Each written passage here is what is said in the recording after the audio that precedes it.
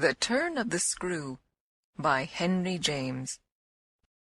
The story had held us round the fire, sufficiently breathless, but except the obvious remark that it was gruesome, as, on Christmas Eve, in an old house, a strange tale should essentially be, I remember no comment uttered, till somebody happened to say that it was the only case he had met in which such a visitation had fallen on a child. The case, I may mention, was that of an apparition, in just such an old house as had gathered us for the occasion, in appearance of a dreadful kind, to a little boy sleeping in the room with his mother, and waking her up in the terror of it, waking her not to dissipate his dread and soothe him to sleep again, but to encounter also herself, before she had succeeded in doing so, the same sight that had shaken him. It was this observation that drew from Douglas, not immediately but later in the evening, a reply that had the interesting consequence to which I call attention. Someone else told a story not particularly effective, which I saw he was not following. This I took for a sign that he had himself something to produce, and that we should only have to wait. We waited, in fact, till 2 nights later, but that same evening, before we scattered, he brought out what was in his mind. I quite agree, in regard to Griffin's ghost, or whatever it was, that its appearing first to the little boy, at so tender an age, adds a particular touch. But it's not the first occurrence of its charming kind that I know to have involved a child. If the child gives the effect another turn of the screw, what do you say to 2 children? We say, of course, somebody exclaimed, that they give 2 turns. Also that we want to hear about them. I can see Douglas there before the fire, to which he had got up to present his back, looking down at his interlocutor with his hands in his pockets. Nobody but me till now has ever heard. It's quite too horrible.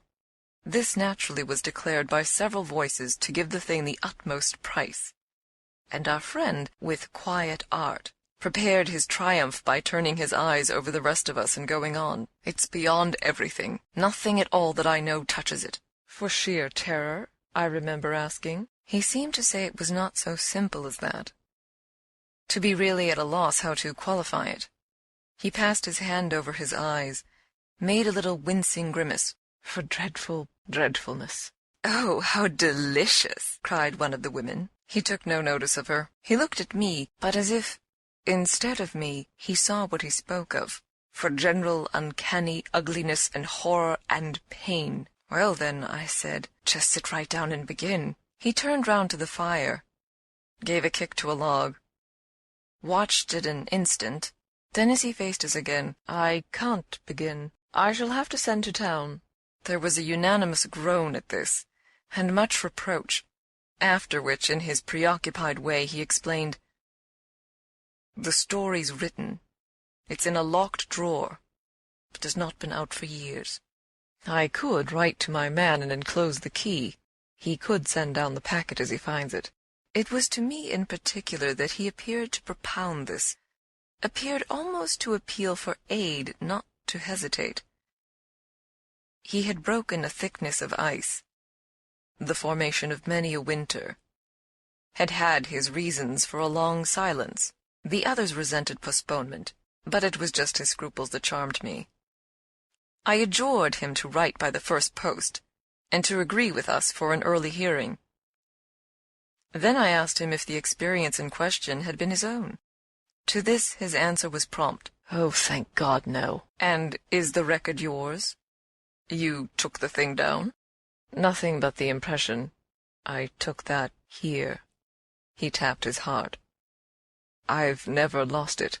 "Then your manuscript?"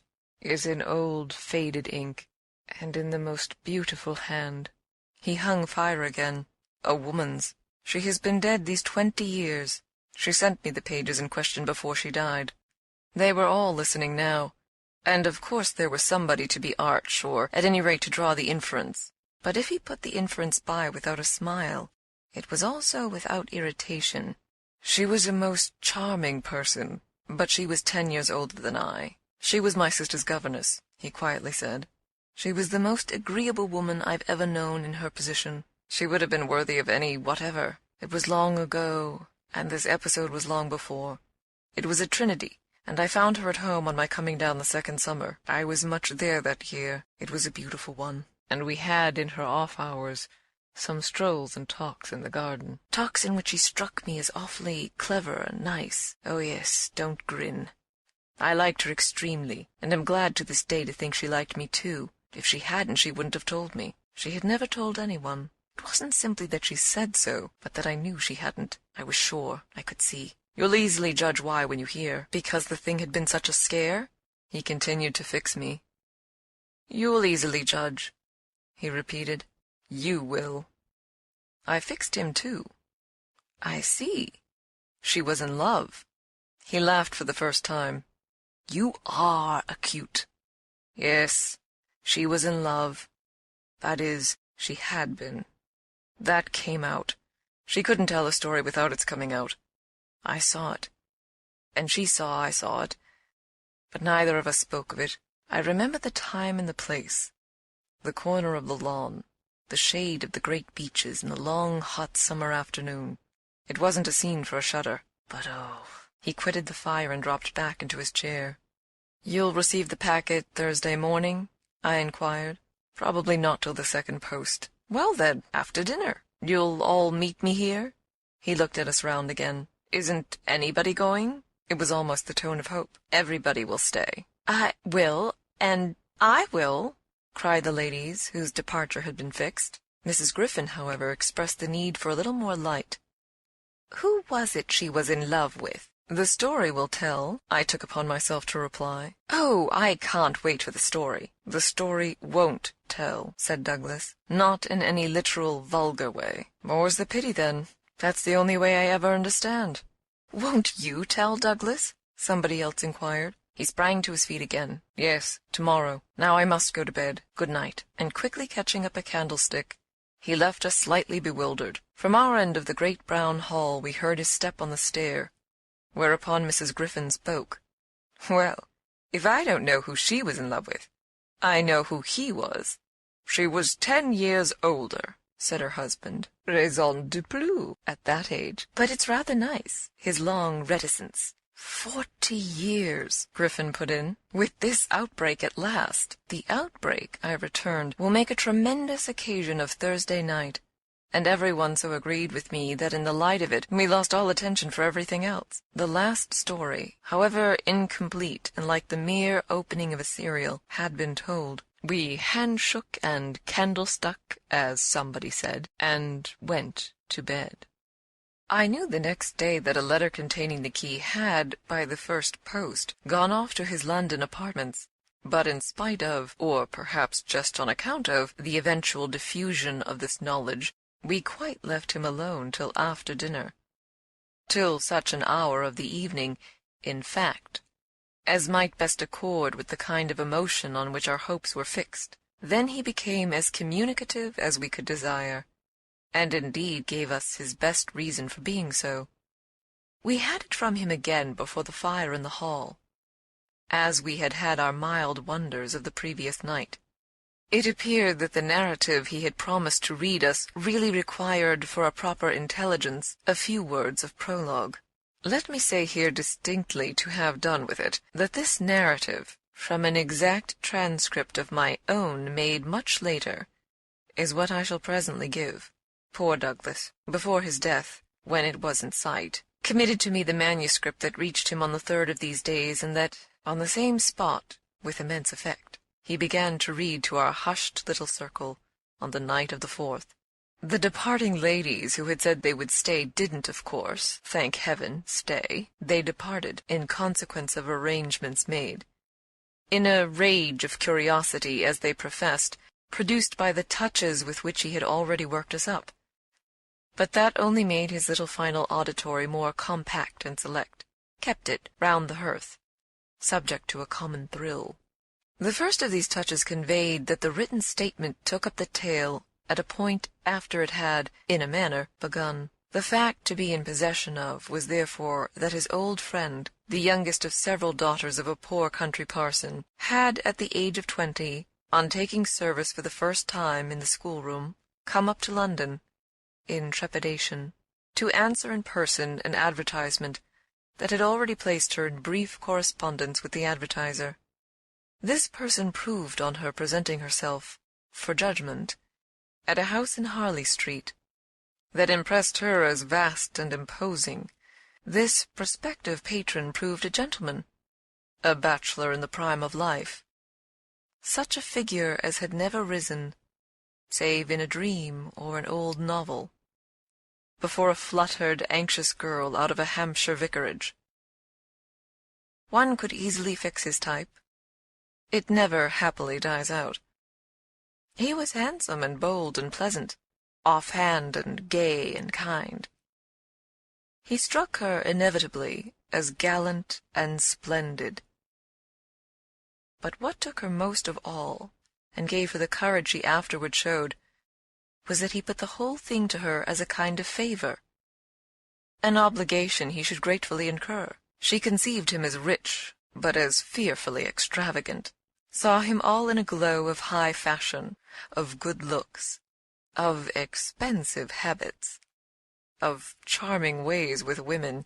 He had for his own town residence a big house filled with the spoils of travel and the trophies of the chase. But it was to his country home, an old family place in Essex, that he wished her immediately to proceed.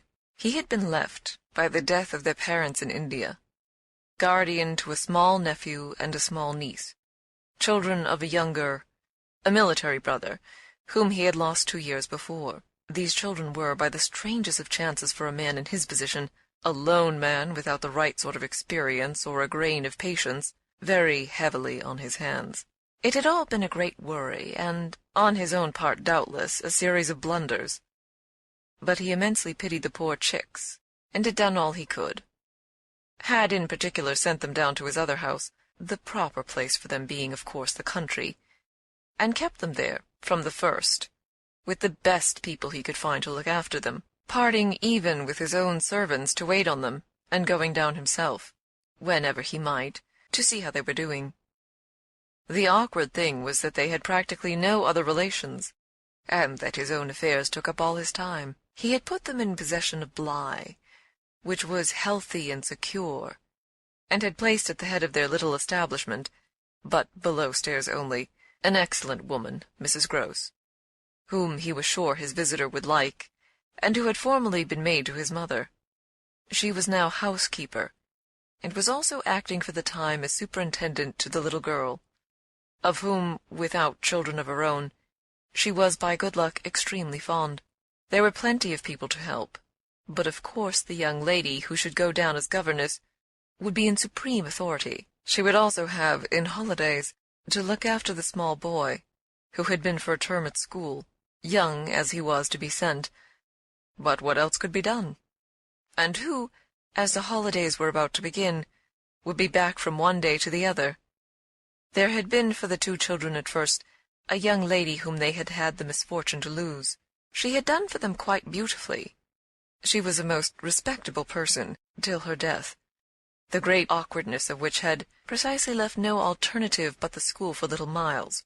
Mrs. Grose, since then, in the way of manners and things, had done as she could for Flora, and there were further a cook, a housemaid, a dairywoman, an old pony, an old groom, and an old gardener, all likewise thoroughly respectable.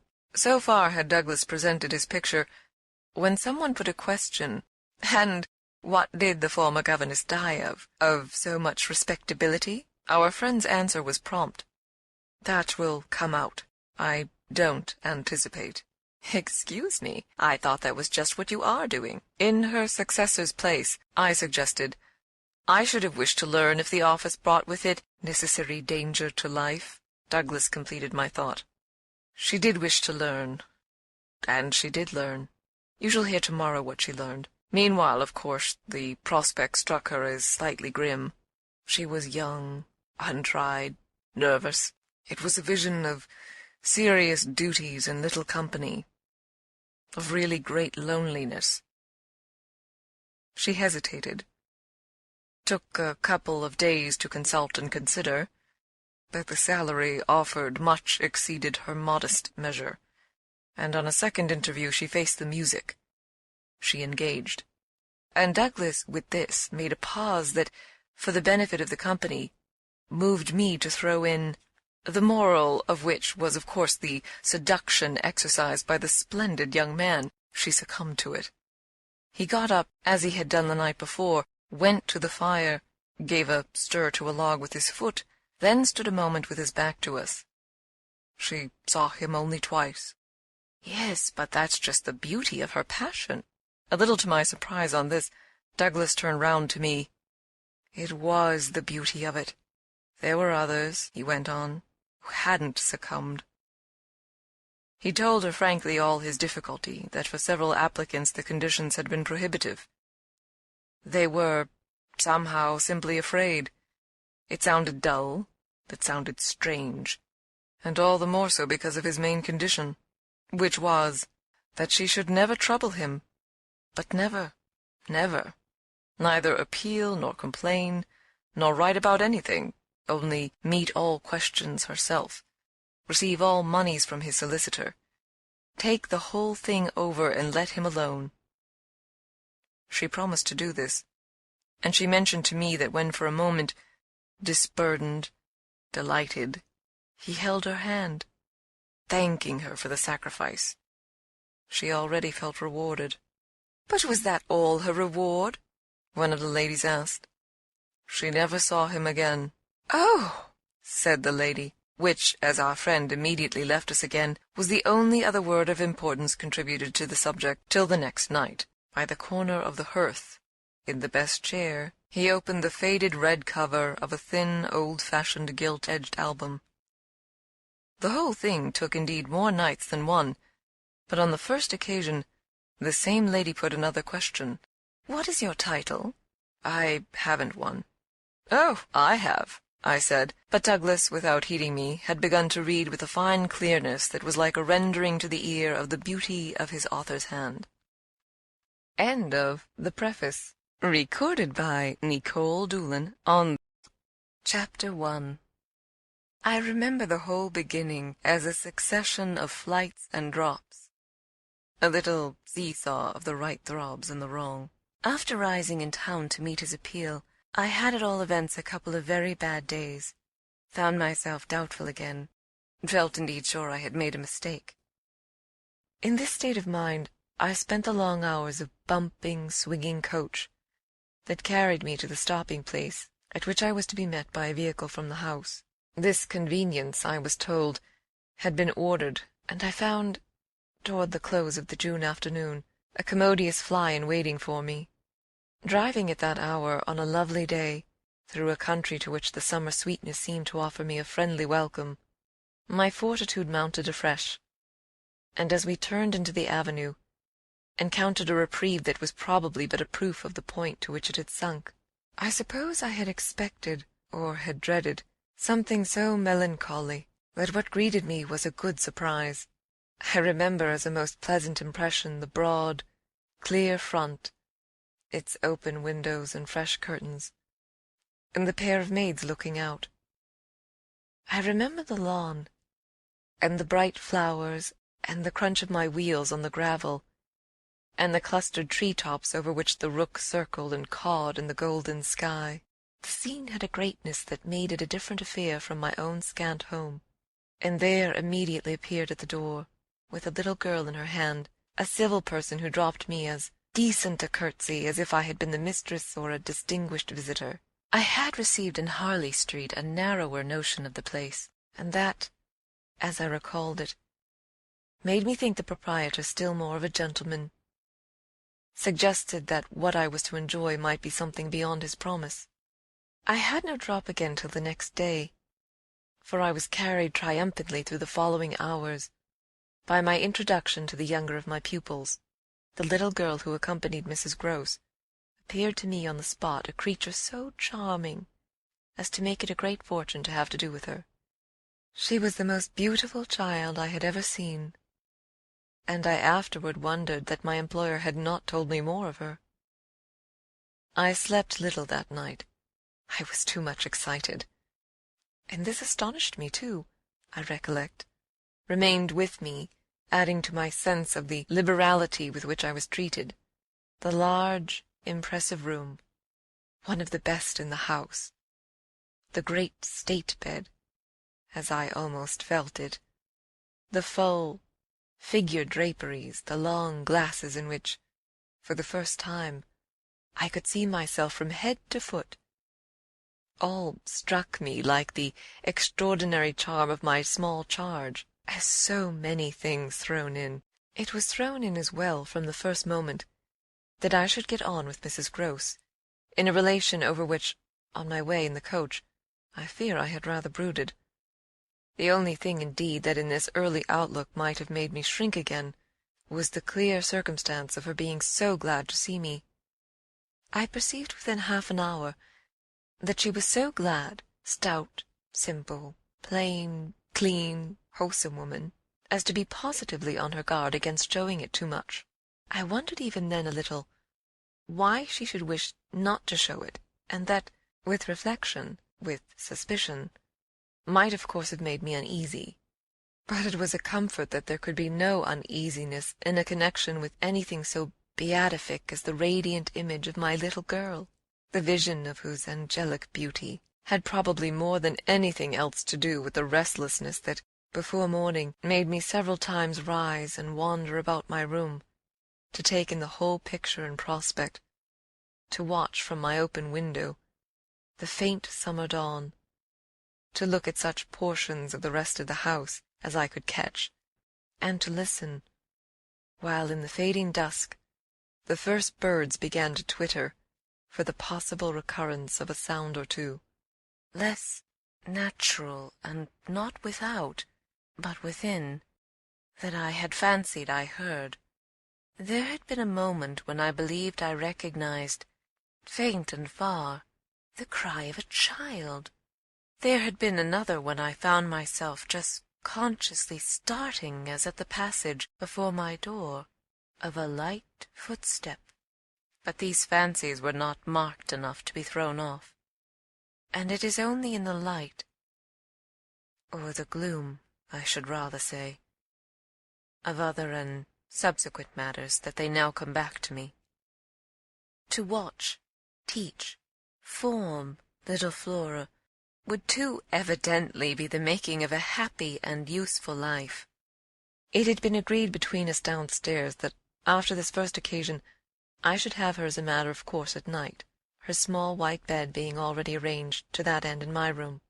What I had undertaken was the whole care of her, and she had remained, just this last time, with Mrs. Grose, only as an effect of our consideration for my inevitable strangeness and her natural timidity. In spite of this timidity, which the child herself, in the oddest way in the world, had been perfectly frank and brave about, allowing it, without a sign of uncomfortable consciousness, with the deep, sweet serenity, indeed, of one of Raphael's holy infants, to be discussed, to be imputed to her, and to determine us, I feel quite sure she would presently like me. It was part of what I already liked Mrs. Grose herself for, the pleasure I could see her feel in my admiration and wonder, as I sat at supper with 4 tall candles, and with my pupil, in a high chair and a bib, brightly facing me, between them, over bread and milk. There were naturally things that in Flora's presence could pass between us only as prodigious and gratified looks, obscure and roundabout allusions. And the little boy? Does he look like her? Is he too so very remarkable? One wouldn't flatter a child. Oh, miss, most remarkable, if you think well of this one. And she stood there with a plate in her hand, beaming at our companion, who looked from one of us to the other with placid, heavenly eyes that contained nothing to check us. Yes, if I do, you will be carried away by the little gentleman. That, I think, is what I came for. To be carried away. I am afraid, however, I remember feeling the impulse to add, I am rather easily carried away. I was carried away in London. I can still see Mrs. Grose's broad face as she took this in. In Harley Street? In Harley Street. Well, miss, you're not the first, and you won't be the last. "Oh, I've no pretension," I could laugh, "to being the only one. My other pupil, at any rate, as I understand, comes back tomorrow." "Not tomorrow. Friday, miss. He arrives, as you did, by the coach under care of the guard, and is to be met by the same carriage." I forthwith expressed that the proper, as well as the pleasant and friendly thing, would be therefore that on the arrival of the public conveyance I should be in waiting for him with his little sister, an idea in which Mrs. Grose concurred so heartily that I somehow took her manner as a kind of comforting pledge, never falsified, thank heaven, that we should on every question be quite at one. Oh, she was glad I was there. What I felt the next day was, I suppose, nothing that could be fairly called a reaction from the cheer of my arrival. It was probably, at the most, only a slight oppression produced by a fuller measure of the scale.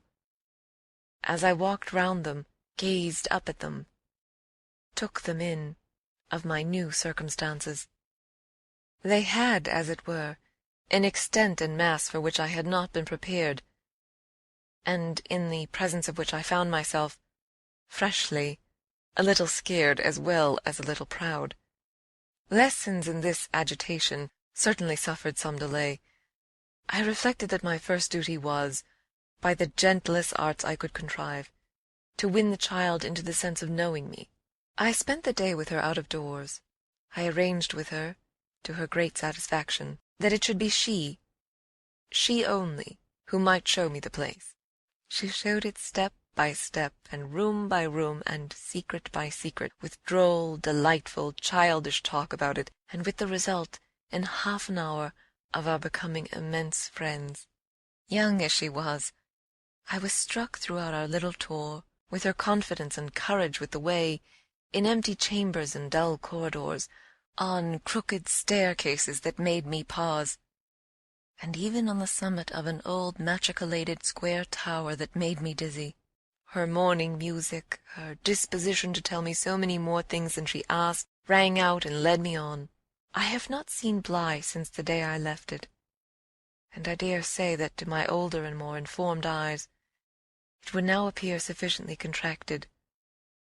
But as my little conductress, with her hair of gold and her frock of blue, danced before me round corners and pattered down passages, I had the view of a castle of romance inhabited by a rosy sprite, such a place as would somehow, for diversion of the young idea, take all colour out of story-books and fairy-tales.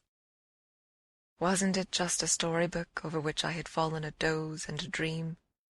No, it was a big, ugly, antique, but convenient house, embodying a few features of a building still older, half replaced and half utilized, in which I had the fancy of our being almost as lost as a handful of passengers in a great drifting ship. Well, I was, strangely, at the helm. End of Chapter 1. Chapter 2. This came home to me when, 2 days later, I drove over with Flora to meet, as Mrs. Grose said, the little gentleman, and all the more for an incident that, presenting itself the second evening, had deeply disconcerted me. The first day had been, on the whole, as I have expressed, reassuring, but I was to see it wind up in keen apprehension. The post-bag, that evening, it came late, contained a letter for me, which, however, in the hand of my employer I found to be composed but of a few words enclosing another, addressed to himself, with a seal still unbroken. "This, I recognize, is from the headmaster, and the headmaster's an awful bore. Read him, please. Deal with him. But mind you don't report. Not a word. I'm off." I broke the seal with a great effort, so great a one that I was a long time coming to it, took the unopened missive at last up to my room, and only attacked it just before going to bed. I had better have let it wait till morning, for it gave me a second sleepless night. With no counsel to take, the next day, I was full of distress, and it finally got so the better of me that I determined to open myself at least to Mrs. Grose. What does it mean the child's dismissed his school? She gave me a look that I remarked at the moment, then, visibly, with a quick blankness, seemed to try to take it back. But aren't they all sent home? Yes, but only for the holidays. Miles may never go back at all. Consciously under my attention she reddened. They won't take him? They absolutely decline. At this she raised her eyes, which she had turned from me. I saw them fill with good tears. What has he done? I hesitated. Then I judged best simply to hand her my letter, which, however, had the effect of making her, without taking it, simply put her hands behind her. She shook her head sadly. Such things are not for me, miss. My counselor couldn't read. I winced at my mistake, which I attenuated as I could, and opened my letter again to repeat it to her. Then, faltering in the act and folding it up once more, I put it back in my pocket. Is he really bad? The tears were still in her eyes. Do the gentlemen say so? They go into no particulars. They simply express their regret that it should be impossible to keep him. That can have only one meaning. Mrs. Gross listened with dumb emotion. She forbore to ask me what this meaning might be, so that, presently, to put the thing with some coherence, and with the mere aid of her presence to my own mind, I went on, that he's an injury to the others. At this, with one of the quick turns of simple folk, she suddenly flamed up. Master Miles? Him an injury? There was such a flood of good faith in it that, though I had not yet seen the child, my very fears made me jump to the absurdity of the idea. I found myself, to meet my friend the better, offering it, on the spot, sarcastically, to his poor little innocent mates. It's too dreadful, cried Mrs. Gross, to say such cruel things. Why, he's scarce 10 years old. Yes, it would be incredible. She was evidently grateful for such a profession. See him, miss, first. Then believe it. I felt forthwith a new impatience to see him. It was the beginning of a curiosity that, for all the next hours, was to deepen almost to pain. Mrs. Gross was aware, I could judge, of what she had produced in me, and she followed it up with assurance. You might as well believe it of the little lady. Bless her, she added the next moment. Look at her.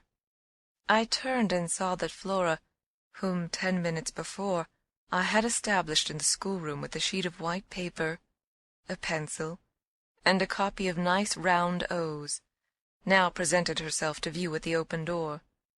She expressed in her little way an extraordinary detachment from disagreeable duties, looking to me, however, with a great childish light that seemed to offer it as a mere result of the affection she had conceived for my person, which had rendered necessary that she should follow me.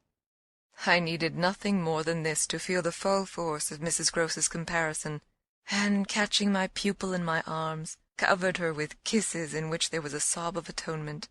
None the less, the rest of the day I watched for further occasion to approach my colleague, especially as, toward evening, I began to fancy she rather sought to avoid me. I overtook her, I remember, on the staircase. We went down together, and at the bottom I detained her, holding her there with a hand on her arm. I take what you said to me at noon as a declaration that you've never known him to be bad. She threw back her head. She had clearly by this time, and very honestly, adopted an attitude. Oh, never known him? I don't pretend that. I was upset again. Then you have known him? Yes, indeed, miss. Thank God. On reflection I accepted this. You mean that a boy who never is no boy for me. I held her tighter. You like them with the spirit to be naughty. Then, keeping pace with her answer, so do I eagerly brought out, but not to the degree to contaminate. To contaminate? My big word left her at a loss. I explained it. To corrupt. She stared, taking my meaning in, but it produced in her an odd laugh. Are you afraid he'll corrupt you? She put the question with such a fine, bold humor that, with a laugh, a little silly doubtless, to match her own, I gave way for the time to the apprehension of ridicule. By the next day, as the hour for my drive approached, I cropped up in another place. What was the lady who was here before? The last governess? She was also young and pretty. Almost as young and almost as pretty, miss, even as you. Ah, then I hope her youth and her beauty helped her. I recollect throwing off. He seems to like us young and pretty. Oh, he did, Mrs. Grose assented. It was the way he liked everyone. She had no sooner spoken, indeed, than she caught herself up. I mean that's his way. The master's. I was struck. But of whom did you speak first? She looked blank, but she colored. Why, of him. Of the master? Of who else? There was so obviously no one else that the next moment I had lost my impression of her having accidentally said more than she meant, and I merely asked what I wanted to know. Did she see anything in the boy? That wasn't right. She never told me. I had a scruple, but I overcame it. Was she careful? Particular? Mrs. Grose appeared to try to be conscientious. About some things, yes, but not about all. Again she considered. Well, miss, she's gone. I won't tell tales. I quite understand your feeling, I hastened to reply, but I thought it, after an instant, not opposed to this concession to pursue. Did she die here? No. She went off. I don't know what there was in this brevity of Mrs. Grose's that struck me as ambiguous. Went off to die? Mrs. Grose looked straight out of the window, but I felt that, hypothetically, I had a right to know what young persons engaged for Bly were expected to do. She was taken ill, you mean, and went home? She was not taken ill, so far as appeared, in this house. She left it, at the end of the year, to go home, as she said, for a short holiday, to which the time she had put in had certainly given her a right. We had then a young woman, a nursemaid, who had stayed on, and who was a good girl and clever, and she took the children altogether for the interval. But our young lady never came back. And at the very moment I was expecting her, I heard from the master that she was dead. I turned this over. But of what? He never told me. But please, miss, said Mrs. Grose, I must get to my work. End of Chapter 3. Her thus turning her back on me was fortunately not, for my just preoccupations, a snub that could check the growth of our mutual esteem. We met, after I had brought home little Miles, more intimately than ever on the ground of my stupefaction, my general emotion. So monstrous was I then ready to pronounce it that such a child as had now been revealed to me should be under an interdict. I was a little late on the scene, and I felt, as he stood wistfully looking out for me before the door of the inn at which the coach had put him down, that I had seen him, on the instant, without and within, in the great glow of freshness, the same positive fragrance of purity in which I had, from the first moment, seen his little sister. He was incredibly beautiful, and Mrs. Grose had put her finger on it. Everything but a sort of passion of tenderness for him was swept away by his presence. What I then and there took him to my heart for was something divine that I have never found to the same degree in any child. His indescribable little air of knowing nothing in the world but love. It would have been impossible to carry a bad name with a greater sweetness of innocence, and by the time I had got back to Bly with him, I remained merely bewildered, so far, that is, as I was not outraged by the sense of the horrible letter locked up in my room, in a drawer. As soon as I could compass a private word with Mrs. Grose, I declared to her that it was grotesque, She promptly understood me. "You mean the cruel charge? It doesn't live an instant. My dear woman, look at him." She smiled at my pretension to have discovered his charm. "I assure you, miss, I do nothing else." "What will you say, then?" she immediately added. "In answer to the letter?" I had made up my mind. "Nothing." "And to his uncle?" I was incisive. "Nothing." "And to the boy himself?" I was wonderful. "Nothing." She gave with her apron a great wipe to her mouth. "Then I'll stand by you. We'll see it out. We'll see it out," I ardently echoed, giving her my hand to make it a vow. She held me there a moment, then whisked up her apron again with her detached hand. "Would you mind, miss, if I used the freedom to kiss me?" No. I took the good creature in my arms, and, after we had embraced like sisters, felt still more fortified and indignant. This, at all events, was for the time, a time so full that, as I recall the way it went, it reminds me of all the art I now need to make it a little distinct. What I look back at with amazement is the situation I accepted. I had undertaken, with my companion, to see it out, and I was under a charm, apparently, that could smooth away the extent and the far and difficult connections of such an effort. I was lifted aloft on a great wave of infatuation and pity. I found it simple, in my ignorance, my confusion, and perhaps my conceit, to assume that I could deal with a boy whose education for the world was all on the point of beginning. I am unable even to remember at this day what proposal I framed for the end of his holidays, and the resumption of his studies. Lessons with me, indeed, that charming summer, we all had a theory that he was to have, but I now feel that, for weeks, the lessons must have been rather my own. I learned something, at first, certainly, that had not been one of the teachings of my small, smothered life, learned to be amused, and even amusing, and not to think for the morrow. It was the first time, in a manner, that I had known space and air and freedom, all the music of summer, and all the mystery of nature. And then there was consideration, and consideration was sweet. Oh, it was a trap, not designed, but deep, to my imagination, to my delicacy, perhaps to my vanity, to whatever in me was most excitable. The best way to picture it all is to say that I was off my guard. They gave me so little trouble. They were of a gentleness so extraordinary. I used to speculate, but even this with a dim disconnectedness, as to how the rough future, for all futures are rough, would handle them and might bruise them.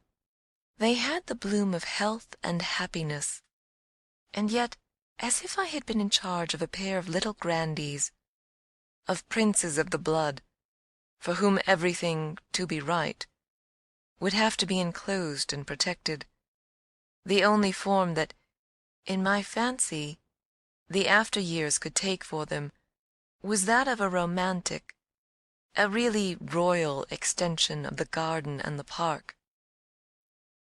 It may be, of course, above all, that what suddenly broke into this gives the previous time a charm of stillness, that hush in which something gathers or crouches. The change was actually like the spring of a beast. In the first weeks the days were long. They often, at their finest, gave me what I used to call my own hour, the hour when, for my pupils, tea-time and bedtime having come and gone, I had, before my final retirement, a small interval alone. Much as I liked my companions, this hour was the thing in the day I liked most, and I liked it best of all when, as the light faded, or rather I should say, the day lingered and the last calls of the last bird sounded, in a flushed sky, from the old trees, I could take a turn into the grounds and enjoy, almost with a sense of property that amused and flattered me, the beauty and dignity of the place. It was a pleasure at these moments to feel myself tranquil and justified, doubtless, perhaps, also to reflect that by my discretion, my quiet good sense and general high propriety, I was giving pleasure, if he ever thought of it, to the person to whose pressure I had responded. What I was doing was what he had earnestly hoped and directly asked of me, and that I could, after all, do it, proved even a greater joy than I had expected. I dare say I fancied myself, in short, a remarkable young woman, and took comfort in the faith that this would more publicly appear. Well, I needed to be remarkable, to offer a front to the remarkable things that presently gave their first sign. It was plump, one afternoon, in the middle of my very hour. The children were tucked away, and I had come out for my stroll. One of the thoughts that, as I don't in the least shrink now from noting, used to be with me in these wanderings, was that it would be as charming and as a charming story suddenly to meet someone. Someone would appear there at the turn of a path, and would stand before me and smile and approve. I didn't ask more than that. I only asked that he should know, and the only way to be sure he knew would be to see it, and the kind light of it in his handsome face. That was exactly present to me, by which I mean the face was, when, on the first of these occasions, at the end of a long June day, I stopped short on emerging from one of the plantations and coming into view of the house. What arrested me on the spot, and with a shock much greater than any vision had allowed for, was the sense that my imagination had, in a flash, turned real. He did stand there, but high up, beyond the lawn, and at the very top of the tower to which, on that first morning, little Flora had conducted me. This tower was one of a pair, square, incongruous, crenellated structures, that were distinguished for some reason, though I could see little difference, as the new and the old. They flanked opposite ends of the house, and were probably architectural absurdities, redeemed in a measure, indeed, by not being wholly disengaged, nor of a height too pretentious, dating in their gingerbread antiquity from a romantic revival that was already a respectable past. I admired them, had fancies about them, for we could all profit in a degree, especially when they loomed through the dusk, by the grandeur of their actual battlements. Yet it was not at such an elevation that the figure I had so often invoked seemed most in place. It produced in me, this figure, in the clear twilight, I remember, two distinct gasps of emotion, which were, sharply, the shock of my first and that of my second surprise. My second was a violent perception of the mistake of my first. The man who met my eyes was not the person I had precipitately supposed. There came to me thus a bewilderment of vision of which, after these years, there is no living view that I can hope to give. An unknown man in a lonely place is a permitted object of fear to a young woman privately bred, and the figure that faced me was, a few more seconds assured me, as little any one else I knew, as it was the image that had been in my mind. I had not seen it in Harley Street. I had not seen it anywhere. The place, moreover, in the strangest way in the world, had on the instant, and by the very fact of its appearance, become a solitude. To me at least, making my statement here with a deliberation with which I have never made it, the whole feeling of the moment returns. It was as if, while I took in what I did take in, all the rest of the scene had been stricken with death. I can hear again, as I write, the intense hush in which the sounds of evening dropped. The rooks stopped cawing in the golden sky, and the friendly hour lost, for the minute, all its voice. But there was no other change in nature, unless indeed it were a change that I saw with a stranger sharpness. The gold was still in the sky, the clearness in the air, and the man who looked at me over the battlements was as definite as a picture in a frame. That's how I thought, with extraordinary quickness, of each person that he might have been, and that he was not. We were confronted across our distance quite long enough for me to ask myself with intensity who then he was, and to feel, as an effect of my inability to say, a wonder that in a few instants more became intense. The great question, or one of these, is, afterward, I know, with regard to certain matters, the question of how long they have lasted. Well, this matter of mine, think what you will of it, lasted while I caught at a dozen possibilities, none of which made a difference for the better. That I could see, in their having been in the house, and for how long, above all, a person of whom I was in ignorance. It lasted while I just bridled a little with the sense that my office demanded that there should be no such ignorance and no such person. It lasted while this visitant, at all events. And there was a touch of the strange freedom, as I remember, in the sign of familiarity of his wearing no hat, seemed to fix me, from his position, with just the question, just the scrutiny through the fading light, that his own presence provoked.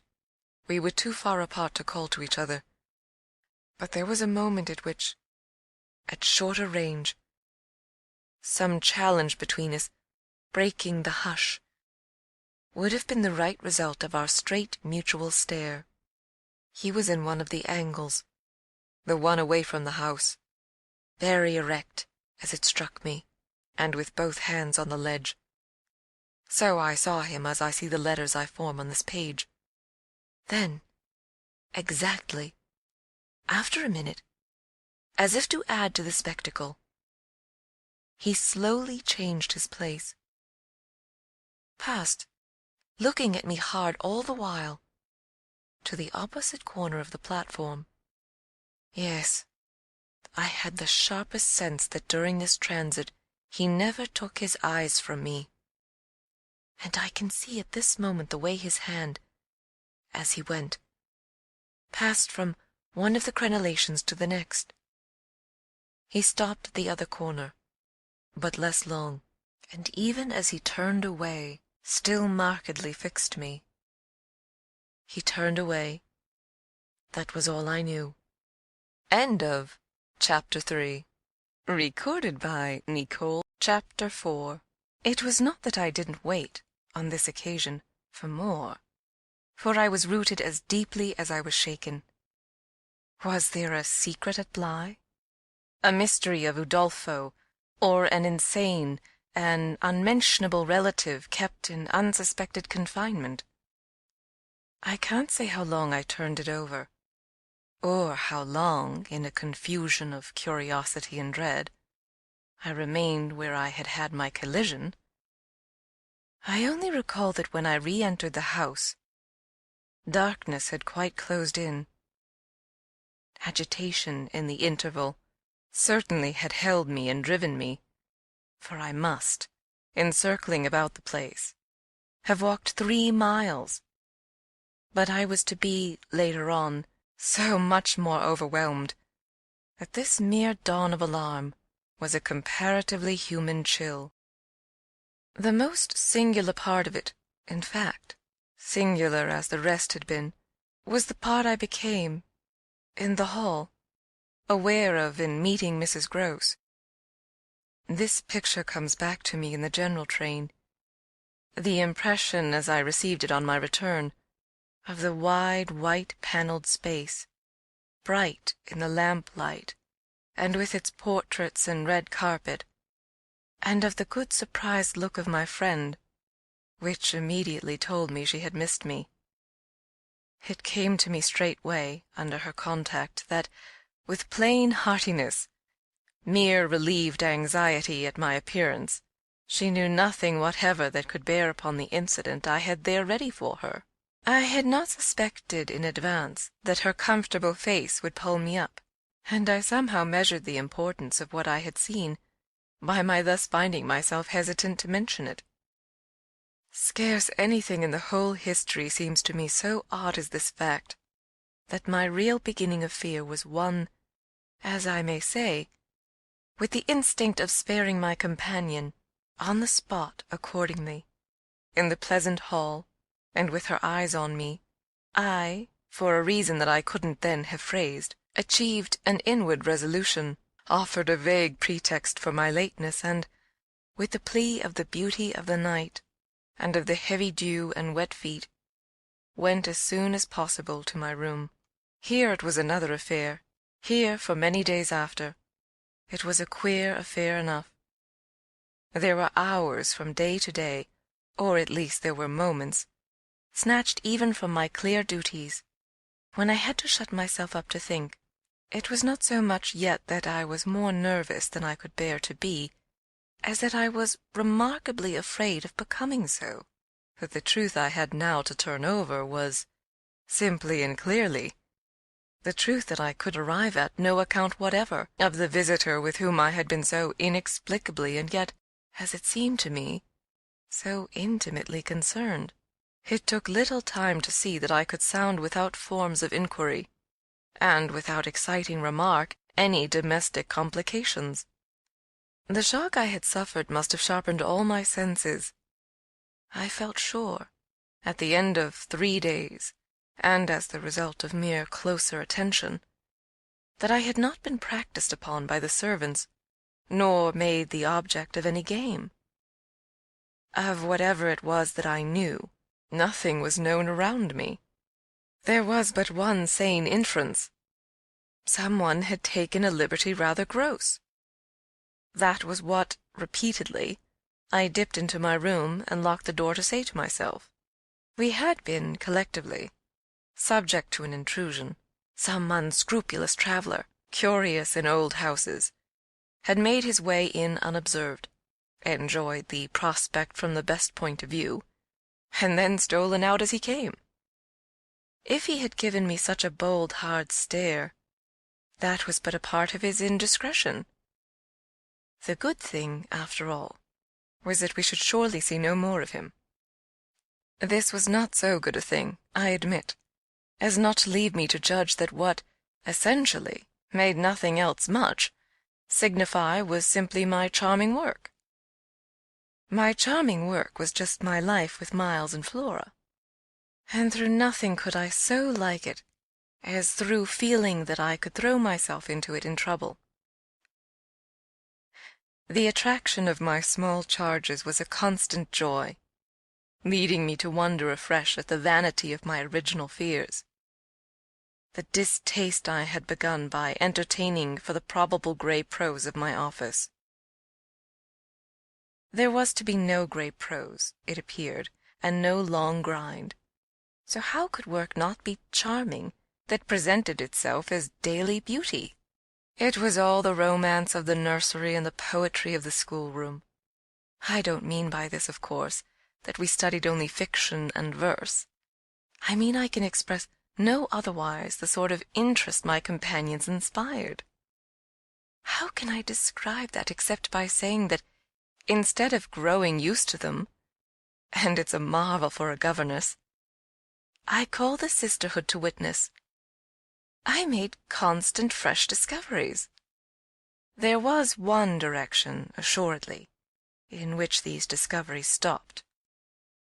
Deep obscurity continued to cover the region of the boy's conduct at school. It had been promptly given me, I have noted, to face that mystery without a pang.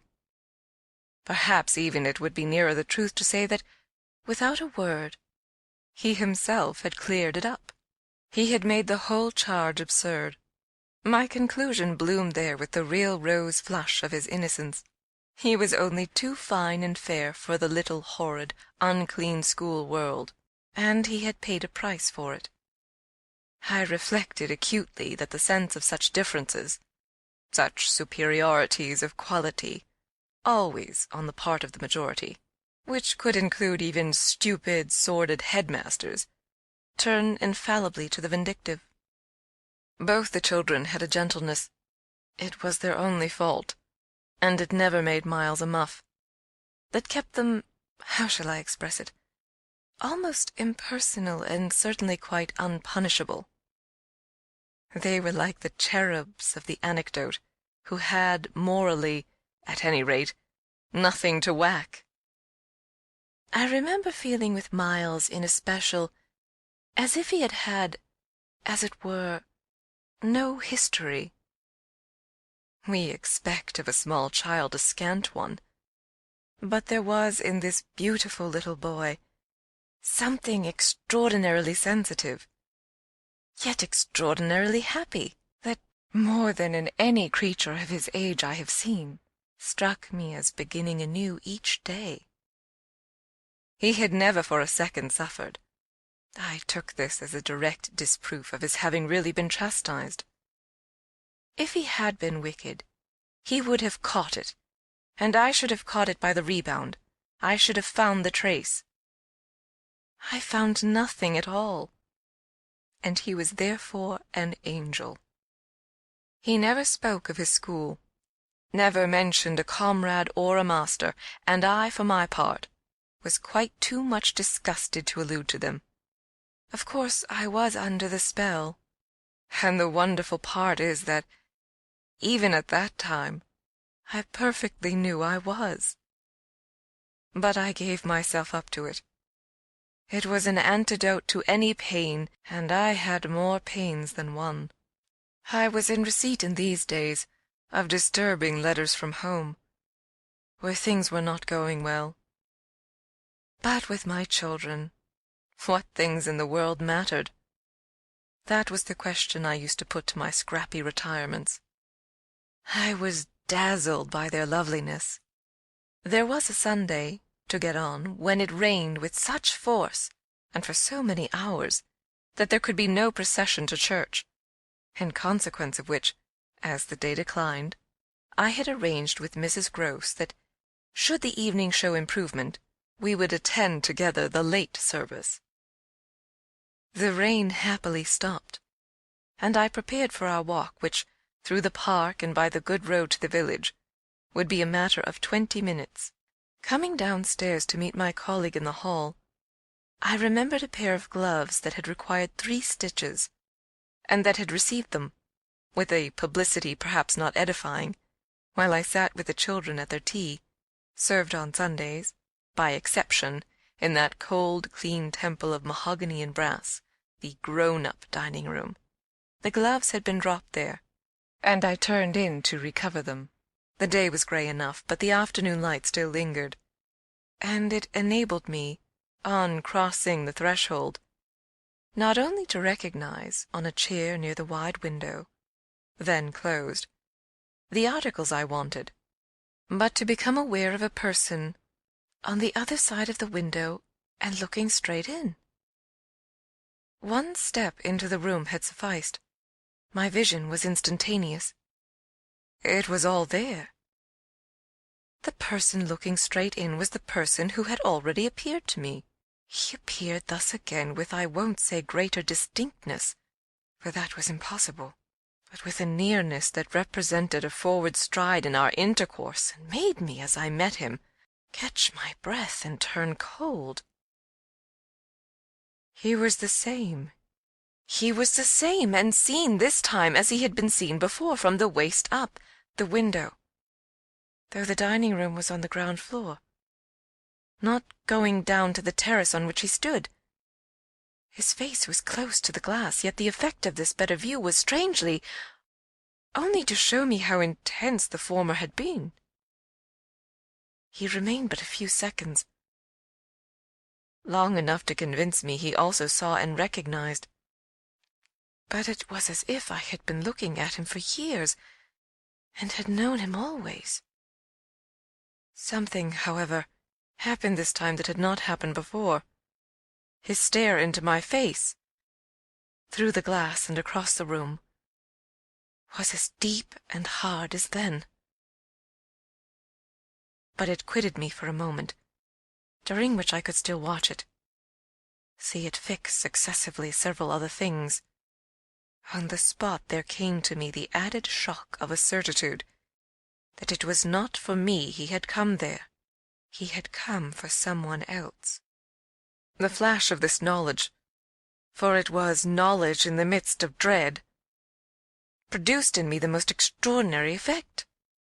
Started as I stood there, a sudden vibration of duty and courage. I say courage because I was beyond all doubt already far gone.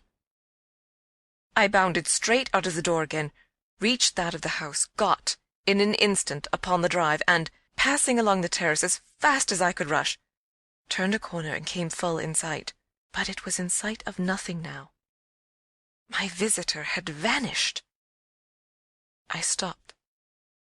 I almost dropped, with the real relief of this, but I took in the whole scene. I gave him time to reappear. I call it time, but how long was it? I can't speak to the purpose today of the duration of these things. That kind of measure must have left me. They couldn't have lasted as they actually appeared to me to last.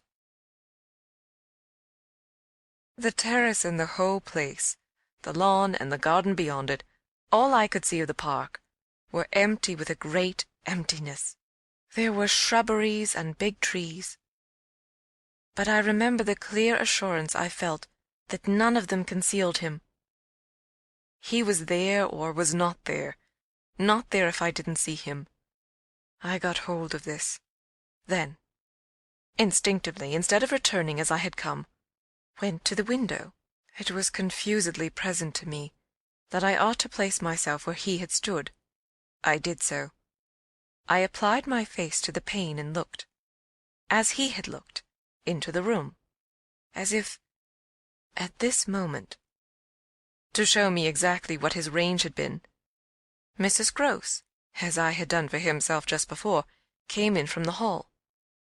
With this I had the full image of a repetition of what had already occurred. She saw me as I had seen my own visitant. She pulled up short as I had done. I gave her something of the shock that I had received. She turned white, and this made me ask myself if I had blanched as much. She stared, in short, and retreated on just my lines, and I knew she had then passed out and come round to me, and that I should presently meet her. I remained where I was, and while I waited, I thought of more things than one. But there's only one I take space to mention. I wondered why she should be scared. End of Chapter 4. Recorded by Nicole. Chapter 5. Oh, she let me know as soon. Round the corner of the house, she loomed again into view. What in the name of goodness is the matter? She was now flushed and out of breath. I said nothing till she came quite near. With me?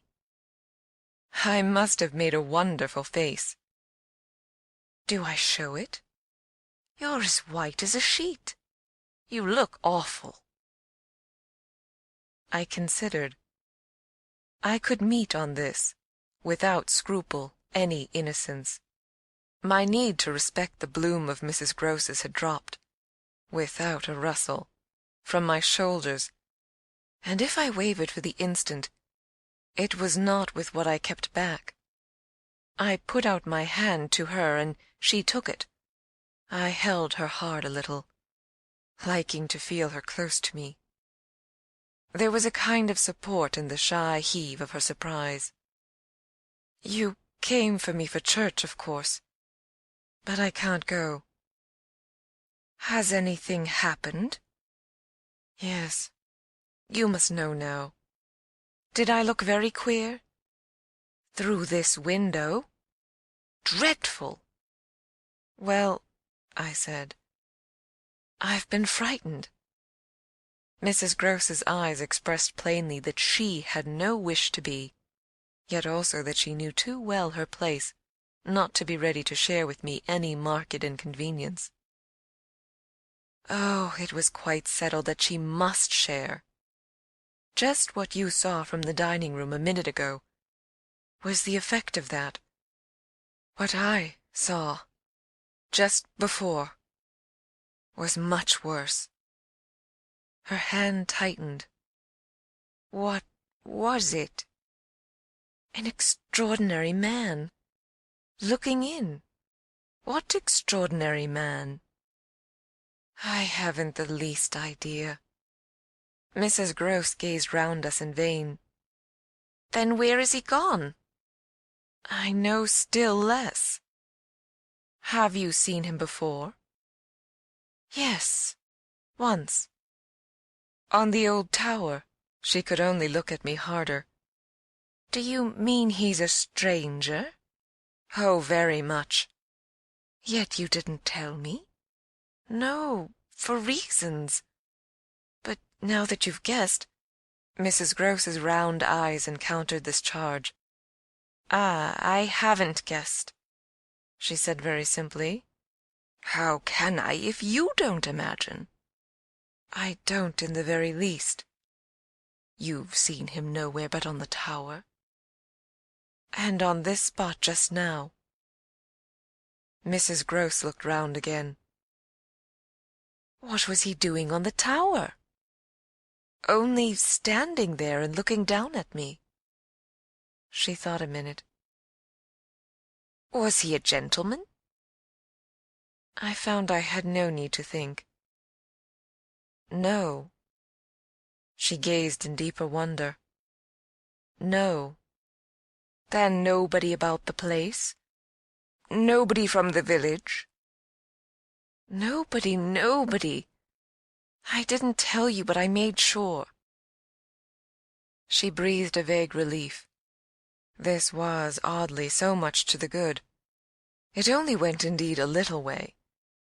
"But if he isn't a gentleman, what is he? He's a horror." "A horror? God help me if I know what he is." Mrs. Grose looked round once more. She fixed her eyes on the duskier distance.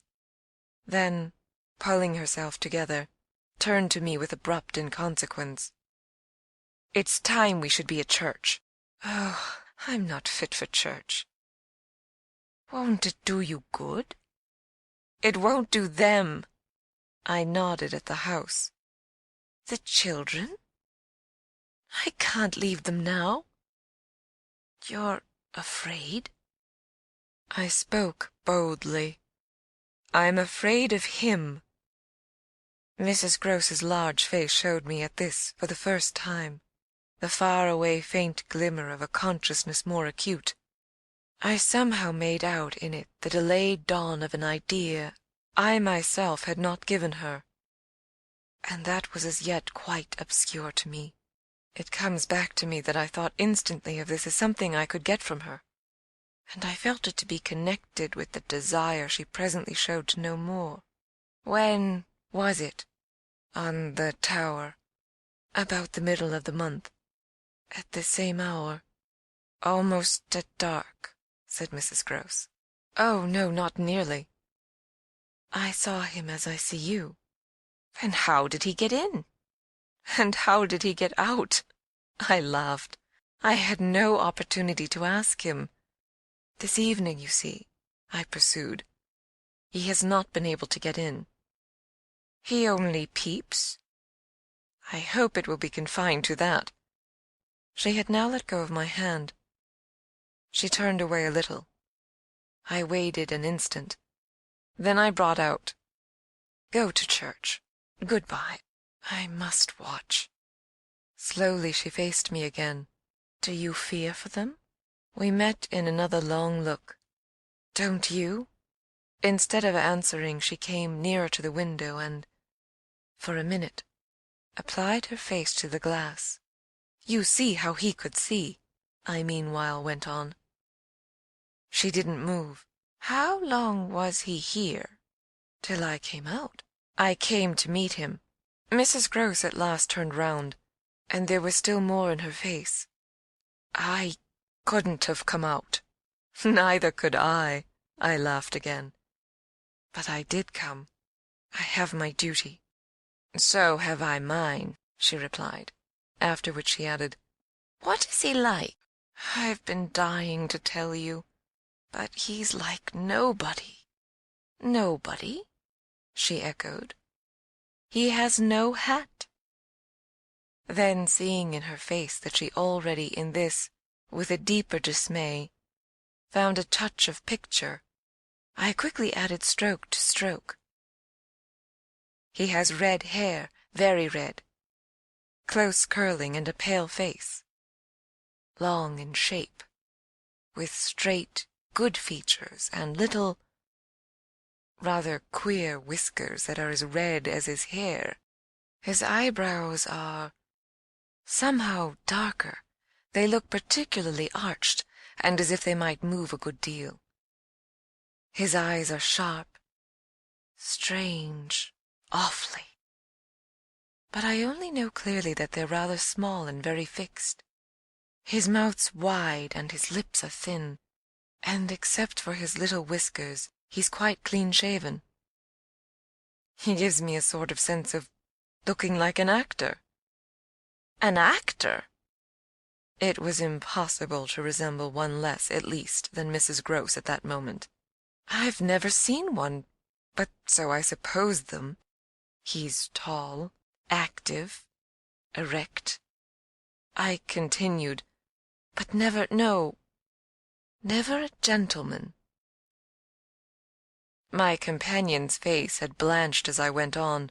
Her round eyes started, and her mild mouth gaped. "A gentleman?" she gasped, confounded, stupefied. "A gentleman, he? You know him, then?" She visibly tried to hold herself. "But he is handsome." I saw the way to help her. "Remarkably." "And dressed." "In somebody's clothes. They're smart, but they're not his own." She broke into a breathless affirmative groan. "They're the master's." I caught it up. "You do know him." She faltered but a second. "Quint," she cried. "Quint?" "Peter Quint. His own man, his valet, when he was here." "When the master was?" Gaping still, but meeting me, she pieced it all together. "He never wore his hat, but he did wear, well, there were waistcoats missed. They were both here last year. Then the master went, and Quint was alone." I followed, but halting a little. "Alone?" "Alone with us." Then, as from a deeper depth, "In charge," she added. "And what became of him?" She hung fire so long that I was still more mystified. "He went too," she brought out at last. "Went where?" Her expression at this became extraordinary. "God knows where. He died." "Died!" I almost shrieked. She seemed fairly to square herself, plant herself more firmly to utter the wonder of it. "Yes, Mr. Quint is dead." End of Chapter 5. Chapter 6. It took, of course, more than that particular passage to place us together in presence of what we had now to live with as we could. My dreadful liability to impressions of the order so vividly exemplified, and my companion's knowledge, henceforth, a knowledge half consternation and half compassion of that liability. There had been this evening, after the revelation left me, for an hour, so prostrate, there had been, for either of us, no attendance on any service but a little service of tears and vows, of prayers and promises, a climax to the series of mutual challenges and pledges that had straightway ensued on our retreating together to the schoolroom and shutting ourselves up there to have everything out. The result of our having everything out was simply to reduce our situation to the last rigor of its elements. She herself had seen nothing, not the shadow of a shadow, and nobody in the house but the governess was in the governess's plight. Yet she accepted, without directly impugning my sanity, the truth as I gave it to her, and ended by showing me, on this ground, an awe-stricken tenderness, an expression of the sense of my more than questionable privilege, of which the very breath has remained with me as that of the sweetest of human charities. What was settled between us, accordingly, that night, was that we thought we might bear things together, and I was not even sure that, in spite of her exemption, it was she who had the best of the burden. I knew at this hour, I think, as well as I knew later, what I was capable of meeting to shelter my pupils. But it took me some time to be wholly sure of what my honest ally was prepared for, to keep terms with so compromising a contract. I was queer company enough, quite as queer as the company I received, but as I trace over what we went through, I see how much common ground we must have found in the one idea that, by good fortune, could steady us. It was the idea, the second movement, that led me straight out, as I may say, of the inner chamber of my dread. I could take the air in the court, at least, and there Mrs. Grose could join me. Perfectly can I recall now the particular way strength came to me before we separated for the night. We had gone over and over every feature of what I had seen. He was looking for someone else, you say, someone who was not you. He was looking for little Miles. A portentous clearness now possessed me. That's whom he was looking for. But how do you know? I know, I know, I know. My exultation grew. And you know, my dear.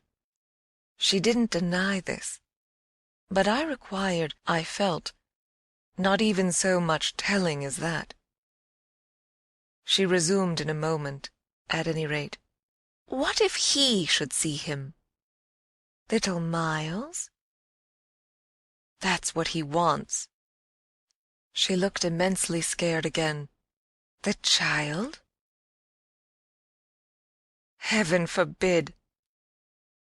The man. He wants to appear to them. That he might was an awful conception, and yet, somehow, I could keep it at bay, which, moreover, as we lingered there, was what I succeeded in practically proving. I had an absolute certainty that I should see again what I had already seen. But something within me said that by offering myself bravely as the sole subject of such experience, by accepting, by inviting, by surmounting it all, I should serve as an expiatory victim, and guard the tranquillity of my companions. The children, in especial, I should thus fence about, and absolutely save. I recall one of the last things I said that night to Mrs. Gross. It does strike me that my pupils have never mentioned— She looked at me hard as I musingly pulled up— his having been here in the time they were with him. The time they were with him, and his name, his presence, his history, in any way. Oh, that little lady doesn't remember. She never heard or knew. The circumstances of his death? I thought with some intensity. Perhaps not. But Miles would remember. Miles would know. Ah, don't try him, broke from Mrs. Gross. I returned her the look she had given me. Don't be afraid, I continued to think. It is rather odd that he has never spoken of him. Never by the least allusion. And you tell me they were great friends? Oh, it wasn't him, Mrs. Gross with emphasis declared. It was Quint's own fancy. To play with him, I mean. To spoil him. She paused a moment. Then she added, Quint was much too free. This gave me straight from my vision of his face such a face, a sudden sickness of disgust. Too free with my boy? Too free with everyone. I forbore for the moment to analyze this description further than by the reflection that a part of it applied to several of the members of the household, of the half-dozen maids and men who were still of our small colony. But there was everything for our apprehension in the lucky fact that no discomfortable legend, no perturbation of scullions, had ever, within anyone's memory, attached to the kind old place. It had neither bad name nor ill fame, and Mrs. Gross, most apparently, only desired to cling to me and to quake in silence. I even put her, the very last thing of all, to the test. It was when, at midnight, she had her hand on the schoolroom door to take leave. I have it from you then, for it's of great importance, that he was definitely and admittedly bad. Oh, not admittedly. I knew it, but the master didn't. And you never told him? Well, he didn't like tale-bearing. He hated complaints. He was terribly short with anything of that kind. And if people were all right to him, he wouldn't be bothered with more. This squared well enough with my impressions of him. He was not a trouble-loving gentleman, nor so very particular, perhaps, about some of the company he kept. All the same, I pressed my interlocutress. I promise you, I would have told. She felt my discrimination.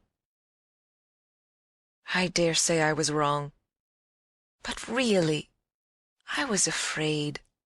Afraid of what? Of things that man could do? Quint was so clever. He was so deep. I took this in still more than probably I showed. You weren't afraid of anything else? Not of his effect? His effect? She repeated with a face of anguish and waiting while I faltered. On innocent little precious lives. They were in your charge. No, they were not in mine, she roundly and distressfully returned. The master believed in him and placed him here because he was supposed not to be well and the country air so good for him. So he had everything to say. Yes, she let me have it. Even about them. Them? That creature? I had to smother a kind of howl. And you could bear it? No, I couldn't. And I can't now. And the poor woman burst into tears. A rigid control from the next day was, as I have said, to follow them. Yet how often and how passionately, for a week, we came back together to the subject. Much as we had discussed it that Sunday night, I was in the immediate later hours in especial, for it may be imagined whether I slept, still haunted with the shadow of something she had not told me. I myself had kept back nothing, but there was a word Mrs. Grose had kept back.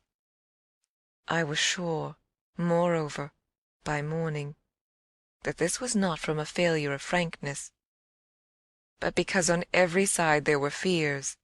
It seems to me, indeed, in retrospect, that by the time the morrow's sun was high, I had restlessly read into the fact before us almost all the meaning they were to receive from subsequent and more cruel occurrences. What they gave me above all was just the sinister figure of the living man. The dead one would keep a while, and of the months he had continuously passed at Bly, which, added up, made a formidable stretch. The limit of this evil time had arrived only when on the dawn of a winter's morning Peter Quint was found, by a labourer going to early work, stone dead on the road from the village, a catastrophe explained, superficially at least, by a visible wound to his head, such a wound as might have been produced, and as, on the final evidence, had been, by a fatal slip in the dark, and after leaving the public house, on the steepish icy slope, a wrong path altogether, at the bottom of which he lay. The icy slope, the turn mistaken at night and in liquor, accounted for much. Practically, in the end and after the inquest, and boundless chatter for everything. But there had been matters in his life, strange passages and perils, secret disorders, vices more than suspected, that would have accounted for a good deal more. I scarce know how to put my story into words that shall be a credible picture of my state of mind. But I was in these days literally able to find a joy in the extraordinary flight of heroism the occasion demanded of me. I now saw that I had been asked for a service admirable and difficult, and there would be a greatness in letting it be seen, oh, in the right quarter, that I could succeed where many another girl might have failed. It was an immense help to me. I confess I rather applaud myself as I look back, that I saw my service so strongly and so simply. I was there to protect and defend the little creatures in the world the most bereaved and the most lovable, the appeal of whose helplessness had suddenly become only too explicit, a deep, constant ache of one's own committed heart. We were cut off, really, together. We were united in our danger. They had nothing but me, and well, I had them. It was, in short, a magnificent chance. This chance presented itself to me in an image richly material. I was a screen. I was to stand before them. The more I saw, the less they would. I began to watch them in a stifled suspense, a disguised excitement that might well, had it continued too long, have turned to something like madness. What saved me, as I now see, was that it turned to something else altogether. It didn't last as suspense. It was superseded by horrible proofs. Proofs, I say, yes, from the moment I really took hold. This moment dated from an afternoon hour that I had happened to spend in the grounds, with the younger of my pupils alone. We had left Miles indoors, on the red cushion of a deep window-seat. He had wished to finish a book, and I had been glad to encourage a purpose so laudable in a young man, whose only defect was an occasional excess of the restless. His sister, on the contrary, had been alert to come out, and I strolled with her half an hour, seeking the shade, for the sun was still high and the day exceptionally warm.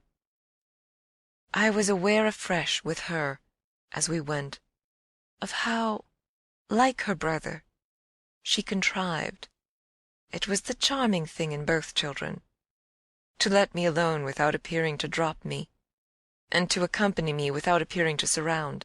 They were never importunate, and yet never listless. My attention to them all really went to seeing them amuse themselves immensely without me. This was a spectacle they seemed actively to prepare, and that engaged me as an active admirer. I walked in a world of their invention. They had no occasion whatever to draw upon mine, so that my time was taken only with being for them some remarkable person or thing that the game of the moment required, and that was merely, thanks to my superior, my exalted stamp, a happy and highly distinguished sinecure. I forget what I was on the present occasion. I only remember that I was something very important and very quiet, and that Flora was playing very hard. We were on the edge of the lake, and, as we had lately begun geography, the lake was the Sea of Azov. Suddenly, in these circumstances, I became aware that on the other side of the Sea of Azov we had an interested spectator. The way this knowledge gathered in me was the strangest thing in the world. The strangest. That is, except the very much stranger, in which it quickly merged itself. I had sat down with a piece of work, for I was something or other that could sit, on the old stone bench which overlooked the pond, and in this position I began to take in with certitude, and yet without direct vision, the presence, at a distance, of a third person. The old trees, the thick shrubbery, made a great and pleasant shade, but it was all suffused with the brightness of the hot, still hour. There was no ambiguity in anything, none whatever, at least, in the conviction I from one moment to another found myself forming, as to what I should see straight before me, and across the lake, as a consequence of raising my eyes. They were attached at this juncture to the stitching in which I was engaged, and I can feel once more the spasm of my effort not to move them till I should so have steadied myself as to be able to make up my mind what to do. There was an alien object in view, a figure whose right of presence I instantly, passionately questioned.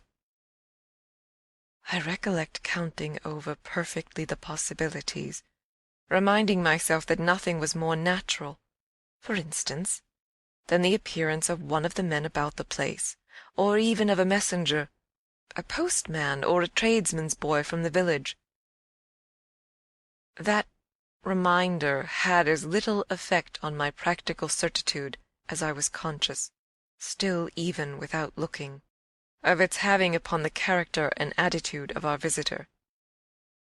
Nothing was more natural than that these things should be the other things that they absolutely were not. Of the positive identity of the apparition, I would assure myself as soon as the small clock of my courage should have ticked out the right second. Meanwhile, with an effort that was already sharp enough, I transferred my eyes straight to little Flora, who, at the moment, was about 10 yards away. My heart had stood still for an instant, with the wonder and terror of the question, whether she too would see. And I held my breath while I waited for what a cry from her, what some sudden innocent sign either of interest or of alarm, would tell me. I waited, but nothing came. Then, in the first place, and there is something more dire in this, I feel than in anything I have to relate, I was determined by a sense that, within a minute, all sounds from her had previously dropped, and in the second, by the circumstance that, also within the minute, she had, in her play, turned her back to the water. This was her attitude when I at last looked at her, looked with the confirmed conviction that we were still together, under direct personal notice. She had picked up a small flat piece of wood, which happened to have in it a little hole that had evidently suggested to her the idea of sticking in another fragment that might figure as a mast and make the thing a boat. This second morsel, as I watched her, she was very markedly and intently attempting to tighten in its place. My apprehension of what she was doing sustained me so that, after some seconds, I felt I was ready for more. Then again I shifted my eyes. I faced what I had to face. End of Chapter 6. Recorded by Nicole Doolin on the web. Chapter 7. I got hold of Mrs. Gross as soon after this as I could, and I can give no intelligible account of how I fought out the interval. Yet I still hear myself cry, as I fairly threw myself into her arms. They know! It's too monstrous! They know! They know! And what on earth? I felt her incredulity as she held me. Why, all that we know! And heaven knows what else besides. Then, as she released me, I made it out to her, made it out perhaps only now with full coherency even to myself. 2 hours ago, in the garden, I could scarce articulate. Flora saw. Mrs. Gross took it as she might have taken a blow in the stomach. "She has told you?" she panted. "Not a word. That's the horror. She kept it to herself. The child of 8. That child!" Unutterable still, for me, was the stupefaction of it. Mrs. Gross, of course, could only gape the wider. "Then how do you know?" "I was there. I saw with my eyes.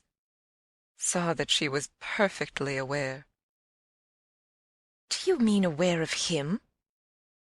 "No. Of her." I was conscious as I spoke that I looked prodigious things, for I got the slow reflection of them in my companion's face. Another person this time, but a figure of quite as unmistakable horror and evil. A woman in black, pale and dreadful, with such an air also, and such a face. On the other side of the lake. I was there with the child, quiet for the hour, and in the midst of it she came. Came how? From where? From where they come from. She just appeared and stood there, but not so near. And without coming nearer? Oh, for the effect in the feeling! She might have been as close as you. My friend, with an odd impulse, fell back a step. Was she someone you've never seen? Yes, but someone the child has. Someone you have. Then, to show how I had thought it all out, my predecessor, the one who died. Miss Jessel? Miss Jessel, you don't believe me? I pressed. She turned right and left in her distress. How can you be sure? This drew from me, in the state of my nerves, a flash of impatience. Then ask Flora. She's sure. But I had no sooner spoken than I caught myself up. No, for God's sake, don't. She'll say she isn't. She'll lie. Mrs. Grose was not too bewildered instinctively to protest. Ah, how can you? Because I'm clear. Flora doesn't want me to know. It's only then to spare you. No, no. There are depths, depths. The more I go over it, the more I see in it. And the more I see in it, the more I fear. I don't know what I don't see, what I don't fear. Mrs. Grose tried to keep up with me. You mean you're afraid of seeing her again? Oh, no, that's nothing now. Then I explained. It's of not seeing her.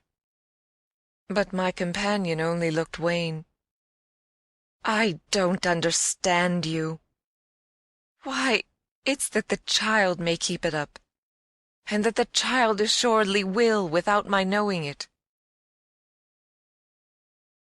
At the image of this possibility, Mrs. Grose for a moment collapsed, yet presently to pull herself together again, as if from the positive force of the sense of what, should we yield an inch, there would really be to give way to. Dear, dear, we must keep our heads. And after all, if she doesn't mind it— She even tried a grim joke. Perhaps she likes it. Likes such things. A scrap of an infant? Isn't it just a proof of her blessed innocence? My friend bravely inquired. She brought me, for the instant, almost round. Oh, we must clutch at that, we must cling to it. If it isn't a proof of what you say, it's a proof of God knows what. For the woman's a horror of horrors. Mrs. Grose, at this, fixed her eyes a minute on the ground. Then at last raising them, "Tell me how you know," she said. "Then you admit it's what she was," I cried. "Tell me how you know," my friend simply repeated. "No, by seeing her, by the way she looked." "At you?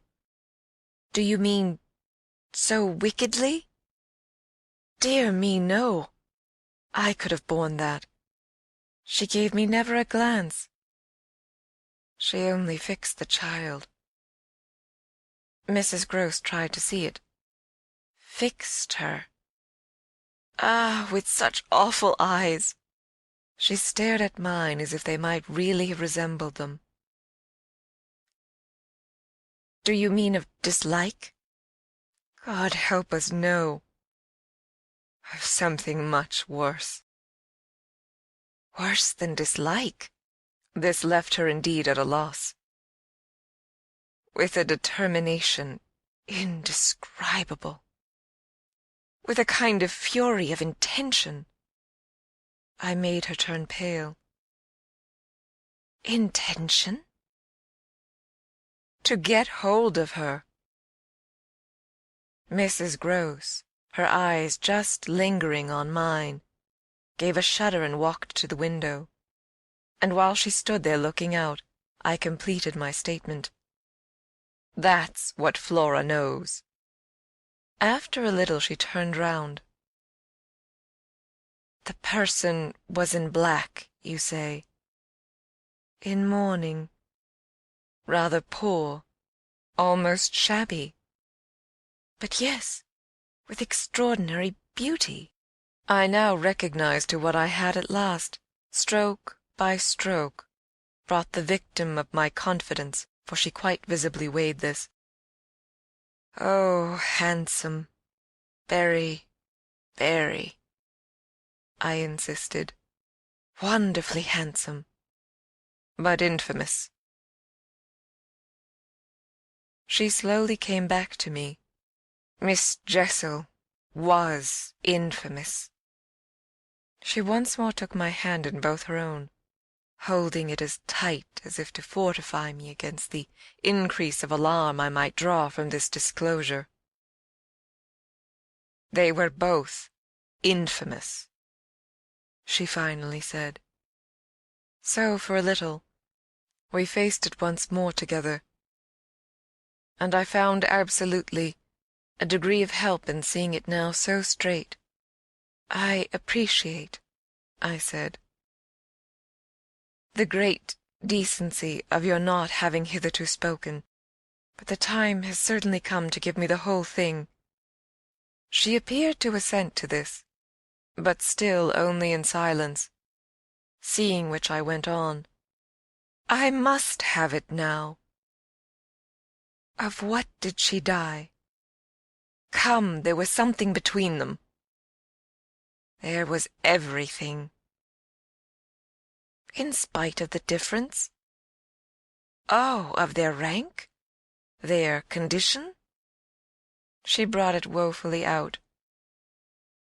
"She was a lady." I turned it over.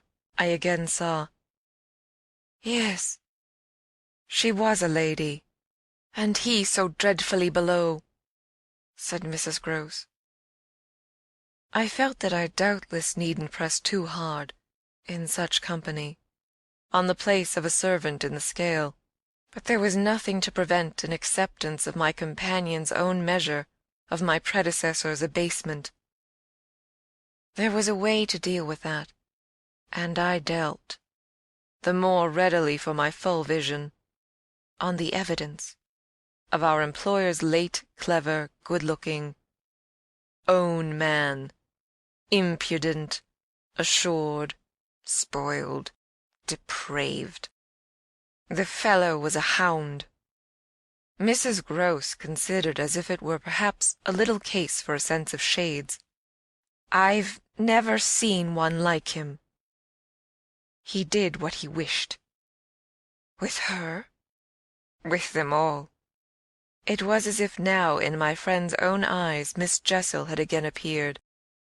I seemed, at any rate, for an instant, to see their evocation of her as distinctly as I had seen her by the pond, and I brought out with decision, "It must have been also what she wished." Mrs. Grose's face signified that it had been indeed, but she said at the same time, "Poor woman, she paid for it." "Then you do know what she died of?" I asked. "No, I know nothing. I wanted not to know. I was glad enough I didn't, and I thanked heaven she was well out of this." "Yet you had then your idea?" "Of her real reason for leaving? Oh, yes. As to that, she couldn't have stayed. Fancy it here, for a governess. And afterward I imagined, and I still imagine. And what I imagine is dreadful." "Not so dreadful as what I do," I replied, on which I must have shown her, as I was indeed but too conscious, a front of miserable defeat. It brought out again all her compassion for me, and at the renewed touch of her kindness, my power to resist broke down. I burst as I had the other time, made her burst into tears. She took me to her motherly breast, and my lamentation overflowed. "I don't do it," I sobbed in despair. "I don't save or shield them. It's far worse than I dreamed. They're lost." End of Chapter 7. Recorded Chapter 8. What I had said to Mrs. Grose was true enough. There were in the matter I had put before her depths and possibilities that I lacked resolution to sound, so that when we met once more in the wonder of it, we were of a common mind about the duty of resistance to extravagant fancies. We were to keep our heads if we should keep nothing else, difficult indeed as that might be in the face of what, in our prodigious experience, was least to be questioned.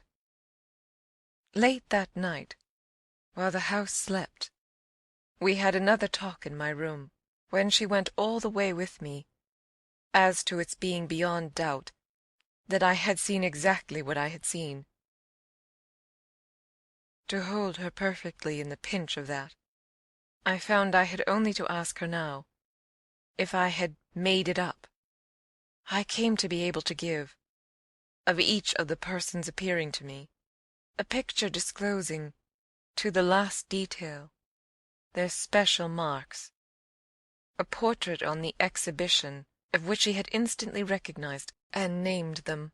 She wished, of course, small blame to her, to sink the whole subject, and I was quick to assure her that my own interest in it had now violently taken the form of a search for the way to escape from it.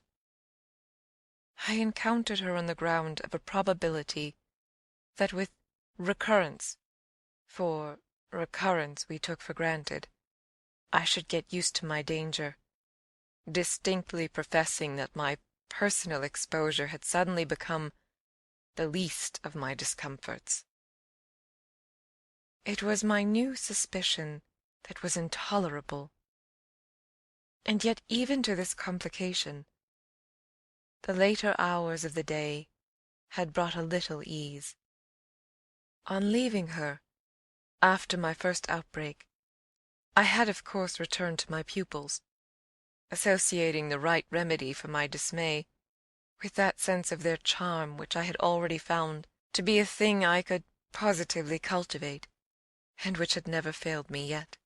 I had simply, in other words, plunged afresh into Flora's special society, and there become aware, it was almost a luxury, that she could put her little conscious hand straight upon the spot that ached. She had looked at me in sweet speculation, and then had accused me to my face of having cried.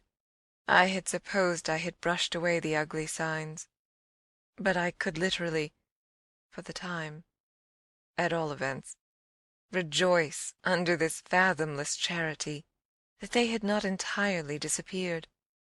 To gaze into the depths of blue of the child's eyes, and pronounce their loveliness a trick of premature cunning, was to be guilty of a cynicism, in preference to which I naturally preferred to abjure my judgment, and, so far as might be, my agitation.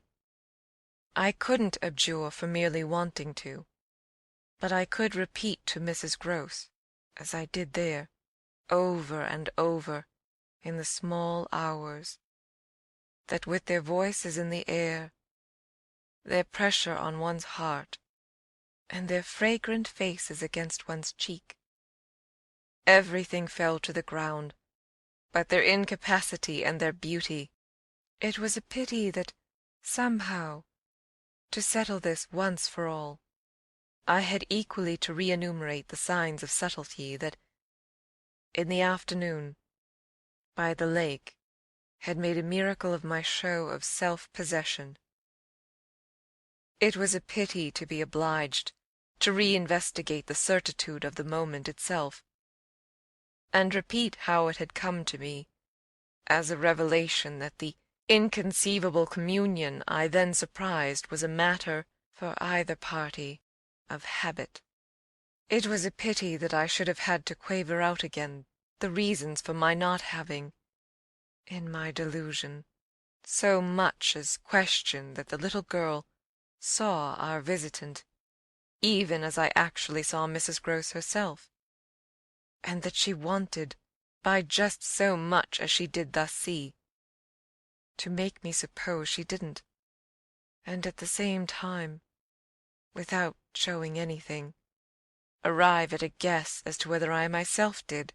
It was a pity that I needed once more to describe the portentous little activity by which she sought to divert my attention, the perceptible increase of movement, the greater intensity of play, the singing, the gabbling of nonsense, and the invitation to romp. Yet if I had not indulged, to prove there was nothing in it, in this review, I should have missed the 2 or 3 dim elements of comfort that still remained to me. I should not for the instance have been able to asseverate to my friend that I was certain, which was so much to the good, that I at least had not betrayed myself. I should not have been prompted by stress of need, by desperation of mind, I scarce know what to call it, to invoke such further aid to intelligence as might spring from pushing my colleague fairly to the wall. She had told me, bit by bit, under pressure, a great deal, but a small shifty spot on the wrong side of it all still sometimes brushed my brow like the wing of a bat. And I remember how on this occasion, for the sleeping house and the concentration alike of our danger and our watch seemed to help, I felt the importance of giving the last jerk to the curtain. "I don't believe anything so horrible," I recollect saying. "No, let us put it definitely, my dear, that I don't. But if I did, you know, there's a thing I should require now, just without sparing you the least bit more. Oh, not a scrap, come, to get out of you. What was it you had in mind when, in our distress, before Miles came back over the letter from his school, you said, under my insistence, that you didn't pretend for him that he had not literally ever been bad?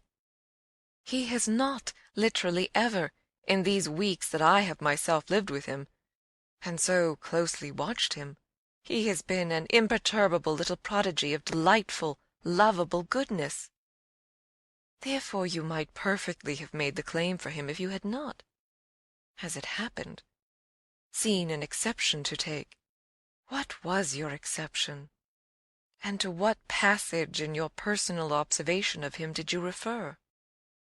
It was a dreadfully austere inquiry, but levity was not our note, and at any rate, before the grey dawn admonished us to separate, I had got my answer. What my friend had had in mind proved to be immensely to the purpose. It was neither more nor less than the circumstance that for a period of several months Quint and the boy had been perpetually together. It was in fact the very appropriate truth that she had ventured to criticize the propriety, to hint at the incongruity, of so close an alliance, and even to go so far on the subject as a frank overture to Miss Jessel. Miss Jessel had, with a most strange manner, requested her to mind her business, and the good woman had, on this, directly approached little Miles. What she had said to him, since I pressed, was that she liked to see young gentlemen not forget their station. I pressed again, of course, at this. "You reminded him that Quint was only a base menial?" "As you might say, and it was his answer for one thing that was bad." And for another thing, I waited. He repeated your words to Quint? No, not that. It's just what he wouldn't. She could still impress upon me. I was sure, at any rate, she added, that he didn't. But he denied certain occasions. What occasions? When they had been about together quite as if Quint were his tutor, and a very grand one, and Miss Jessel only for the little lady. When he had gone off with the fellow, I mean, and spent hours with him. He then prevaricated about it. He said he hadn't. Her assent was clear enough to cause me to add in a moment, I see. He lied. Oh, Mrs. Gross mumbled. This was a suggestion that it didn't matter, which indeed she backed up by a further remark. You see, after all, Miss Jessel didn't mind. She didn't forbid him. I considered. Did he put that to you as a justification? At this she dropped again. No, he never spoke of it. Never mentioned her in connection with Quint? She saw, visibly flushing, where I was coming out. Well, he didn't show anything. He denied, she repeated. He denied. Lord, how I pressed her now, so that you could see he knew what he was between the two wretches. I don't know, the poor woman groaned. You do know, you dear thing, I replied, only you haven't my dreadful boldness of mind, and you keep back, out of timidity and modesty and delicacy, even the impression that in the past, when you had, without my aid, to flounder about in silence, most of all made you miserable. But I shall get it out of you yet. There was something in the boy that suggested to you, I continued, that he covered and concealed their relation. Oh, he couldn't prevent. You're learning the truth? I dare say. But heavens! I fell with vehemence a-thinking. What it shows that they must, to that extent, have succeeded in making of him.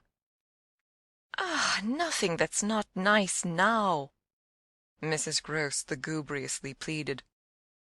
I don't wonder you looked queer, I persisted, when I mentioned to you the letter from his school. I doubt if I looked as queer as you, she retorted with homely force. And if he was so bad then as that comes to, how is he such an angel now? Yes, indeed. And if he was a fiend at school, how? Well, I said in my torment, you must put it to me again, but I shall not be able to tell you for some days. Only put it to me again, I cried in a way that made my friend stare. There are directions in which I must not for the present let myself go. Meanwhile I returned to her first example, the one to which she had just previously referred, of the boy's happy capacity for an occasional slip. If Quint, on your remonstrance at the time you speak of, was a base menial, one of the things Miles said to you, I find myself guessing, was that you were another. Again her admission was so adequate that I continued. And you forgave him that? Wouldn't you? Oh, yes. And we exchanged there in the stillness a sound of the oddest amusement. Then I went on. At all events, while he was with the man, Miss Flora was with the woman. It suited them all. It suited me, too, I felt, only too well, by which I mean that it suited exactly the particularly deadly view I was in the very act of forbidding myself to entertain. But I so far succeeded in checking the expression of this view that I will throw, just here, no further light on it than may be offered by the mention of my final observation to Mrs. Grose. His having lied and been impudent are, I confess, less engaging specimens than I had hoped to have from you, of the outbreak in him of the little natural man. Still, I mused, they must do, for they make me feel more than ever that I must watch. It made me blush the next minute to see in my friend's face how much more unreservedly she had forgiven him than her anecdote struck me as presenting to my own tenderness an occasion for doing. This came out when, at the schoolroom door, she quitted me. "Surely you don't accuse him of carrying on an intercourse that he conceals from me? Ah, remember that until further evidence I now accuse nobody." Then, before shutting her out to go, by another passage, to her own place, "I must just wait," I wound up. End of Chapter 8. Recorded by Chapter 9. I waited and waited, and the days, as they elapsed, took something from my consternation. A very few of them, in fact, passing in constant sight of my pupils, without a fresh incident, sufficed to give to grievous fancies, and even to odious memories, a kind of brush of the sponge. I have spoken of the surrender to their extraordinary childish grace as a thing I could actively cultivate, and it may be imagined, if I neglected now to address myself to this source for whatever it would yield, stranger than I can express, certainly, was the effort to struggle against my new lights. It would doubtless have been, however, a greater tension still, had it not been so frequently successful. I used to wonder how my little charges could help guessing that I thought strange things about them, and the circumstances that these things only made them more interesting was not by itself a direct aid to keeping them in the dark. I trembled lest they should see that they were so immensely more interesting. Putting things at the worst, at all events, as in meditation I so often did, any clouding of their innocence could only be, blameless and foredoomed as they were, a reason the more for taking risks. There were moments when, by an irresistible impulse, I found myself catching them up and pressing them to my heart. As soon as I had done so, I used to say to myself, "What will they think of that? Doesn't it betray too much?"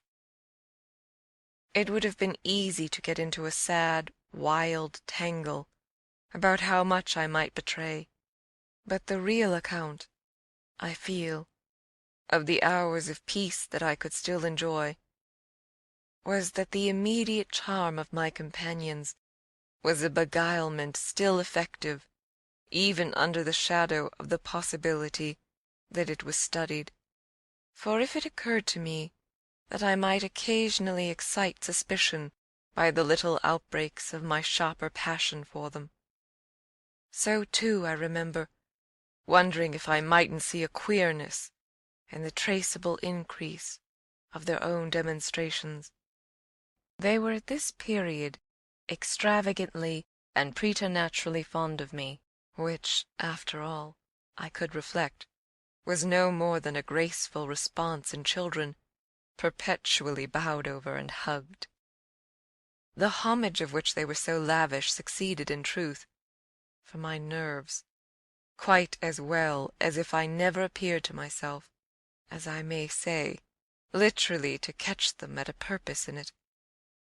They had never, I think, wanted to do so many things for their poor protectress, I mean, though they got their lessons better and better, which was naturally what would please her most, in the way of diverting, entertaining, surprising her, reading her passages, telling her stories, acting her charades, pouncing out at her in disguises as animals and historical characters, and above all astonishing her by the pieces they had secretly got by heart and could interminably recite.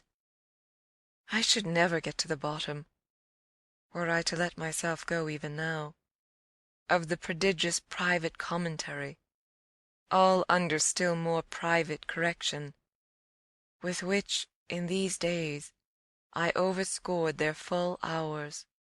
They had shown me from the first a facility for everything, a general faculty which, taking a fresh start, achieved remarkable flights.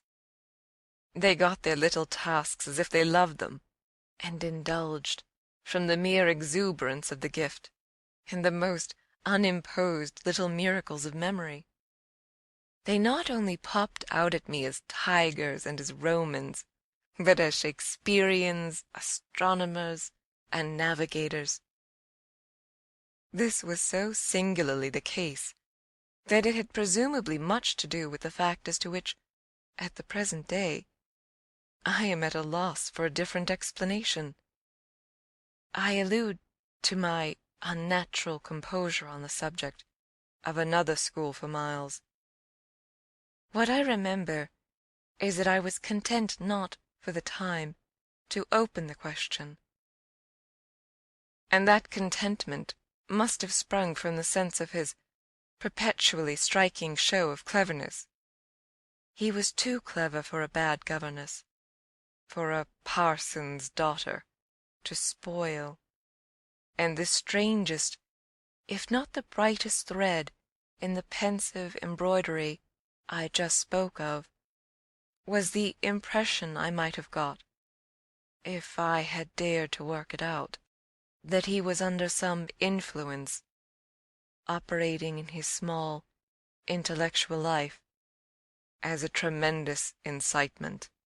If it was easy to reflect, however, that such a boy could postpone school, it was at least as marked that for such a boy to have been kicked out by a schoolmaster was a mystification without end. Let me add that in their company now, and I was careful almost never to be out of it, I could follow no scent very far. We lived in a cloud of music and love and success and private theatricals. The musical sense in each of the children was of the quickest, but the elder in especial had a marvelous knack of catching and repeating. The schoolroom piano broke into all gruesome fancies, and when that failed, there were confabulations in corners, with a sequel of one of them going out in the highest spirits in order to come in as something new. I had had brothers myself, and it was no revelation to me that little girls could be slavish idolaters of little boys. What surpassed everything was that there was a little boy in the world who could have, for the inferior age, sex, and intelligence so fine a consideration.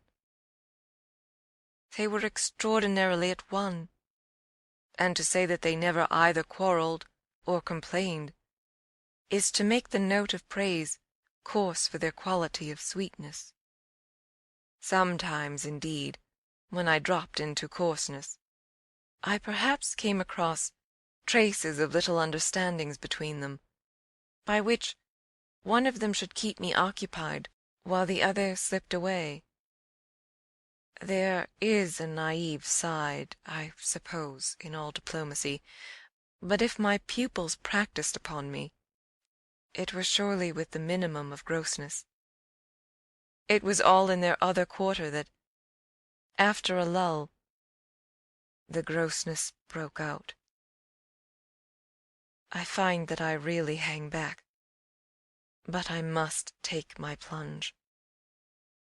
In going on with the record of what was hideous at Bly, I not only challenge the most liberal faith, for which I little care, but, and this is another matter, I renew what I myself suffered. I again push my way through it to the end. There came suddenly an hour after which, as I look back, the affair seems to me to have been all pure suffering. But I have at least reached the heart of it, and the straightest road out is doubtless to advance. One evening, with nothing to lead up or to prepare it, I felt the cold touch of the impression that had breathed on me the night of my arrival, and which, much lighter than, as I have mentioned, I should probably have made little of in memory, had my subsequent sojourn been less agitated. I had not gone to bed. I sat reading by a couple of candles. There was a roomful of old books at Bly, last-century fiction, some of it which, to the extent of a distinctly deprecated renown, but never to so much as that of a stray specimen, had reached the sequestered home, and appealed to the unavowed curiosity of my youth. I remember that the book I had in my hand was Fielding's Amelia, also that I was wholly awake. I recall further both a general conviction that it was horribly late, and a particular objection to looking at my watch. I figure, finally, that the white curtain draping, in the fashion of those days, the head of Flora's little bed, shrouded, as I had assured myself long before, the perfection of childish rest. I recollect, in short, that, though I was deeply interested in my author, I found myself, at the turn of a page, and with his spell all scattered, looking straight up from him and hard at the door of my room. There was a moment during which I listened, reminded of the faint sense I had had, the first night, of there being something undefinably astir in the house, and noted the soft breath of the open casement just move the half-drawn blind. Then, with all the marks of a deliberation that must have seemed magnificent had there been any one to admire it, I laid down my book, rose to my feet, and taking a candle, went straight out of the room, and, from the passage, on which my light made little impression, noiselessly closed and locked the door. I can say now neither what determined nor what guided me, but I went straight along the lobby, holding my candle high, till I came within sight of the tall window that presided over the great turn of the staircase. At this point I precipitately found myself aware of three things. They were practically simultaneous, yet they had flashes of succession. My candle, under a bold flourish, went out, and I perceived, by the uncovered window, that the yielding dusk of earliest morning rendered it unnecessary. Without it, the next instant, I saw that there was someone on the stair. I speak of sequences, but I required no lapse of seconds to stiffen myself for a third encounter with Quint.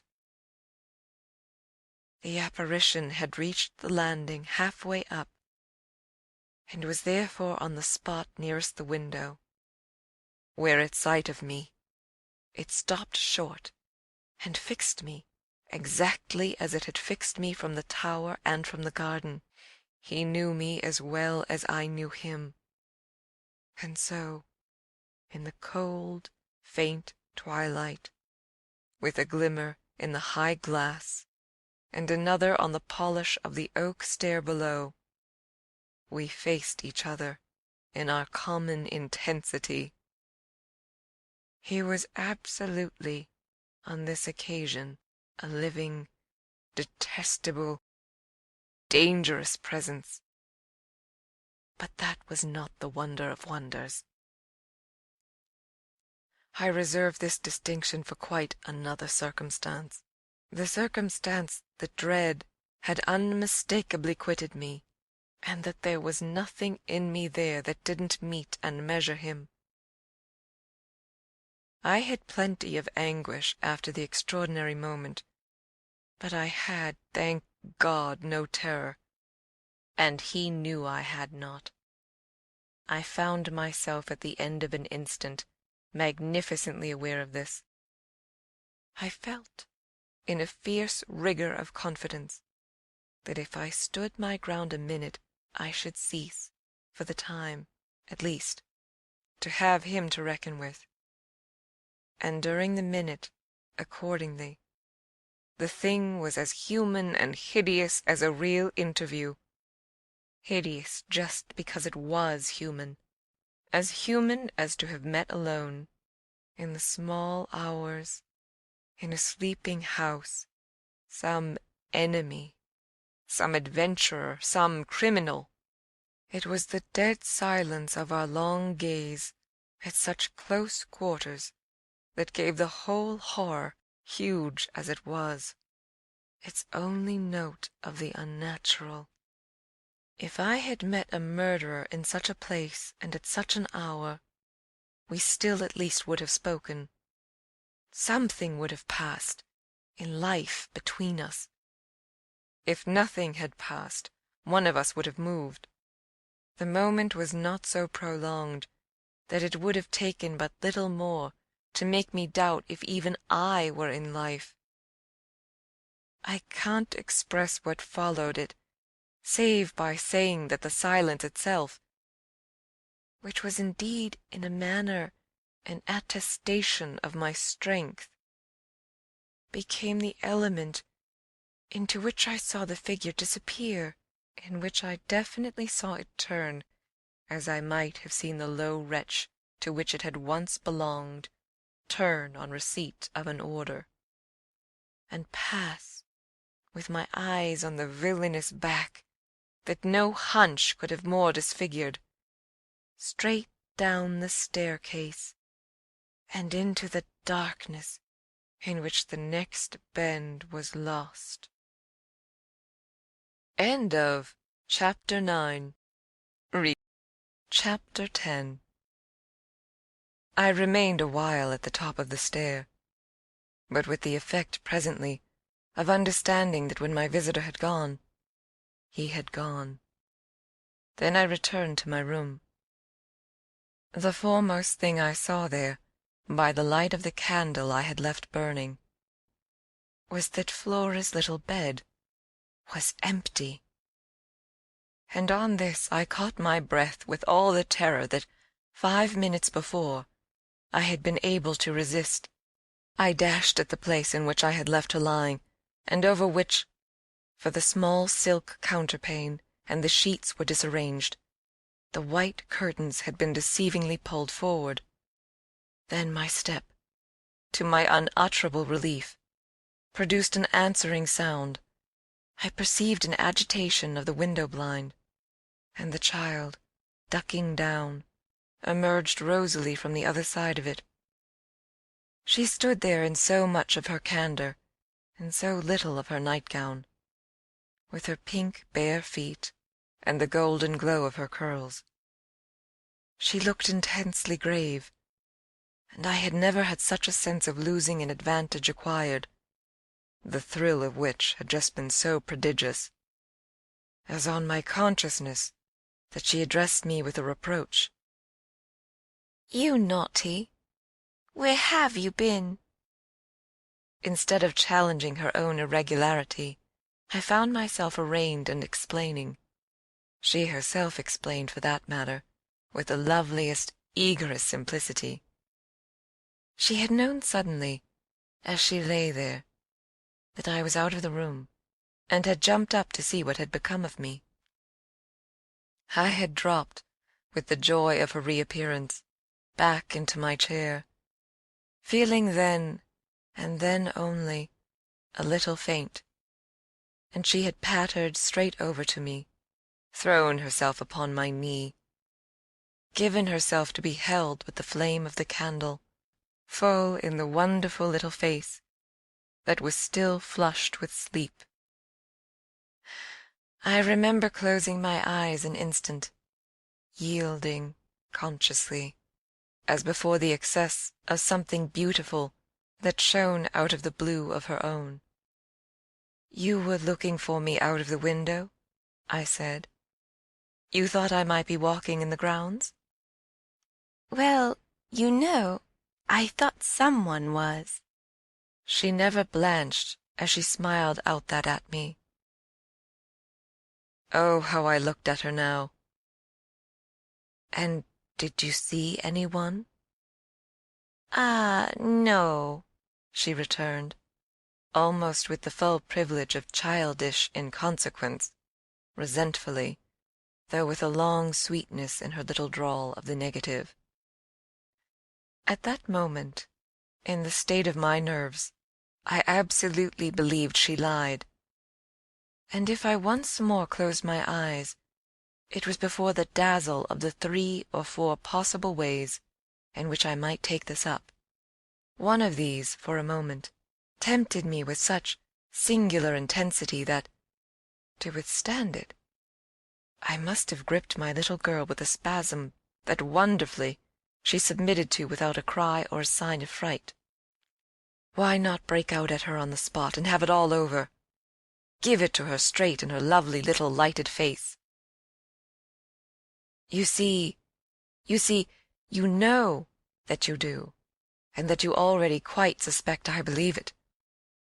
Therefore, why not frankly confess it to me, so that we may at least live with it together, and learn, perhaps, in the strangeness of our fate, where we are and what it means?" This solicitation dropped, alas, as it came. If I could immediately have succumbed to it, I might have spared myself, well, you'll see what. Instead of succumbing, I sprang again to my feet, looked at her bed, and took a helpless middle way. "Why did you pull the curtain over the place to make me think you were still there?" Flora luminously considered, after which, with her little divine smile, "Because I don't like to frighten you." "But if I had, by your idea, gone out—" She absolutely declined to be puzzled. She turned her eyes to the flame of the candle, as if the question were as irrelevant, or at any rate as impersonal, as Mrs. Marcet or 9 times 9. "Oh, but you know," she quite adequately answered, "that you might come back, you dear, and that you have." And after a little, when she had got into bed, I had, for a long time, by almost sitting on her to hold her hand, to prove that I recognized the pertinence of my return. You imagine the general complexion, from that moment, of my nights. I repeatedly sat up till I didn't know when. I selected moments when my roommate unmistakably slept, and, stealing out, took noiseless turns in the passage, and even pushed as far as to where I had last met Quint. But I never met him there again, and I may as well say at once that I on no other occasion saw him in the house. I just missed, on the staircase, on the other hand, a different adventure.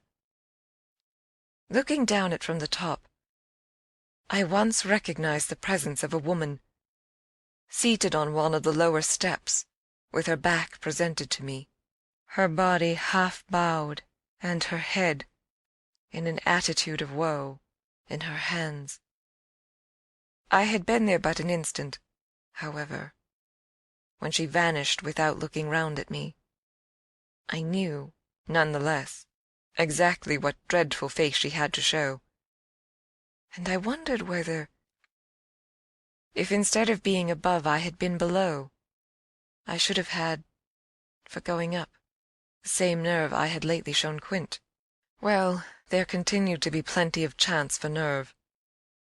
On the 11th night, after my latest encounter with that gentleman, they were all numbered now, I had an alarm that perilously skirted it, and that indeed, from the particular quality of its unexpectedness, proved quite my sharpest shock.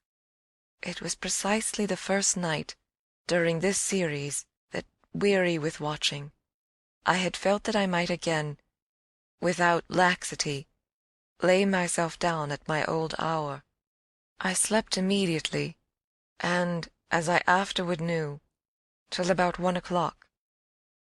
But when I woke, it was to sit straight up, as completely roused as if a hand had shook me. I had left a light burning, but it was now out, and I felt an instant certainty that Flora had extinguished it. This brought me to my feet and straight, in the darkness, to her bed, which I found she had left. A glance at the window enlightened me further, and the striking of a match completed the picture. The child had again got up, this time blowing out the taper, and had again, for some purpose of observation or response, squeezed in behind the blind, and was peering out into the night, that she now saw, as she had not. I had satisfied myself, the previous time, was proved to me by the fact that she was disturbed neither by my re-illumination, nor by the haste I made to get into slippers and into a wrap. Hidden, protected, absorbed, she evidently rested on the sill, the casement opened forward, and gave herself up. There was a great still moon to help her, and this fact had counted in my quick decision. She was face to face with the apparition we had met at the lake, and could now communicate with it, as she had not then been able to do. What I, on my side, had to care for was, without disturbing her, to reach, from the corridor, some other window in the same quarter. I got to the door without her hearing me. I got out of it, closed it, and listened, from the other side, for some sound from her.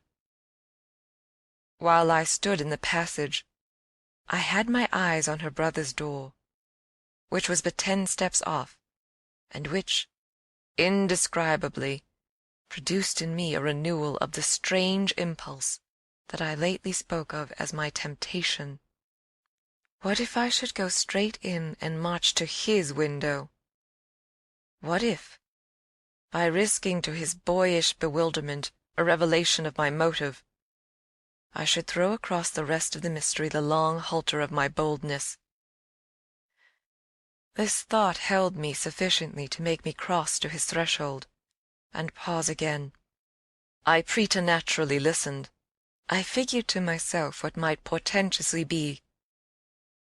I wondered if his bed were also empty and he too was secretly at watch.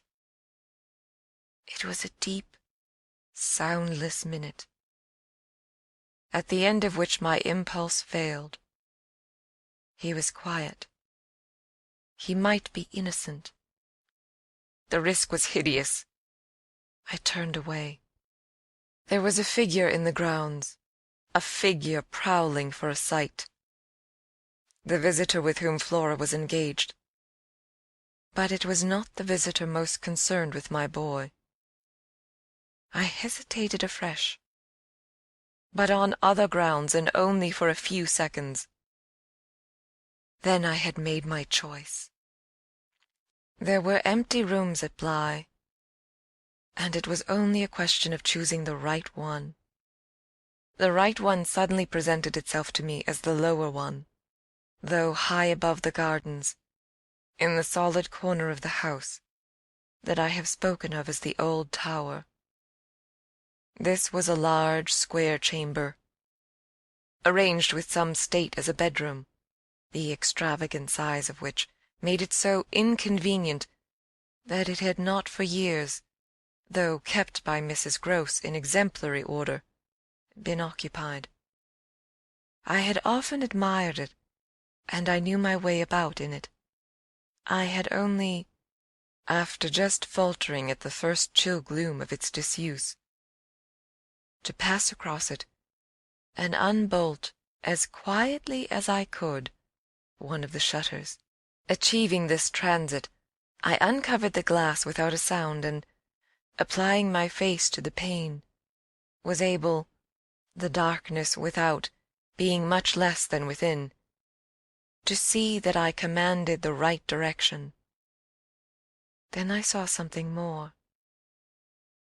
The moon made the night extraordinarily penetrable, and showed me on the lawn a person, diminished by distance, who stood there motionless and as if fascinated, looking up to where I had appeared, looking, that is, not so much straight at me as at something that was apparently above me. There was clearly another person above me. There was a person on the tower, but the presence on the lawn was not in the least what I had conceived, and had confidently hurried to meet. The presence on the lawn, I felt sick as I made it out, was poor little Miles himself. End of Chapter 10. Chapter 11. It was not till late next day that I spoke to Mrs. Grose, the rigour with which I kept my pupils in sight making it often difficult to meet her privately, and the more as we each felt the importance of not provoking, on the part of the servants quite as much as on that of the children, any suspicion of a secret flurry, or that of a discussion of mysteries. I grew a great security in this particular from her mere smooth aspect. There was nothing in her fresh face to pass on to others my horrible confidences.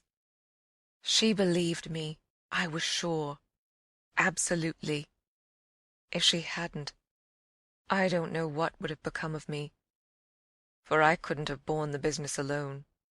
But she was a magnificent monument to the blessing of a want of imagination, and if she could see in our little charges nothing but their beauty and amiability, their happiness and cleverness, she had no direct communication with the sources of my trouble. If they had been at all visibly blighted or battered, she would doubtless have grown, on tracing it back, haggard enough to match them. As matters stood, however, I could feel her, when she surveyed them, with her large white arms folded, and the habit of serenity in all her look. Thank the Lord's mercy that if they were ruined, the pieces would still serve. Flights of fancy gave place, in her mind, to a steady fireside glow, and I had already begun to perceive how, with the development of the conviction that, as time went on without a public accident, our young things could, after all, look out for themselves, she addressed her greatest solicitude to the sad case presented by their instructress. That, for myself, was a sound simplification. I could engage that, to the world, my face should tell no tales, but it would have been, in the conditions, an immense added strain to find myself anxious about hers. At the hour I now speak of, she had joined me, under pressure, on the terrace, where, with the lapse of the season, the afternoon sun was now agreeable, and we sat there together, while before us, at a distance, but within call if we wished, the children strolled to and fro in one of their most manageable moods. They moved slowly, in unison, below us over the lawn, the boy, as they went, reading aloud from a story-book, and passing his arm round his sister to keep her quite in touch. Mrs. Grose watched them with positive placidity. Then I caught the suppressed intellectual creak with which she conscientiously turned to take from me a view of the back of the tapestry.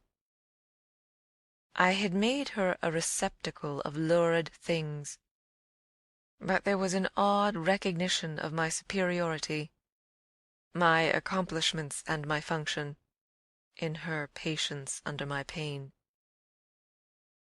She offered her mind to my disclosures as, had I wished to mix a witch's broth and proposed it with assurance, she would have held out a large clean saucepan. This had become thoroughly her attitude by the time that, in my recital of the events of the night, I reached the point of what Miles had said to me when, after seeing him, at such a monstrous hour, almost on the very spot where he happened now to be, I had gone down to bring him in, choosing then, at the window, with a concentrated need of not alarming the house, rather that method than a signal more resonant. I had left her meanwhile in little doubt of my small hope of representing with success, even to her actual sympathy, my sense of the real splendor of the little inspiration with which, after I had got him into the house, the boy met my final articulate challenge.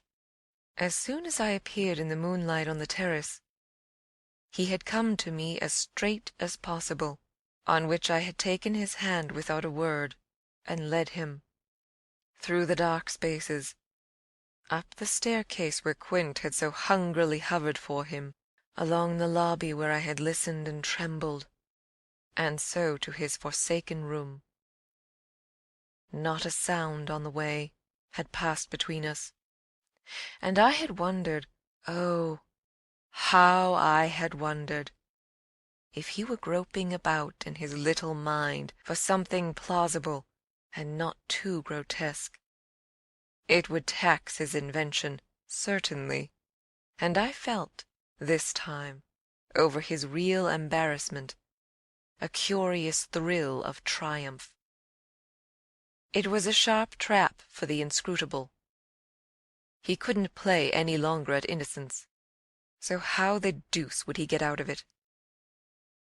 There beat in me indeed, with the passionate throb of this question, an equal dumb appeal as to how the deuce I should.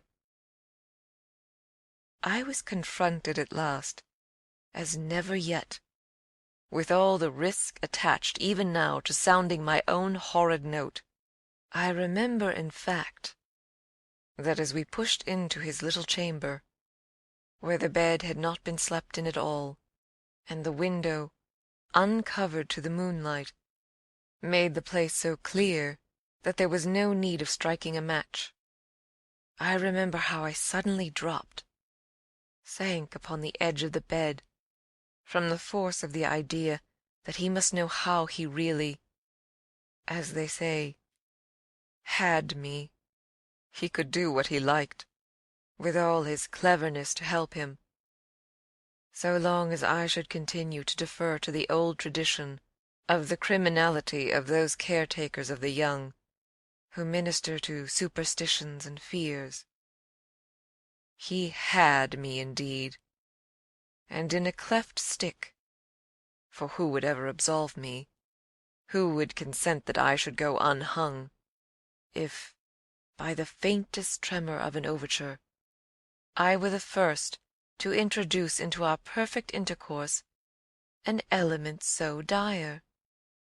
No, no, it was useless to attempt to convey to Mrs. Grose, just as it is scarcely less so to attempt to suggest here, How in our short, stiff brush in the dark he fairly shook me with admiration. I was, of course, thoroughly kind and merciful.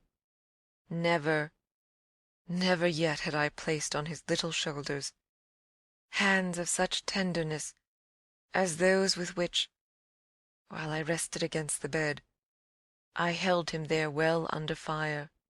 I had no alternative but, in form at least, to put it to him. You must tell me now, and all the truth. What did you go out for? What were you doing there? I can still see his wonderful smile, the whites of his beautiful eyes, and the uncovering of his little teeth shine to me in the dusk. If I tell you why, will you understand? My heart at this leaped into my mouth. Would he tell me why? I found no sound on my lips to press it, and I was aware of replying only with a vague, repeated, grimacing nod. He was gentleness itself, and while I wagged my head at him, he stood there more than ever a little fairy prince. It was his brightness, indeed, that gave me a respite. Would it be so great if he were really going to tell me? Well, he said at last, just exactly in order that you should do this. Do what? Think me, for a change, bad. I shall never forget the sweetness and gaiety with which he brought out the word, nor how, on top of it, he bent forward and kissed me. It was practically the end of everything. I met his kiss, and I had to make, while I folded him for a minute in my arms, the most stupendous effort not to cry. He had given exactly the account of himself that permitted least of my going behind it, and it was only with the effect of confirming my acceptance of it that, as I presently glanced about the room, I could say, "Then you didn't undress at all?" He fairly glittered in the gloom. "Not at all. I sat up and read." "And when did you go down?" "At midnight." "When I'm bad." "I am bad." I see. It's charming. But how could you be sure I would know it?" "Oh, I arranged that with Flora." His answers rang out with a readiness. "She was to get up and look out." Which is what she did do. It was I who fell into the trap. "So she disturbed you, and, to see what she was looking at, you also looked. You saw. While you," I concurred, "caught your death in the night air." He literally bloomed so from this exploit that he could afford radiantly to assent. "How otherwise should I have been bad enough?" he asked. Then, after another embrace, the incident and our interview closed on my recognition of all the reserves of goodness that, for his joke, he had been able to draw upon. Chapter 11. Chapter 12. The particular impression I had received proved in the morning light, I repeat, not quite successfully presentable to Mrs. Grose, though I reinforced it with the mention of still another remark that he had made before we separated. "It all lies in half a dozen words," I said to her, "words that really settle the matter. Think, you know, what I might do." He threw that off to show me how good he is. He knows down to the ground what he might do. That's what he gave them a taste of at school. "Lord, you do change," cried my friend. "I don't change. I simply make it out. The four, depend upon it, perpetually meet. If on either of these last nights you had been with either child, you would clearly have understood. The more I've watched and waited, the more I've felt that if there were nothing else to make it sure, it would be made so by the systematic silence of each.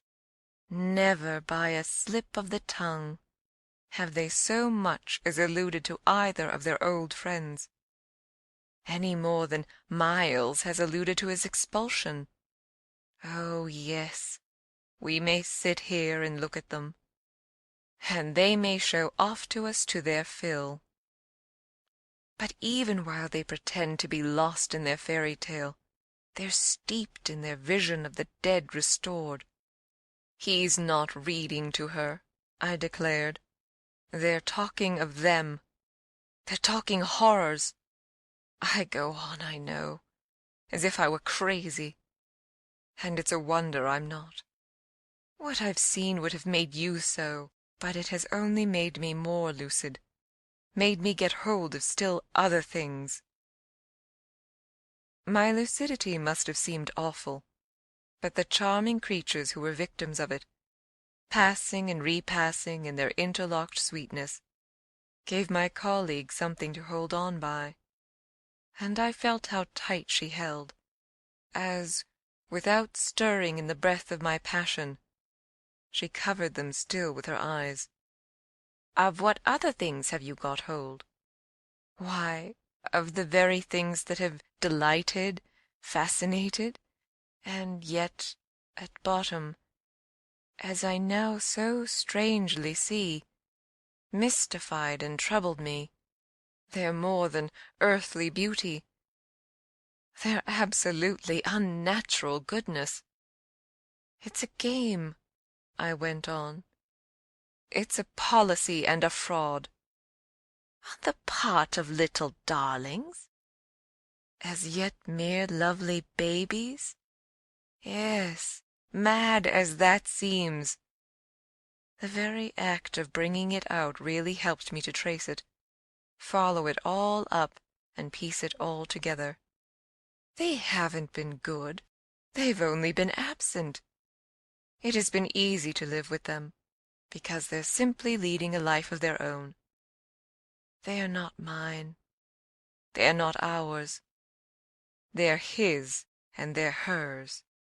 Quince and that woman's? Quince and that woman's. They want to get them. Oh, how at this poor Mrs. Grose appeared to study them. But for what? For the love of all the evil that in those dreadful days the pair put into them, and to ply them with that evil still, to keep up the work of demons, is what brings the others back. "Laws!" said my friend under her breath. The exclamation was homely, but it revealed a real acceptance of my further proof of what, in the bad time, for there had been a worse even than this, must have occurred. There could have been no such justification for me as the plain assent of her experience to whatever depth of depravity I found credible in our brace of scoundrels. It was in obvious submission of memory that she brought out after a moment, "They were rascals." "But what can they now do?" she pursued. "Do?" I echoed so loud that Miles and Flora, as they passed at their distance, paused an instant in their walk and looked at us. "Don't they do enough?" I demanded in a lower tone, while the children, having smiled and nodded and kissed hands to us, resumed their exhibition. We were held by it a minute. Then I answered, "They can destroy them." At this my companion did turn, but the inquiry she launched was a silent one, the effect of which was to make me more explicit. "They don't know as yet quite how, but they're trying hard. They're seen only across, as it were, and beyond, in strange places and on high places, the top of towers, the roof of houses, the outside of windows, the further edge of pools. But there's a deep design, on either side, to shorten the distance and overcome the obstacle, and the success of the tempters is only a question of time. They've only to keep to their suggestions of danger. For the children to come, and perish in the attempt. Mrs. Gross slowly got up, and I scrupulously added, unless, of course, we can prevent. Standing there before me while I kept my seat, she visibly turned things over. Their uncle must do the preventing. He must take them away. And who's to make him? She had been scanning the distance, but she now dropped on me a foolish face. You, miss? By writing to him that his house is poisoned and his little nephew and niece mad? But if they are, miss? And if I am myself, you mean? That's charming news to be sent him by a governess whose prime undertaking was to give him no worry. Mrs. Gross considered, following the children again. Yes, he do hate worry. That was the great reason why those friends took him in so long. No doubt, though his indifference must have been awful. As I'm not a fiend, at any rate, I shouldn't take him in. My companion, after an instant, and for all answer, sat down again and grasped my arm. Make him, at any rate, come to you. I stared. To me? I had a sudden fear of what she might do. Him? He ought to be here. He ought to help. I quickly rose, and I think I must have shown her a queerer face than ever yet. You see me asking him for a visit? No, with her eyes on my face, she evidently couldn't. Instead of it even, as a woman reads another, she could see what I myself saw, his derision, his amusement, his contempt for the breakdown of my resignation at being left alone, and for the fine machinery I had set in motion to attract his attention to my slighted charms. She didn't know, no one knew, how proud I had been to serve him, and to stick to our terms. Yet she none the less took the measure, I think, of the warning I now gave her. If you should so lose your head as to appeal to him for me. She was really frightened. Yes, miss? I would leave, on the spot, both him and you. End of Chapter 12. Chapter 13. It was all very well to join them, but speaking to them proved quite as much as ever an effort beyond my strength, offered, in close quarters, difficulties as insurmountable as before. This situation continued a month, and with new aggravations and particular notes. The note, above all, sharper and sharper, of the small ironic consciousness on the part of my pupils.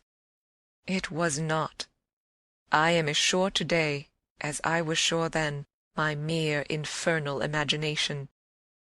It was absolutely traceable that they were aware of my predicament, and that this strange relation made, in a manner, for a long time, the air in which we moved. I don't mean that they had their tongues in their cheeks, or did anything vulgar, for that was not one of their dangers.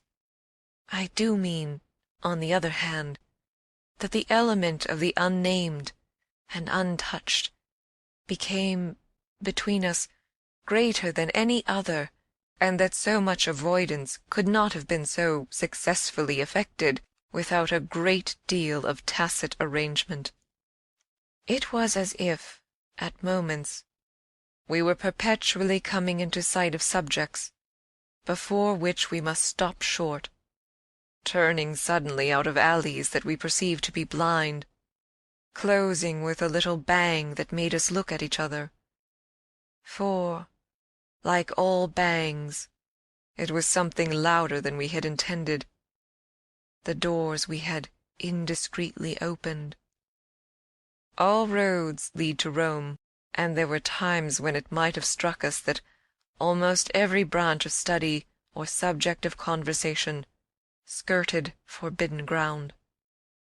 Forbidden ground was the question of the return of the dead in general, and of whatever, in especial, might survive in memory of the friends little children had lost.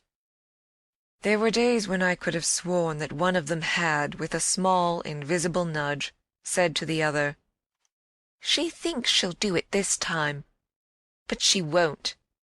To do it would have been to indulge, for instance, and for once in a way, in some direct reference to the lady who had prepared them for my discipline. They had a delightful, endless appetite for passages in my own history, to which I had again and again treated them. They were in possession of everything that had ever happened to me, had, with every circumstance, the story of my smallest adventures, and of those of my brothers and sisters, and of the cat and the dog at home, as well as many particulars of the eccentric nature of my father, of the furniture and arrangement of our house, and of the conversation of the old women of our village. There were things enough, taking one with another, to chatter about, if one went very fast and knew by instinct when to go round. They pulled with an art of their own the strings of my invention and my memory, and nothing else, perhaps, when I thought of such occasions afterward, gave me so the suspicion of being watched from under cover.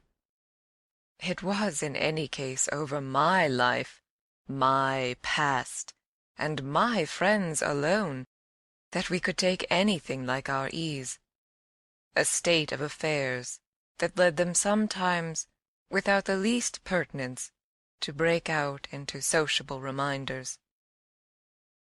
I was invited, with no visible connection, to repeat afresh Goody Gosling celebrated Moe, or to confirm the details already supplied as to the cleverness of the vicarage pony.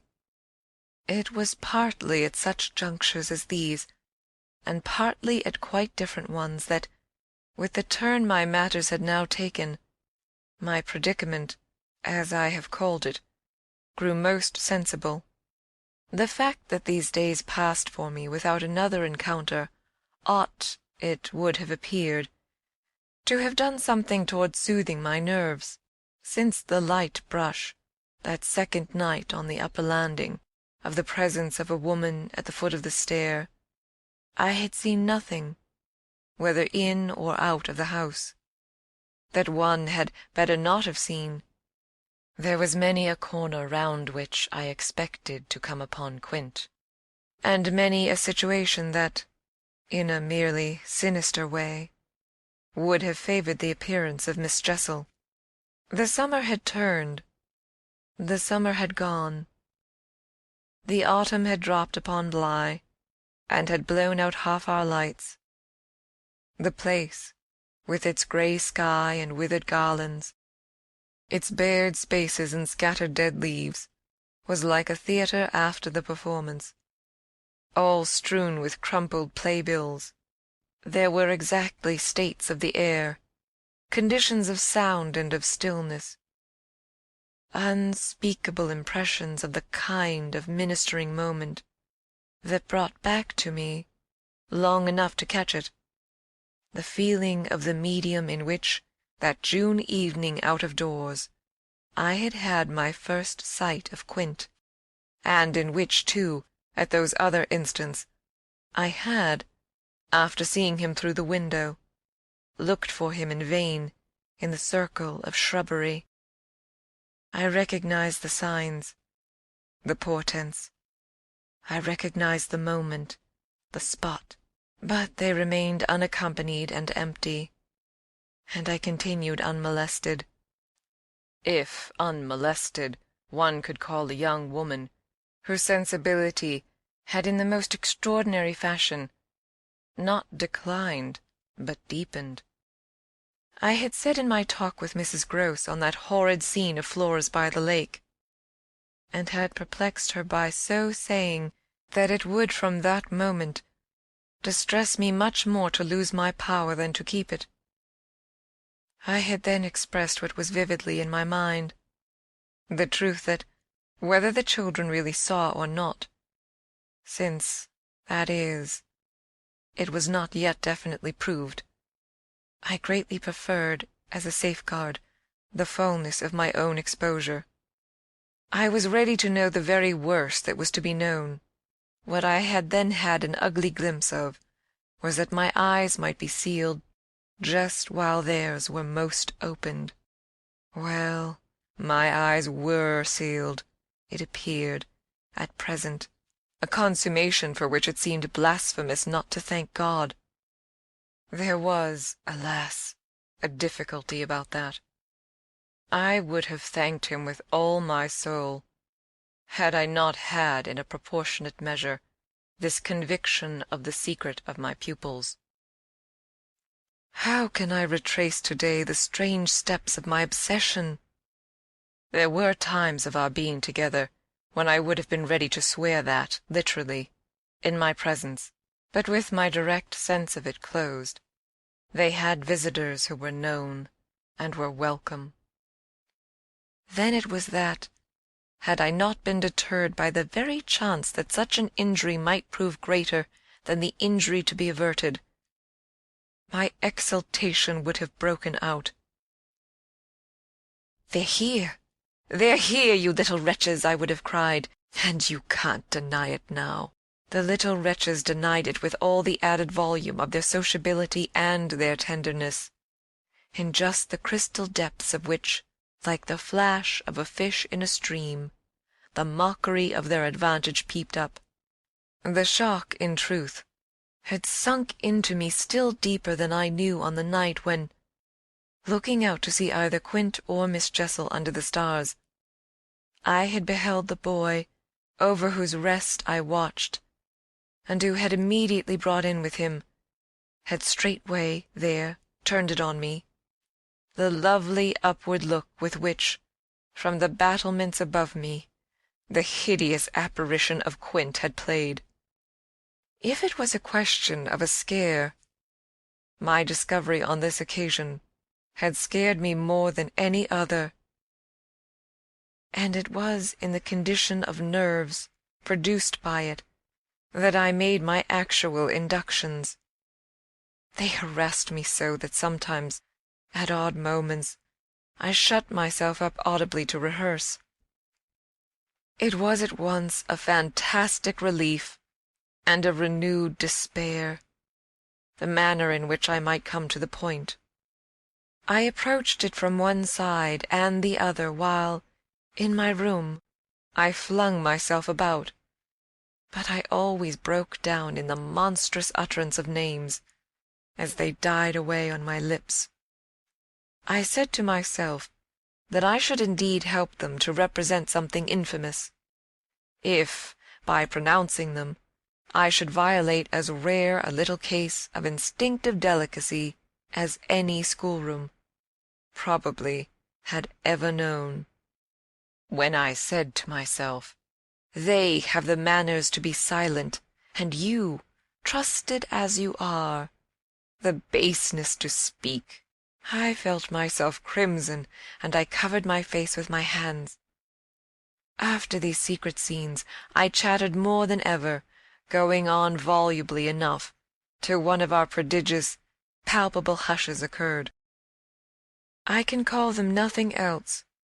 The strange, dizzy lift or swim I try for terms, into a stillness, a pause of all life, that had nothing to do with the more or less noise that at the moment we might be engaged in making, and that I could hear through any deepened exhilaration or quickened recitation, or louder strum of the piano.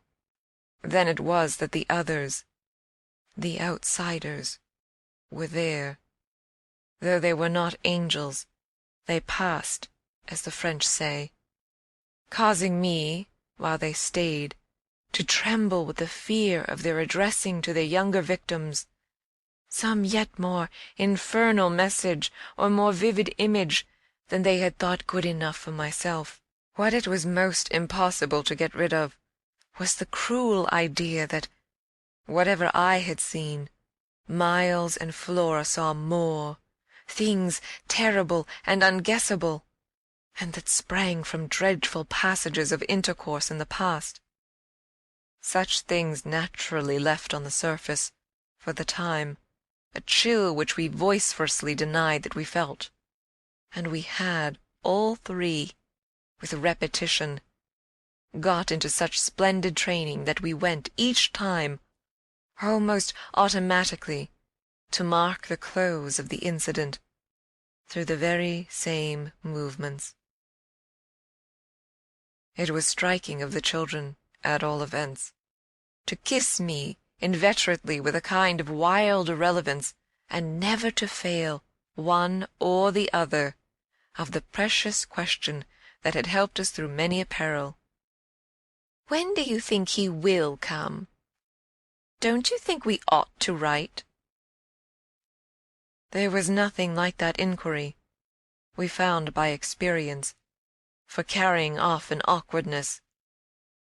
He, of course, was their uncle in Harley Street, and we lived in much profusion of theory that he might at any moment arrive to mingle in our circle.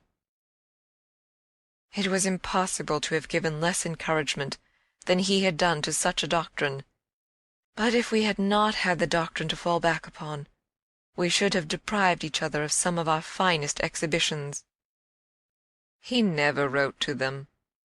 That may have been selfish, but it was a part of the flattery of his trust of me, for the way in which a man pays his highest tribute to a woman is apt to be but by the more festal celebration of one of the sacred laws of his comfort. And I held that I carried out the spirit of the pledge, given not to appeal to him, when I let my charges understand that their own letters were but charming literary exercises. They were too beautiful to be posted. I kept them myself. I have them all to this hour. This was a rule, indeed, which only added to the satiric effect of my being plied with the supposition that he might at any moment be among us. It was exactly as if my charges knew how almost more awkward than anything else that might be for me. There appears to me, moreover, as I look back, no note in all this more extraordinary than the mere fact that, in spite of my tension and of their triumph, I never lost patience with them. Adorable they must in truth have been, I now reflect, that I didn't in these days hate them. Would exasperation, however, if relief had longer been postponed, finally have betrayed me? It little matters, for relief arrived. I call it relief, though it was only the relief that a snap brings to a strain, or the burst of a thunderstorm to a day of suffocation. It was at least change, and it came with a rush. End of Chapter 13. Recorded by Chapter 14. Walking to church a certain Sunday morning, I had little Miles at my side, and his sister, in advance of us, and at Mrs. Groce's, well in sight. It was a crisp, clear day, the first of its order for some time, The night had brought a touch of frost, and the autumn air, bright and sharp, made the church bells almost gay.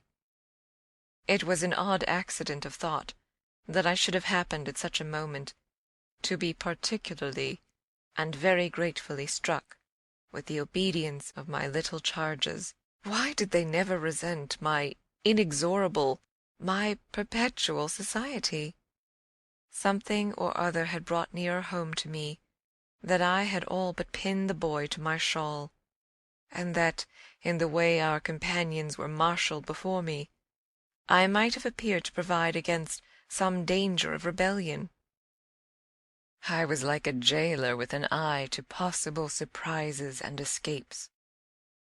But all this belonged, I mean their magnificent little surrender, just to the special array of the facts that were most abysmal. Turned out for Sunday by his uncle's tailor, who had had a free hand and a notion of pretty waistcoats, and of his grand little air, Miles's whole title to independence, the rights of his sex and situation, were so stamped upon him that if he had suddenly struck for freedom, I should have had nothing to say. I was, by the strangest of chances, wondering how I should meet him when the revolution unmistakably occurred. I call it a revolution because I now see how, with the word he spoke, the curtain rose on the last act of my dreadful drama, and the catastrophe was precipitated. "Look here, my dear, you know," he charmingly said, "when in the world, please, am I going back to school?"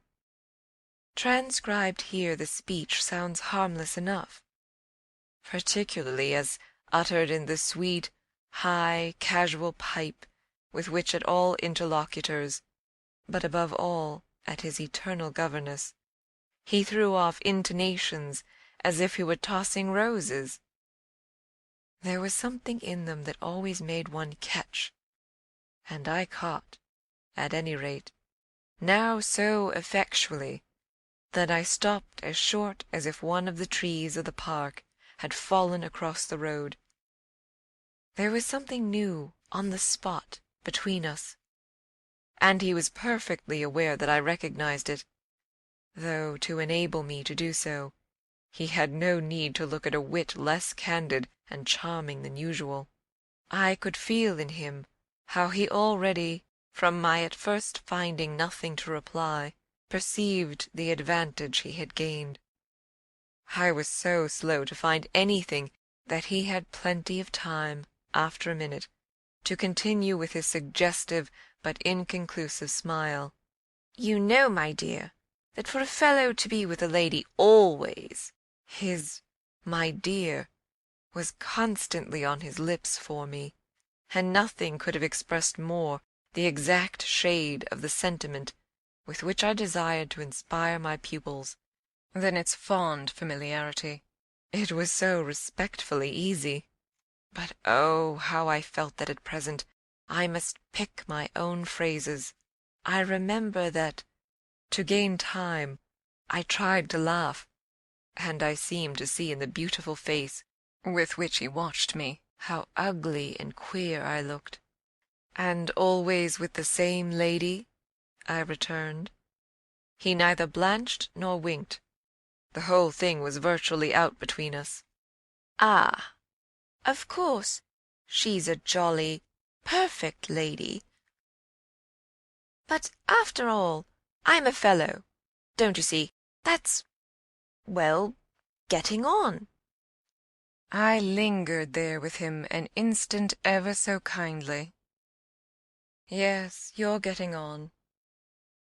Oh, but I felt helpless.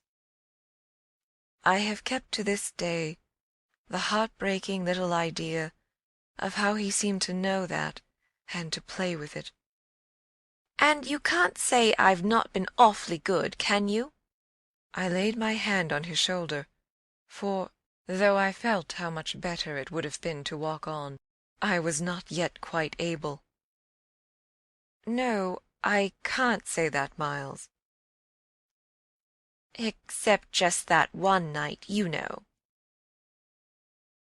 That one night? I couldn't look as straight as he. Why, when I went out of the house. Oh, yes. But I forget what you did it for. You forget? He spoke with the sweet extravagance of childish reproach. Why, it was to show you I could. Oh, yes, you could. And I can again. I felt that I might, perhaps, after all, succeed in keeping my wits about me. Certainly. But you won't. No, not that again. It was nothing. It was nothing, I said. But we must go on. He resumed our walk with me, passing his hand into my arm. Then when am I going back? I wore, in turning it over, my most responsible air. Were you very happy at school? He just considered. Oh, I'm happy enough anywhere. Well, then, I quavered, if you're just as happy here. Ah, but that isn't everything. Of course, you know a lot. But you hint that you know almost as much, I risked as he paused. Not half I want to, Miles honestly professed. But it isn't so much that. What is it then? Well, I want to see more life. I see. We had arrived within sight of the church, and of various persons, including several of the household of Bly, on their way to it, and clustered about the door to see us go in. I quickened our step. I wanted to get there before the question between us opened up much further. I reflected hungrily that for more than an hour he would have to be silent, and I thought with envy of the comparative dusk of the pew, and of the almost spiritual help of the hassock on which I might bend my knees. I seemed literally to be running a race with some confusion to which he was about to reduce me, but I felt that he had got in first when, before we had even entered the churchyard, he threw out, "I want my own sort." It literally made me bound forward. "There are not many of your own sort, Miles," I laughed, "unless perhaps dear little Flora." "You really compare me to a baby girl?" This found me singularly weak. "Don't you, then, love our sweet Flora?" "If I didn't, and you too, if I didn't," he repeated as if retreating for a jump, yet leaving his thought so unfinished that, after we had come into the gate, another stop, which he imposed on me by the pressure of his arm, had become inevitable. Mrs. Grose and Flora had passed into the church, the other worshippers had followed, and we were, for the minute, alone among the old, thick graves. We had paused on the path from the gate by a low, oblong, table-like tomb. "Yes, if you didn't?" He looked while I waited at the graves. "Well, you know what." But he didn't move, and he presently produced something that made me drop straight down on the stone slab, as if suddenly to rest. "Does my uncle think what you think?" I markedly rested. "How do you know what I think?" "Ah, well, of course I don't, for it strikes me you never tell me." "But I mean, does he know?" "Know what, Miles?" "Why, the way I'm going on." I perceived quickly enough that I could make to this inquiry no answer that would not involve something of a sacrifice of my employer. Yet it appeared to me that we were all, at Bly, sufficiently sacrificed to make that venial. "I don't think your uncle much cares." Miles, on this, stood looking at me. "Then don't you think he can be made to?" "In what way?" "Why, by his coming down." "But who'll get him to come down?" "I will," the boy said with extraordinary brightness and emphasis. He gave me another look, charged with that expression, and then marched off alone into church. Chapter 14. Chapter 15. The business was practically settled from the moment I never followed him. It was a pitiful surrender to agitation, but my being aware of this had somehow no power to restore me. I only sat there on my tomb and read into what my little friend had said to me, the fullness of its meaning. By the time I had grasped the whole, of which I had also embraced, for absence, the pretext that I was ashamed to offer my pupils, and the rest of the congregation, such an example of delay.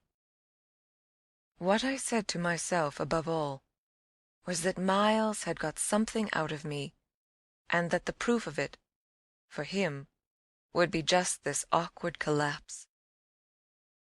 He had got out of me that there was something I was much afraid of, and that he should probably be able to make use of my fear to gain, for his own purpose, more freedom.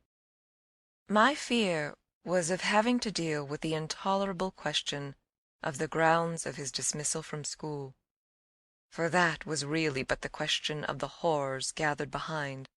That his uncle should arrive to treat with me of these things was a solution that, strictly speaking, I ought now to have desired to bring on. But I could so little face the ugliness and the pain of it that I simply procrastinated and lived from hand to mouth. The boy, to my deep discomposure, was immensely in the right, was in a position to say to me, "Either you clear up with my guardian the mystery of this interruption of my studies, or you cease to expect me to lead with you a life that's so unnatural for a boy." What was so unnatural for the particular boy I was concerned with was this sudden revelation of a consciousness and a plan. That was what really overcame me, what prevented my going in. I walked round the church, hesitating, hovering. I reflected that I had already, with him, hurt myself beyond repair. Therefore I could patch up nothing, and it was too extreme an effort to squeeze beside him into the pew. He would be so much more sure than ever to pass his arm into mine and make me sit there for an hour in close, silent contact with his commentary on our talk. For the first minute since his arrival, I wanted to get away from him. As I paused beneath the high east window and listened to the sounds of worship, I was taken with an impulse that might master me, I felt, completely should I give it the least encouragement. I might easily put an end to my predicament by getting away altogether. Here was my chance. There was no one to stop me. I could give the whole thing up, turn my back and retreat. It was only a question of hurrying again, for a few preparations, to the house which the attendants at church, of so many of the servants, would practically have left unoccupied. No one, in short, could blame me if I should just drive desperately off. What was it to get away, if I got away only till dinner? That would be in a couple of hours, at the end of which I had the acute prevision my little pupils would play at innocent wonder about my non-appearance in their train. "What did you do, you naughty bad thing? Why in the world to worry us so, and take our thoughts off, too? Don't you know? Did you desert us at the very door?" I couldn't meet such questions, nor, as they asked them, their false little lovely eyes. Yes, it was all so exactly what I should have to meet, that, as the prospect grew sharp to me, I at last let myself go. I got, so far as the immediate moment was concerned, away. I came straight out of the churchyard, and, thinking hard, retraced my steps through the park. It seemed to me that by the time I reached the house, I had made up my mind I would fly. The Sunday stillness, both of the approaches and of the interior, in which I met no one, fairly excited me with a sense of opportunity. Were I to get off quickly, this way, I should get off without a scene, without a word. My quickness would have to be remarkable, however, and the question of a conveyance was the great one to settle. Tormented in the hall, with difficulties and obstacles, I remember sinking down at the foot of the staircase, suddenly collapsing there on the lowest step, and then, with a revulsion, recalling that it was exactly where more than a month before, in the darkness of night, and just so bowed with evil things, I had seen the spectre of the most horrible of women. At this I was able to straighten myself. I went the rest of the way up. I made, in my bewilderment, for the schoolroom, where there were objects belonging to me that I should have to take. But I opened the door to find again, in a flash, my eyes unsealed. In the presence of what I saw, I reeled straight back upon my resistance, seated at my own table, in clear noonday light. I saw a person whom, without my previous experience, I should have taken at the first blush for some housemaid, who might have stayed at home to look after the place, and who, availing herself of rare relief from observation, and of the schoolroom table and my pens, ink, and paper, had applied herself to the considerable effort of a letter to her sweetheart. There was an effort in the way that, while her arms rested on the table, her hands with evident weariness supported her head. But at the moment I took this in, I had already become aware that, in spite of my entrance, her attitude strangely persisted. Then it was, with the very act of its announcing itself, that her identity flared up in a change of posture. She rose, not as if she had heard me, but with an indescribable grand melancholy of indifference and detachment, and, within a dozen feet of me, stood there as my vile predecessor. Dishonored and tragic, she was all before me. But even as I fixed and, for memory, secured it, the awful image passed away. Dark as midnight in her black dress, her haggard beauty, and her unutterable woe, she had looked at me long enough to appear to say that her right to sit at my table was as good as mine to sit at hers. While these instants lasted, indeed, I had the extraordinary chill of feeling that it was I who was the intruder. It was as a wild protest against it that, actually addressing her, "You terrible, miserable woman," I heard myself break into a sound that, by the open door, rang through the long passage and the empty house. She looked at me as if she heard me. But I had recovered myself and cleared the air. There was nothing in the room the next minute but the sunshine and a sense that I must stay. End of Chapter 16.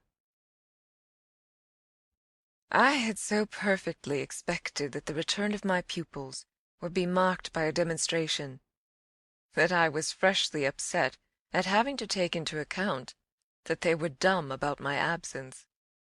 Instead of gaily denouncing and caressing me, they made no allusion to my having failed them, and I was left, for the time, on perceiving that she too said nothing, to study Mrs. Groce's odd face.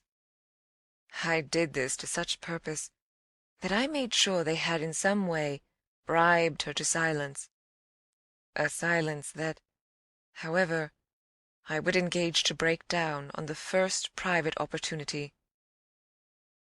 This opportunity came before tea. I secured 5 minutes with her in the housekeeper's room, where, in the twilight, amid a smell of lately baked bread, but with the place all swept and garnished, I found her sitting in pained placidity before the fire. So I see her still. So I see her best, facing the flame from her straight chair in the dusky, shining room, a large, clean image of the put away, of drawers closed and locked, and rest without a remedy. Oh, yes, they asked me to say nothing, and to please them, so long as they were there. Of course I promised. But what had happened to you? I only went with you for the walk, I said. I had then come back to meet a friend. She showed her surprise. A friend? You? Oh, yes, I have a couple, I laughed. But did the children give you a reason for not alluding to your leaving us? Yes, they said you would like it better. Do you like it better? My face had made her rueful. No, I like it worse. But after an instant I added, did they say why I should like it better? No, Master Miles only said, we must do nothing but what she likes. I wish indeed he would. And what did Flora say? Miss Flora was too sweet. She said, oh, of course, of course. And I said the same. I thought a moment. You were too sweet. I can hear you all, but none the less. Between Miles and me, it's now all out. All out? My companion stared. But what, miss? Everything. It doesn't matter. I've made up my mind. I came home, my dear, I went on, for a talk with Miss Jessel. I had by this time formed the habit of having Mrs. Grose literally well in hand in advance of my sounding that note, so that even now, as she bravely blinked under the signal of my word, I could keep her comparatively firm. A talk? Do you mean she spoke? It came to that. I found her on my return in the schoolroom. And what did she say? I can hear the good woman still, and the candour of her stupefaction, that she suffers the torments. It was this, of a truth, that made her, as she filled out my picture, gape. Do you mean, she faltered, of the lost? Of the lost, of the damned. And that's why, to share them. I faltered myself with the horror of it. But my companion with less imagination kept me up. To share them? She wants Flora. Mrs. Grose might, as I gave it to her, fairly have fallen away from me had I not been prepared. I still held her there, to show I was. As I've told you, however, it doesn't matter. Because you've made up your mind? But to what? To everything. And what do you call everything? Why, sending for their uncle. Oh, miss, in pity do, my friend broke out. Ah, but I will. I see it's the only way. What's out, as I told you, with Miles, is that if he thinks I'm afraid to, and has ideas of what he gains by that, he shall see he's mistaken. Yes, his uncle shall have it here from me on the spot, and before the boy himself, if necessary, that if I'm to be reproached with having done nothing again about more school. Yes, miss? My companion pressed me. Well, there's that awful reason. There were now clearly so many of these for my poor colleague that she was excusable for being vague. But, which? Why, the letter from his old place. You'll show it to the master? I ought to have done so on the instant. Oh, no, said Mrs. Grose with decision. I'll put it before him, I went on inexorably, that I can't undertake to work the question on behalf of a child who has been expelled. For we've never in the least known what, Mrs. Grose declared. For wickedness. For what else? When he's so clever and beautiful and perfect. Is he stupid? Is he untidy? Is he infirm? Is he ill-natured? He's exquisite. So it can be only that, and that would open up the whole thing. After all, I said, it's their uncle's fault if he left here such people. He didn't really in the least know them. The fault's mine. She had turned quite pale. Well, you shan't suffer, I answered. The children shan't, she emphatically returned. I was silent a while. We looked at each other. Then what am I to tell him? You needn't tell him anything. I'll tell him. I measured this. Do you mean you'll write? Remembering she couldn't, I caught myself up. How do you communicate? I tell the bailiff. He writes. And should you like him to write our story? My question had a sarcastic force that I had not fully intended, and it made her, after a moment, inconsequently break down. The tears were again in her eyes. Ah, miss, you write. Well, tonight, I at last answered, and on this we separated. End of Chapter 17. I went so far in the evening as to make a beginning. The weather had changed back. A great wind was abroad, and beneath the lamp in my room, with Flora at peace beside me, I sat for a long time before a blank sheet of paper, and listened to the lash of the rain and the batter of the gusts. Finally I went out. Taking a candle, I crossed the passage and listened a minute at Miles's door. What, under my endless obsession, I had been impelled to listen for, was some betrayal of his not being at rest. And I presently caught one, but not in the form I had expected. His voice tinkled out. "I say, you there, come in." It was a gaiety in the gloom.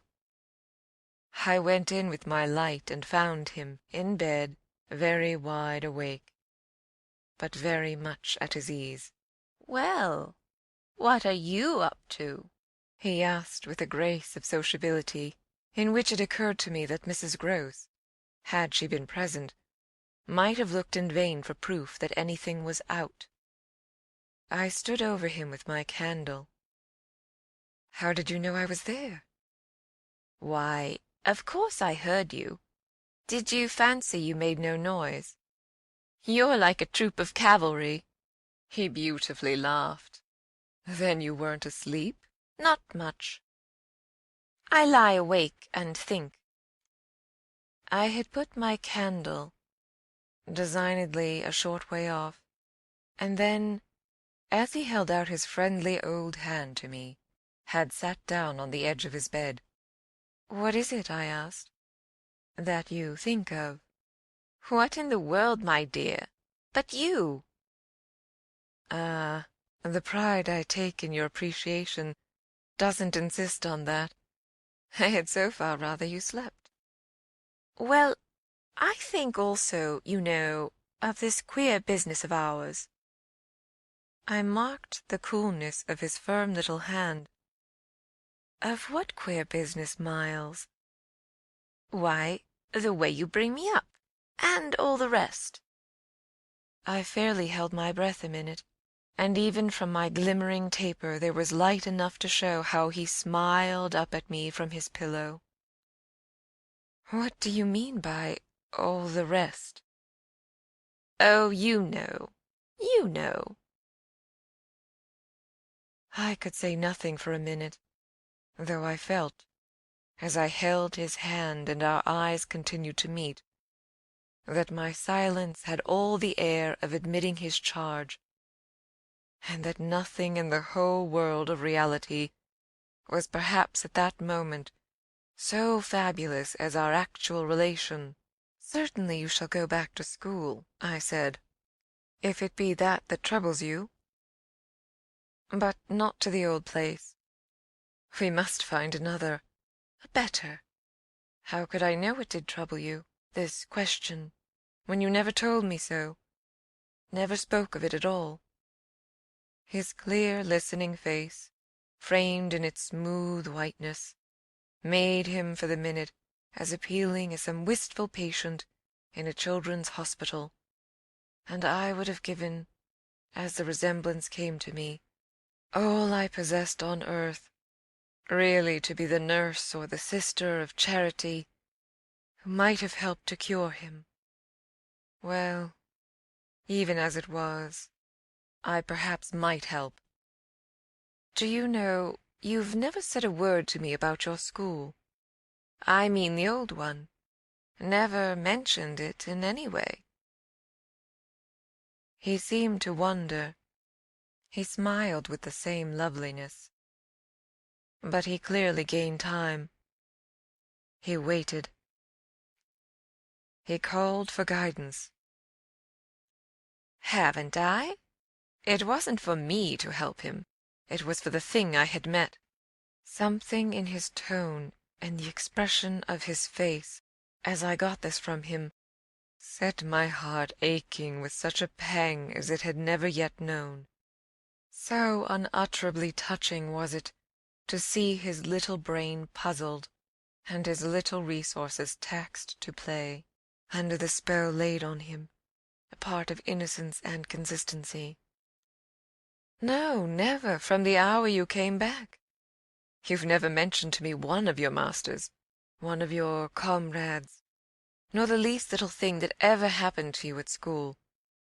Never, little Miles, no, never have you given me an inkling of anything that may have happened there. Therefore you can fancy how much I'm in the dark. Until you came out that way, this morning, you had, since the first hour I saw you, scarce even made a reference to anything in your previous life. You seemed so perfectly to accept the present. It was extraordinary how my absolute conviction of his secret precocity, or whatever I might call the poison of an influence that I dared but half to phrase, made him, in spite of the faint breath of his inward trouble, appear as accessible as an older person, imposed him almost as an intellectual equal. I thought you wanted to go on as you are. It struck me that at this he just faintly colored. He gave, at any rate, like a convalescent slightly fatigued, a languid shake of his head. I don't. I want to get away. You're tired of Bly? Oh, no, I like Bly. Well, then. Oh, you know what a boy wants. I felt that I didn't know so well as Miles, and I took temporary refuge. You want to go to your uncle? Again, at this, his sweet, ironic face, he made a movement on the pillow. Ah, you can't get off with that. I was silent a little, and it was I, now, I think, who changed color. My dear, I don't want to get off. You can't, even if you do. You can't. He lay beautifully staring. My uncle must come down, and you must completely settle things. If we do, I returned with some spirit, you may be sure it will be to take you quite away. Well, don't you understand that that's exactly what I'm working for? You'll have to tell him about the way you've let it all drop. You'll have to tell him a tremendous lot.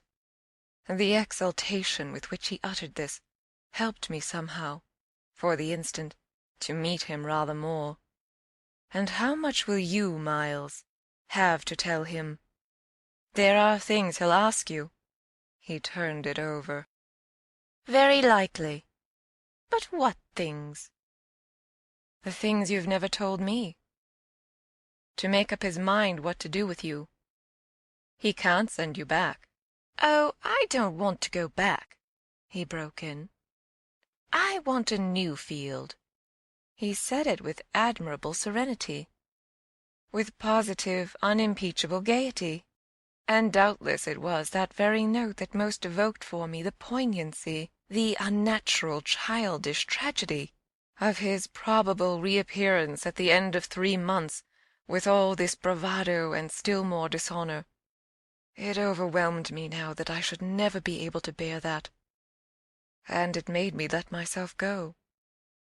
I threw myself upon him, and in the tenderness of my pity I embraced him. Dear little Miles, dear little Miles. My face was close to his, and he let me kiss him, simply taking it with indulgent good humor. Well, old lady, is there nothing at all that you want to tell me? He turned off a little, facing round toward the wall, and holding up his hand to look at, as one had seen sick children look. I told you this morning. Oh, I was sorry for him. That you just want me not to worry you. He looked round at me now, as if in recognition of my understanding him. Then, ever so gently, to let me alone, he replied. There was even a singular little dignity in it, something that made me release him, yet, when I had slowly risen, linger beside him. God knows I never wished to harass him, but I felt that merely, at this, to turn my back on him was to abandon, or, to put it more truly, to lose him. I've just begun a letter to your uncle, I said. Well, then, finish it. I waited a minute. What happened before? He gazed up at me again. Before what? Before you came back, and before you went away. For some time he was silent, but he continued to meet my eyes. What happened? It made me, the sound of the words, in which it seemed to me that I caught for the very first time a small faint quaver of consenting consciousness. It made me drop on my knees beside the bed and seize once more the chance of possessing him. Dear little Miles, If you knew how I want to help you. It's only that. It's nothing but that. And I'd rather die than give you a pain or do you a wrong. I'd rather die than hurt a hair of you. Dear little Miles. Oh, I brought it out now, even if I should go too far. I just want you to help me to save you. But I knew in a moment after this that I had gone too far.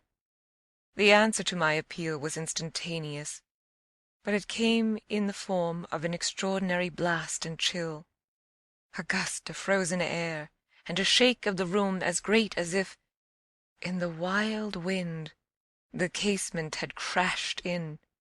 The boy gave a loud, high shriek, which, lost in the rest of the shock of sound, might have seemed indistinctly, though I was so close to him, a note either of jubilation or of terror.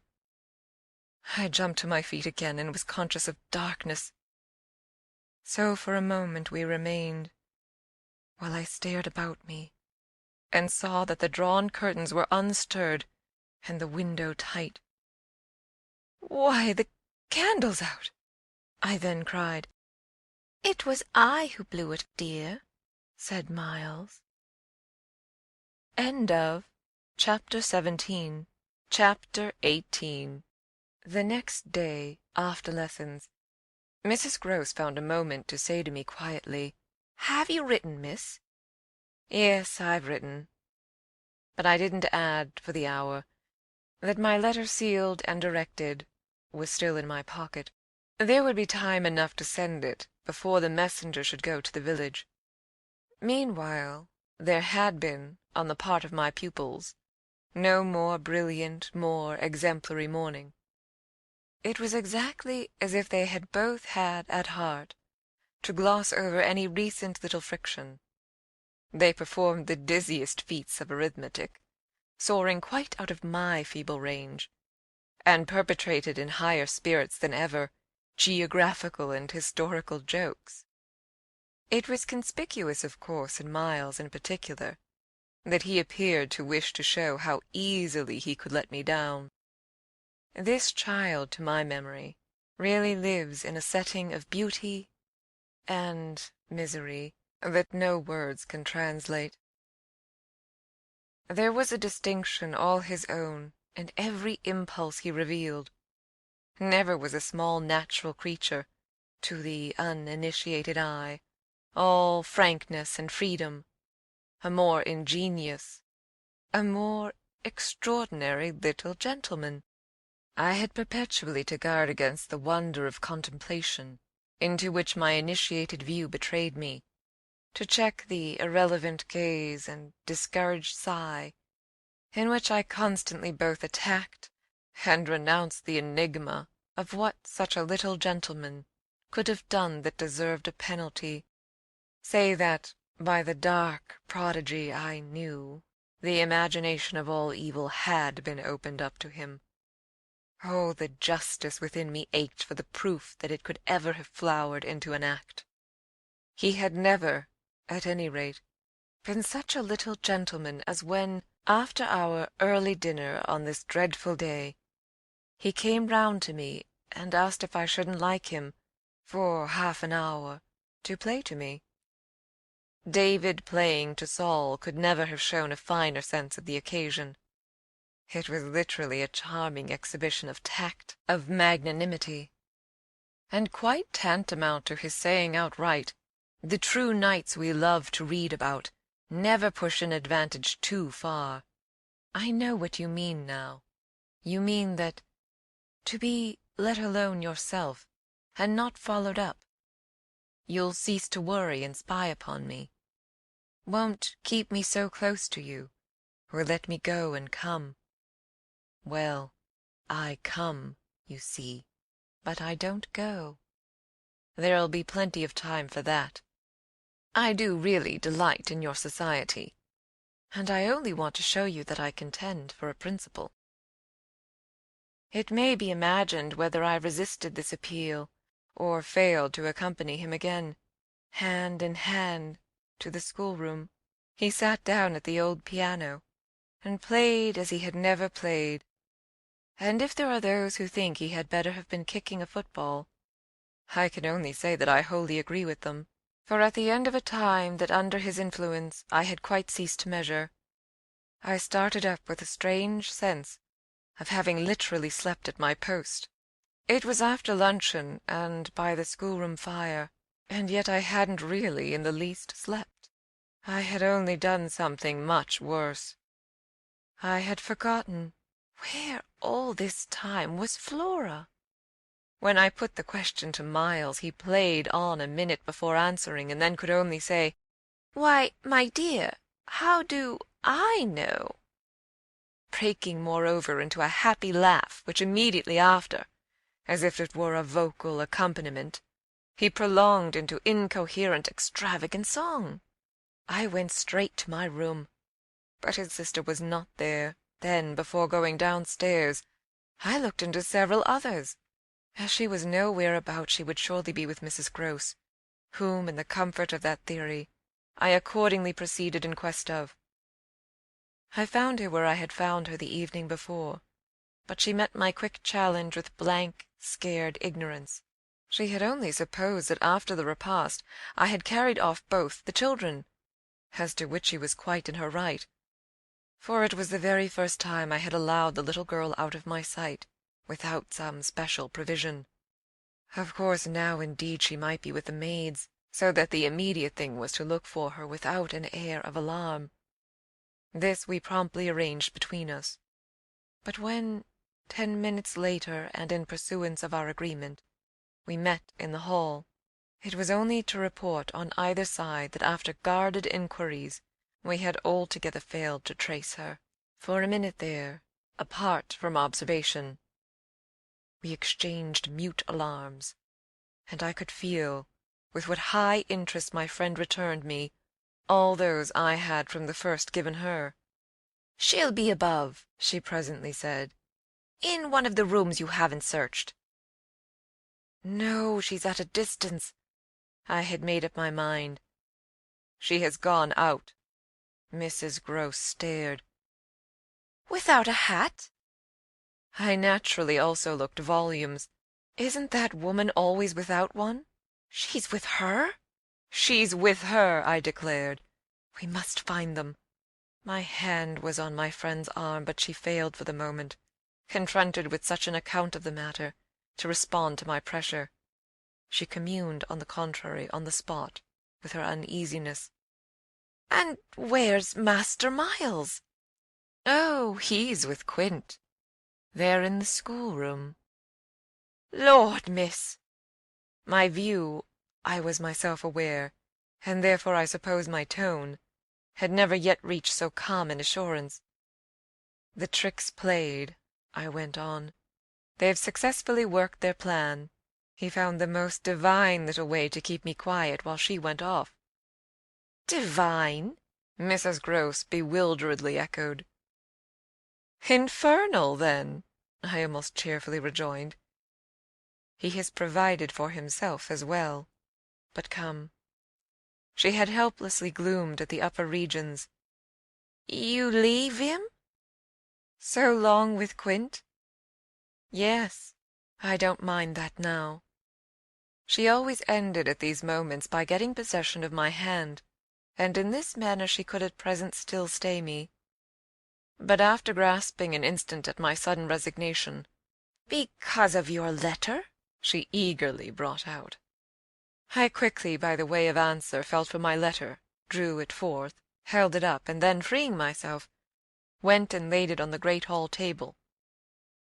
"Luke will take it," I said as I came back. I reached the house door and opened it. I was already on the steps. My companion still demurred. The storm of the night and the early morning had dropped, but the afternoon was damp and grey. I came down to the drive while she stood in the doorway. "You go with nothing on?" "What do I care when the child has nothing? I can't wait to dress," I cried. "And if you must do so, I leave you. Try meanwhile yourself upstairs." "With them?" Oh, on this the poor woman promptly joined me. End of Chapter 19.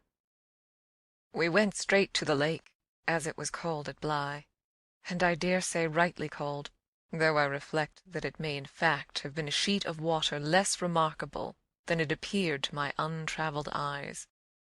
My acquaintance with sheets of water was small, and the pool of Bly, at all events on the few occasions of my consenting, under the protection of my pupils, to affront its surface in the old flat-bottomed boat moored there for our use, had impressed me both with its extent and its agitation. The usual place of embarkation was 1/2 a mile from the house, but I had an intimate conviction that, wherever Flora might be, she was not near home. She had not given me the slip for any small adventure, and, since the day of the very great one that I had shared with her by the pond, I had been aware, in our walks, of the quarter to which she most inclined. This was why I had now given to Mrs. Groce's steps so marked a direction that made her, when she perceived it, oppose a resistance that showed me she was freshly mystified. "You're going to the water, miss? You think she's in?" She may be, though the depth is, I believe, nowhere very great. But what I judge most likely is that she's on the spot from which the other day we saw together what I told you. "When she pretended not to see?" With that astounding self-possession. I've always been sure she wanted to go back alone, and now her brother has managed it for her. Mrs. Grose still stood where she had stopped. "You suppose they really talk of them?"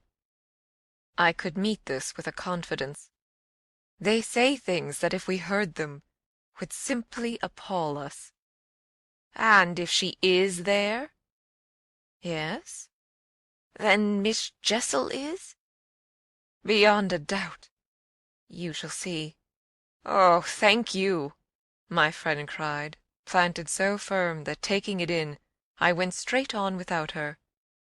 By the time I reached the pool, however, she was close behind me, and I knew that, whatever, to her apprehension, might befall me, the exposure of my society struck her as her least danger. She exhaled a moan of relief as we at last came in sight of the greater part of the water, without a sight of the child. There was no trace of Flora on that nearer side of the bank, where my observation of her had been most startling, and none on the opposite edge, where, save for a margin of some 20 yards, a thick copse came down to the water. The pond, oblong in shape, had a width so scant compared to its length that, with its ends out of view, it might have been taken for a scant river. We looked at the empty expanse, and then I felt the suggestion of my friend's eyes. I knew what she meant, and I replied with a negative headshake. "No, wait. She has taken the boat." My companion stared at the vacant mooring place, and then again across the lake. "Then where is it?" "Our not seeing it is the strongest of proofs. She has used it to go over, and then has managed to hide it." "All alone? That child?"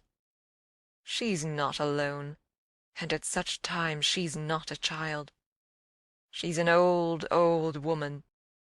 I scanned all the visible shore, while Mrs. Grose took again, into the queer element I offered her, one of her plunges of submission. Then I pointed out that the boat might perfectly be in a small refuge formed by one of the recesses of the pool, an indentation masked, for the hither side, by a projection of the bank and by a clump of trees growing close to the water. "But if the boat's there, where on earth's she?" my colleague anxiously asked. "That's exactly what we must learn." And I started to walk further. "By going all the way round?" "Certainly. Far as it is. It will take us but 10 minutes. But it's far enough to have made the child prefer not to walk. She went straight over, "Laws!" cried my friend again. The chain of my logic was ever too much for her. It dragged her at my heels even now, and when we had got half-way round a devious, tiresome process, on ground much broken and by a path choked with overgrowth, I paused to give her breath. I sustained her with a grateful arm, assuring her that she might hugely help me, and this started us afresh, so that in the course of but few minutes more we reached a point from which we found the boat to be where I had supposed it. It had been intentionally left as much as possible out of sight, and was tied to one of the stakes of a fence that came, just there, down to the brink, and that had been an assistance to disembarking. I recognized, as I looked at the pair of short, thick oars, quite safely drawn up, the prodigious character of the feat for a little girl. But I had lived, by this time, too long among wonders, and had panted to too many livelier measures. There was a gate in the fence, through which we passed, and that brought us, after a trifling interval, more into the open. Then, "There she is!" we both exclaimed at once. Flora, a short way off, stood before us on the grass, and smiled, as if her performance was now complete. The next thing she did, however, was to stoop straight down and pluck, quite as if it were all she was there for, a big, ugly spray of withered fern. I instantly became sure she had just come out of the copse. She waited for us, not herself taking a step, and I was conscious of the rare solemnity with which we presently approached her. She smiled, and we met, but it was all done in a silence by this time flagrantly ominous. Mrs. Grose was the first to break the spell.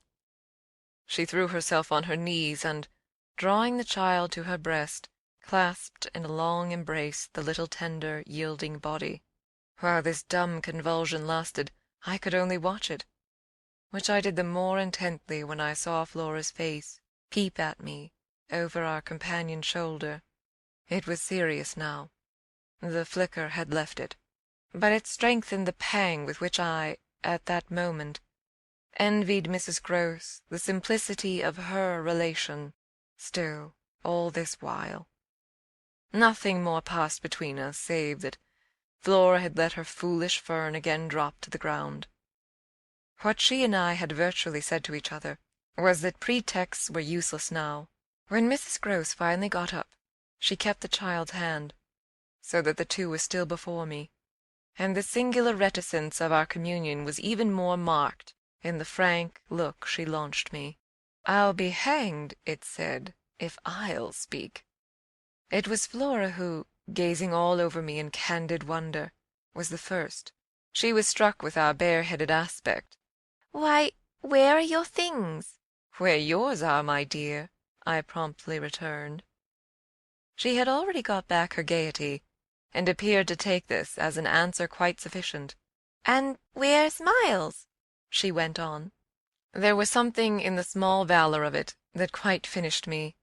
These 3 words from her were, in a flash like the glitter of a drawn blade, the jostle of the cup that my hand, for weeks and weeks, had held high and full to the brim, that now, even before speaking, I felt overflow in a deluge.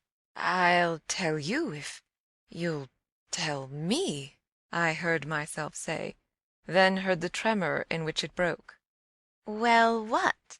Mrs. Grose's suspense blazed at me, but it was too late now, and I brought the thing out handsomely. "Where, my pet, is Miss Jessel?" End of Chapter 9. Chapter 20. Just as in the churchyard with Miles, the whole thing was upon us. Much as I had made of the fact that this name had never once, between us, been sounded, the quick, smitten glare with which the child's face now received it fairly likened my breach of the silence to the smash of a pane of glass. It added to the interposing cry, as if to stay the blow, that Mrs. Grose, at the same instant, uttered over my violence the shriek of a creature scared, or rather wounded, which, in turn, within a few seconds, was completed by a gasp of my own. I seized my colleague's arm. "She's there! She's there!"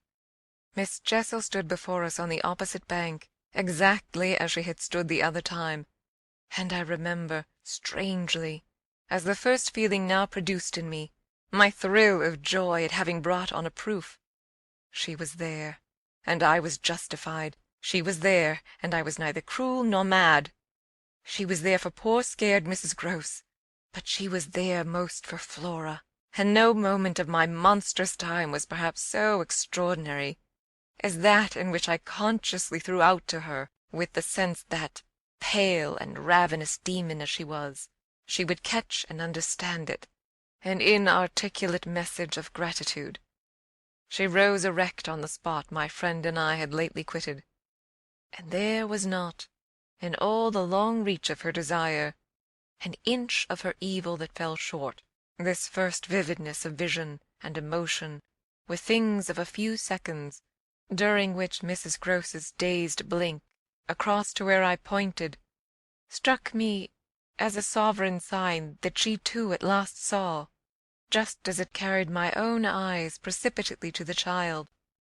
The revelation, then, of the manner in which Flora was affected startled me, in truth, far more than it would have done to find her also merely agitated, for direct dismay was of course not what I had expected.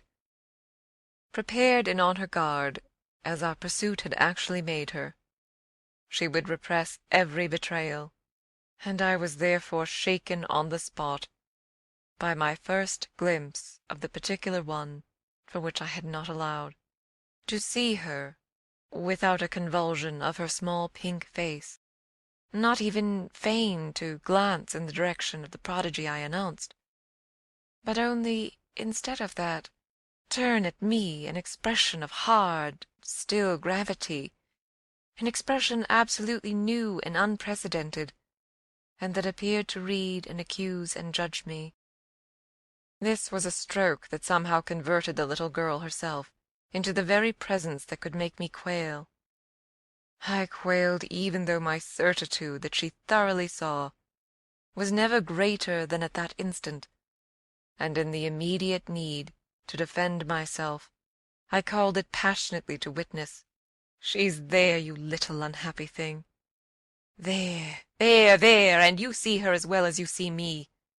I had said shortly before to Mrs. Grose that she was not at these times a child, but an old, old woman, and that description of her could not have been more strikingly confirmed than in the way in which, for all the answer to this, she simply showed me, without a concession, an admission of her eyes, a countenance of deeper and deeper, of indeed suddenly quite fixed reprobation. I was by this time, if I can put the whole thing at all together, more appalled at what I may properly call her manner than at anything else, though it was simultaneously with this that I became aware of having Mrs. Grose also, and very formidably, to reckon with. My elder companion the next moment, at any rate, blotted out everything but her own flushed face and her loud, shocked protest, a burst of high disapproval. "What a dreadful turn, to be sure, miss! Where on earth do you see anything?" I could only grasp her more quickly yet, for even while she spoke, the hideous plain presence stood undimmed and undaunted. It had already lasted a minute, and it lasted while I continued, seizing my colleague, quite thrusting her at it and presenting her to it, to insist with my pointing hand, "You don't see her exactly as we see? You mean to say you don't now? Now? She's as big as a blazing fire. Only look, dearest woman, look!" She looked even as I did, and gave me, with her deep groan of negation, repulsion, compassion, the mixture with her pity of her relief at her exemption, a sense, touching to me even then, that she would have backed me up if she could. I might well have needed that, for with this hard blow of the proof that her eyes were hopelessly sealed, I felt my own situation horribly crumble. I saw my livid predecessor press, from her position, on my defeat, and I was conscious, more than all, of what I should have from this instant to deal with in the astounding little attitude of Flora. Into this attitude Mrs. Grose immediately and violently entered, breaking, even while there pierced through my sense of ruin a prodigious private triumph, into breathless reassurance. "She isn't there, little lady, and nobody's there, and you never see nothing, my sweet. How can poor Miss Jessel? When poor Miss Jessel's dead and buried, we know, don't we, love?" And she appealed, blundering in to the child. "It's all a mere mistake and a worry, and a joke, and we'll go home as fast as we can." Our companion on this had responded with a strange, quick primness of propriety, and they were again, with Mrs. Grose on her feet, united, as it were, in pained opposition to me. Flora continued to fix me with her small mask of reprobation, and even at that minute I prayed God to forgive me for seeming to see that. As she stood there holding tight to our friend's dress, her incomparable childish beauty had suddenly failed, had quite vanished. I've said it already. She was hideously hard. She had turned common and almost ugly. "I don't know what you mean. I see nobody. I see nothing. I never have. I think you're cruel. I don't like you." Then, after this deliverance, which might have been that of a vulgarly pert little girl in the street, she hugged Mrs. Grose more closely, and buried in her skirts the dreadful little face. In this position she produced an almost furious wail. "Take me away! Take me away! Oh, take me away from her!" "From me?" I panted. "From you! From you!" she cried. Even Mrs. Grose looked across at me dismayed, while I had nothing to do but communicate again with the figure that, on the opposite bank, without a movement, as rigidly still as if catching, beyond the interval, our voices, was as vividly there for my disaster as it was not there for my service. The wretched child had spoken exactly as if she had got from some outside source each of her stabbing little words, and I could therefore, in the full despair of all I had to accept, but sadly shake my head at her. If I had ever doubted, all my doubt would at present have gone. I've been living with the miserable truth, and now it has only too much closed round me. Of course I've lost you. I've interfered, and you've seen, under her dictation, with which I faced over the pool again, our infernal witness, the easy and perfect way to meet it. I've done my best, but I've lost you. Good-bye." For Mrs. Grose I had an imperative, an almost frantic "Go, go!" before which an infinite distress, but mutely possessed of the little girl, and clearly convinced, in spite of her blindness, that something awful had occurred, and some collapse engulfed us. She retreated, by the way we had come, as fast as she could move. Of what first happened when I was left alone I had no subsequent memory. I only knew that at the end of, I suppose, a quarter of an hour, an odorous dampness and roughness, chilling and piercing my trouble, had made me understand that I must have thrown myself on my face, on the ground, and given way to a wildness of grief.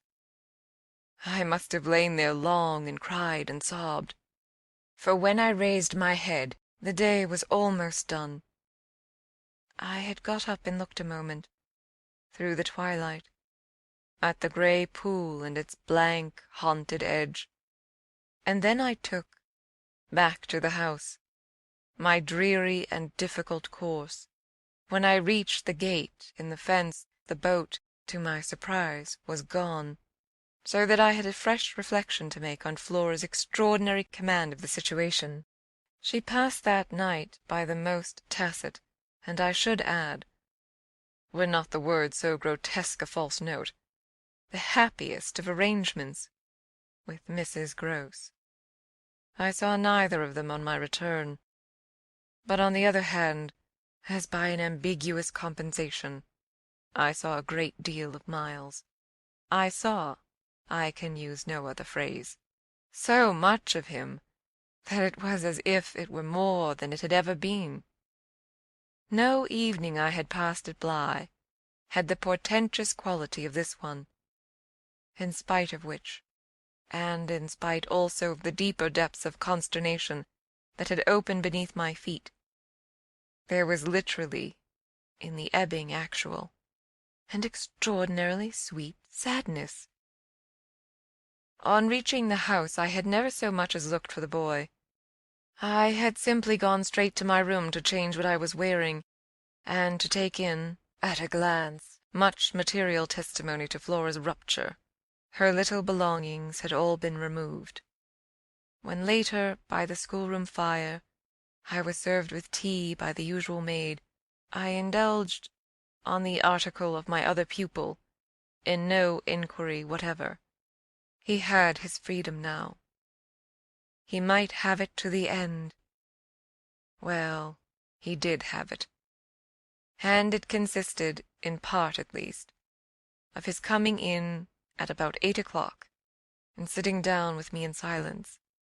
On the removal of the tea things, I had blown out the candles and drawn my chair closer. I was conscious of a mortal coldness. It felt as if I should never again be warm.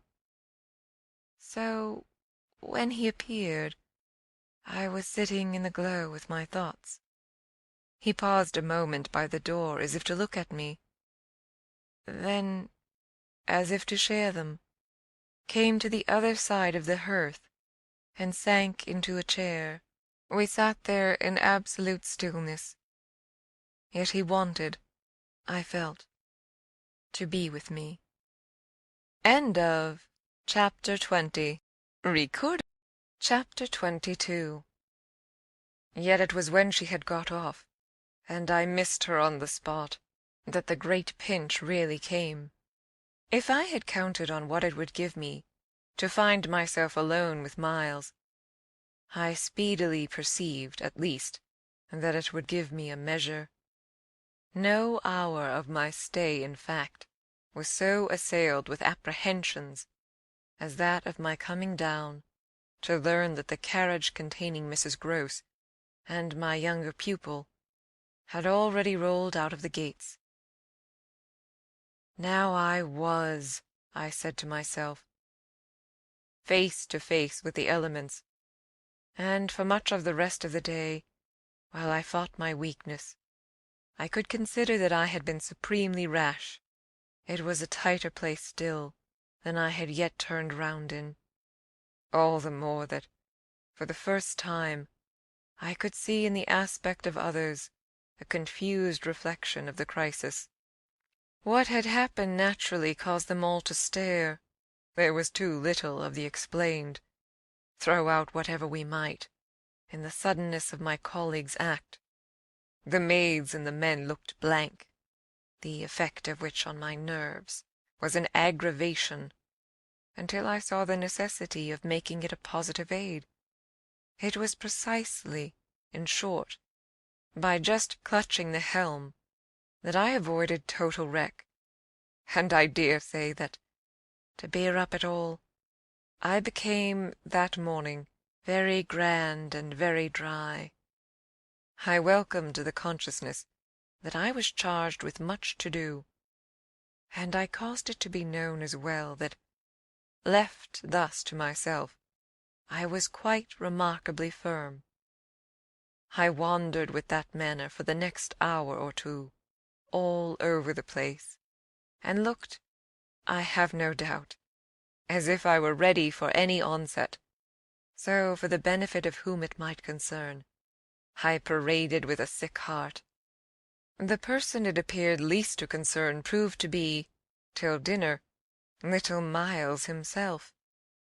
My perambulations had given me, meanwhile, no glimpse of him, but they had tended to make more public the change taking place in our relation, as a consequence of his having, at the piano, the day before, kept me, in Flora's interest, so beguiled and befooled. The stamp of publicity had of course been fully given by her confinement and departure, and the change itself was now ushered in by our non-observance of the regular custom of the schoolroom. He had already disappeared when, on my way down, I pushed open his door, and I learned below that he had breakfasted, in the presence of a couple of the maids, with Mrs. Grose and his sister. He had then gone out, as he said, for a stroll, than which nothing, I reflected, could better have expressed his frank view of the abrupt transformation of my office. What he would not permit this office to consist of was yet to be settled. There was a queer relief, at all events, I mean for myself in especial, in the renouncement of one pretension.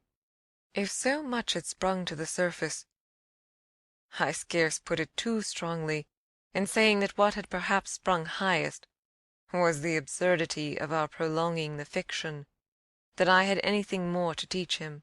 It sufficiently stuck out that, by tacit little tricks, in which even more than myself he carried out the care for my dignity, I had had to appeal to him, to let me off, straining to meet him on the ground of his true capacity.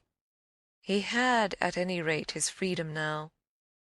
I was never to touch it again, as I had amply shown, moreover, when, on his joining me in the schoolroom the previous night, I had uttered on the subject of the interval just concluded neither challenge nor hint.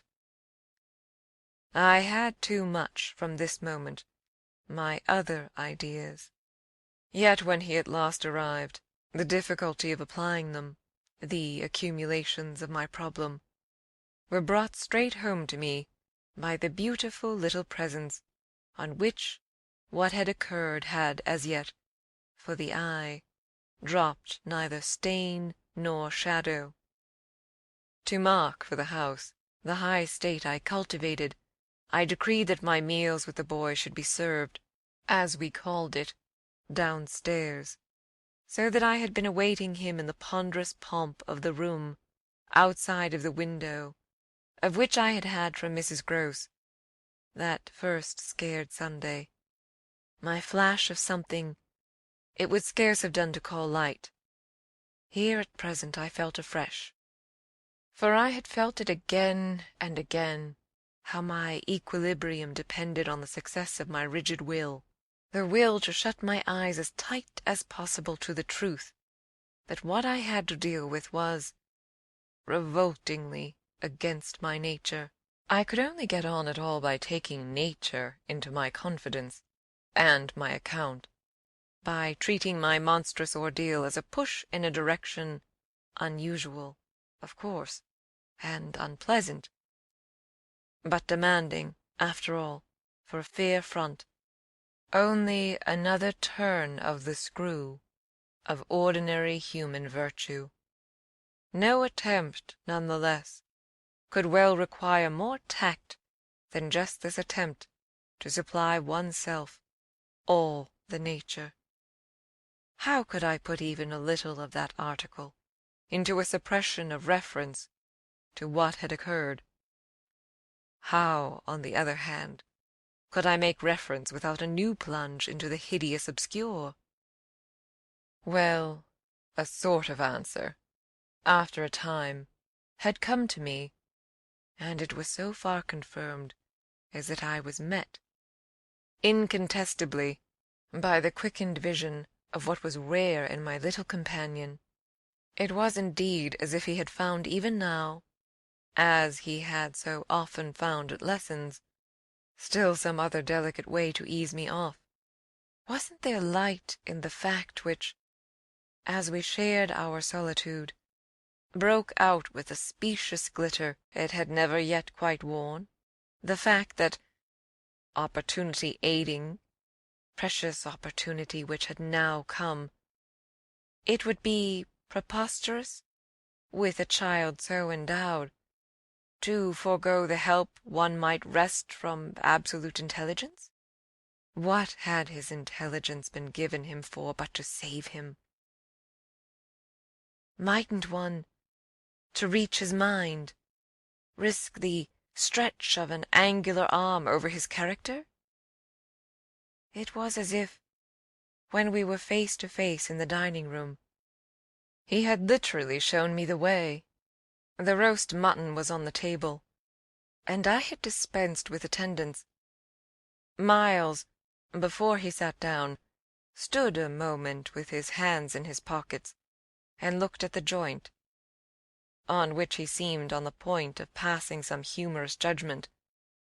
But what he presently produced was, "I say, my dear, is she really very awfully ill?" "Little Flora?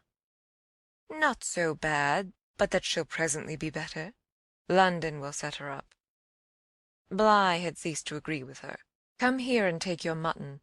He alertly obeyed me, carried the plate carefully to his seat, and, when he was established, went on. "Did Bligh disagree with her so terribly suddenly?" "Not so suddenly as you might think. One had seen it coming on."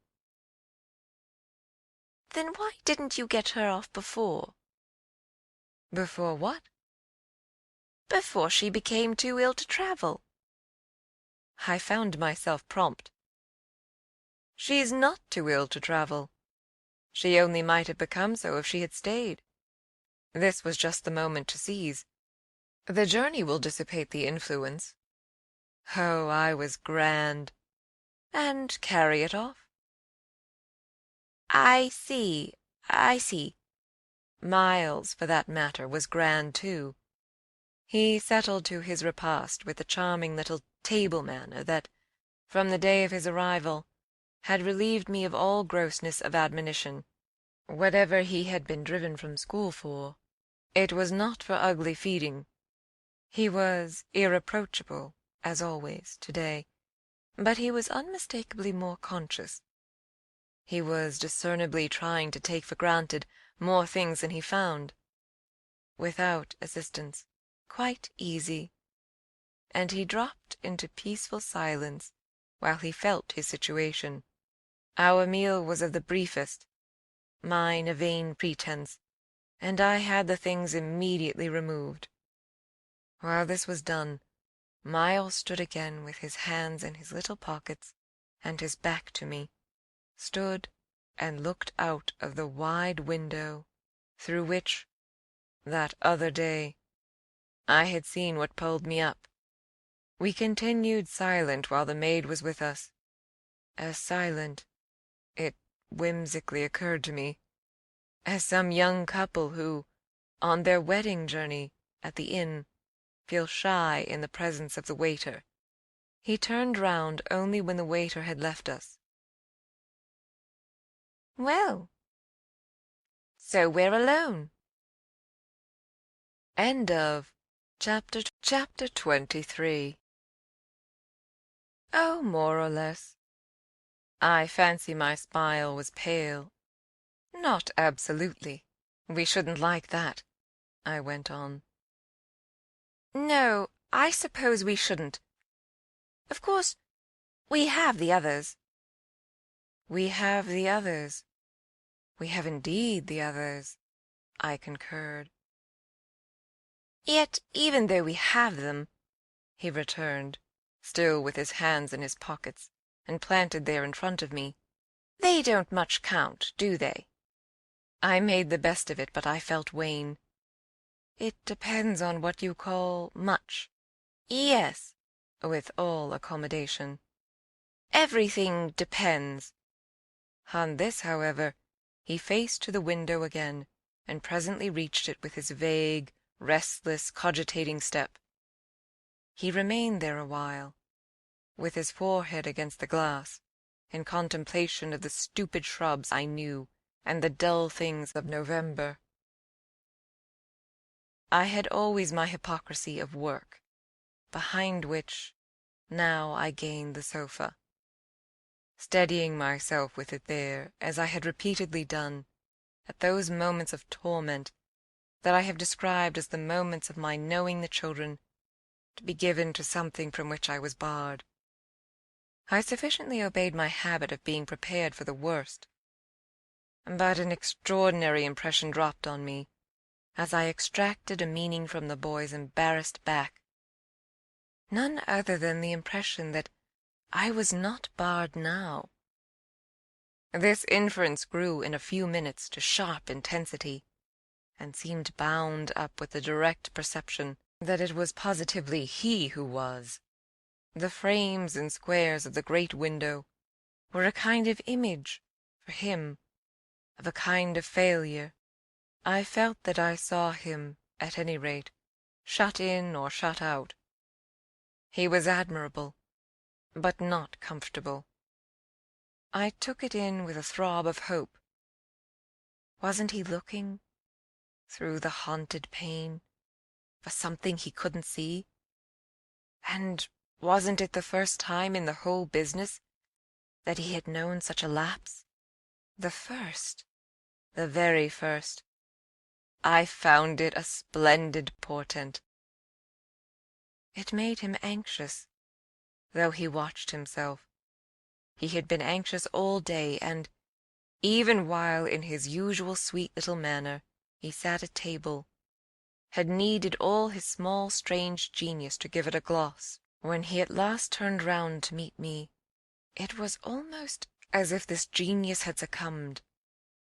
"Well, I think I'm glad Bligh agrees with me." "You would certainly seem to have seen these 24 hours a good deal more of it than for some time before." "I hope," I went on bravely, "that you've been enjoying yourself." "Oh, yes, I've been ever so far. All round about, miles and miles away. I've never been so free." He had really a manner of his own, and I could only try to keep up with him. "Well, do you like it?" He stood there smiling. Then at last he put into 2 words, "Do you?" more discrimination than I had ever heard 2 words contain. Before I had time to deal with that, however, he continued, as if with the sense that this was an impertinence to be softened. "Nothing could be more charming than the way you take it. For, of course, if we're alone together now, it's you that are alone most. But I hope," he threw in, "you don't particularly mind." "Having to do with you?" I asked. "My dear child, how can I help minding? Though I've renounced all claim to your company, you're so beyond me, I at least greatly enjoy it. What else should I stay on for?" He looked at me more directly, and the expression of his face, graver now, struck me as the most beautiful I had ever found in it. "You stay on just for that?" "Certainly. I stay on as your friend, and from the tremendous interest I take in you, till something can be done for you that may be more worth your while. That needn't surprise you." My voice trembled so that I felt it impossible to suppress the shake. "Don't you remember how I told you, when I came and sat on your bed the night of the storm, that there was nothing in the world I wouldn't do for you?" "Yes, yes." He, on his side, more and more visibly nervous, had a tone to master, but he was so much more successful than I that, laughing out through his gravity, He could pretend we were pleasantly jesting. Only that, I think, was to get me to do something for you. It was partly to get you to do something, I conceded.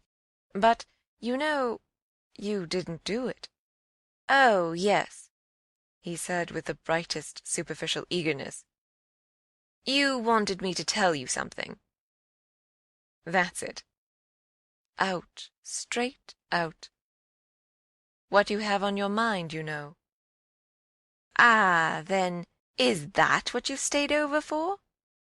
He spoke with a gaiety through which I could still catch the finest little quiver of resentful passion. But I can't begin to express the effect upon me of an implication of surrender even so faint. It was as if what I had yearned for had come at last, only to astonish me. Well, yes, I may as well make a clean breast of it. It was precisely for that. He waited so long that I supposed it for the purpose of repudiating the assumption on which my action had been founded. But what he finally said was, "Do you mean now? Here? There couldn't be a better place or time." He looked round him uneasily, and I had the rare, oh, the queer, impression of the very first symptom I had seen in him of the approach of immediate fear. It was as if he were suddenly afraid of me, which struck me indeed as perhaps the best thing to make him. Yet in the very pang of the effort I felt it vain to try sternness, and I heard myself the next instant so gentle as to be almost grotesque. "You want so to go out again?" "Awfully," he smiled at me heroically. And the touching little bravery of it was enhanced by his actually flushing with pain. He had picked up his hat, which he had brought in, and stood twirling it in a way that gave me, even as I was just nearly reaching port, a perverse horror of what I was doing. To do it in any way was an act of violence. For what did it consist of but the obtrusion of the idea of grossness and guilt on a small, helpless creature who had been for me a revelation of the possibilities of beautiful intercourse? Wasn't it base to create for a being so exquisite a mere alien awkwardness? I suppose I now read into our situation a clearness it couldn't have had at the time, for I seemed to see our poor eyes already lighted with some spark of a prevision of the anguish that was to come. So we circled about, with terrors and scruples, like fighters not daring to close. But it was for each other we feared. That kept us a little longer suspended and unbruised. "I'll tell you everything," Miles said. "I mean, I'll tell you anything you like. You'll stay on with me, and we shall both be all right. And I will tell you, I will. But not now." Why not now? My insistence turned him from me, and kept him once more at his window, in a silence during which, between us, you might have heard a pin drop. Then he was before me again with the air of a person for whom, outside, someone who had frankly to be reckoned with was waiting. "I have to see Luke." I had not yet reduced him to quite so vulgar a lie, and I felt proportionately ashamed. But, horrible as it was, his lies made up my truth. I achieved thoughtfully a few loops of my knitting. "Well, then, go to Luke, and I'll wait for what you promise. Only, in return for that, satisfy, before you leave me, one very much smaller request." He looked as if he felt he had succeeded enough to be able still a little to bargain. "Very much smaller?" "Yes, a mere fraction of the whole." "Tell me." Oh, my work preoccupied me, and I was off-hand. If, yesterday afternoon, from the table in the hall, you took, you know, my letter. End of Chapter 23. Chapter 24. My sense of how he received this suffered for a minute from something that I can describe only as a fierce split of my attention, a stroke that at first, as I sprang straight up, reduced me to the mere blind movement of getting hold of him, drawing him close, and, while I just fell for support against the nearest piece of furniture, instinctively keeping him with his back to the window. The appearance was full upon us that I had already had to deal with here. Peter Quint had come into view, like a sentinel before a prison. The next thing I saw was that, from outside, he had reached the window, and then I knew that, close to the glass and glaring in through it, he offered once more to the room his white face of damnation. It represents but grossly what took place within me at the sight. To say that on the second my decision was made, yet I believe that no woman so overwhelmed, ever, in so short a time, recovered her grasp of the act. It came to me in the very horror of the immediate presence, that the whole act would be, seeing and facing what I saw and faced, to keep the boy himself unaware. The inspiration, I can call it by no other name, was that I felt how voluntarily, how transcendently I might. It was like fighting with a demon for a human soul, and when I had fairly so appraised it, I saw how the human soul, held out in the tremor of my hands, at arm's length, had a perfect dew of sweat on a lovely childish forehead. The face that was close to mine was as white as the face against the glass, and out of it presently came a sound, not low nor weak, but as if from much further away, that I drank like a waft of fragrance. Yes, I took it.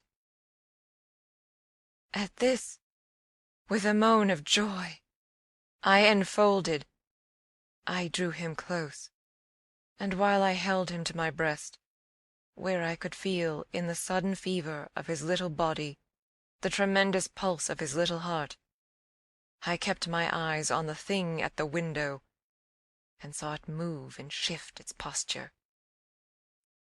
I have likened it to a sentinel, but its slow wheel, for a moment, was rather the prowl of a baffled beast. My present quickened courage, however, was such that, not too much to let it through, I had to shade, as it were, my flame. Meanwhile the glare of the face was again at the window. The scoundrel fixed as if to watch and wait. It was the very confidence that I might now defy him, as well as the positive certitude, by this time, of the child's unconsciousness, that made me go on. What did you take it for? To see what you said about me. You opened the letter? I opened it. My eyes were now, as I held him off a little again, on Miles's own face, in which the collapse of mockery showed me how complete was the ravage of uneasiness. What was prodigious was that at last, by my success, his sense was sealed and his communication stopped.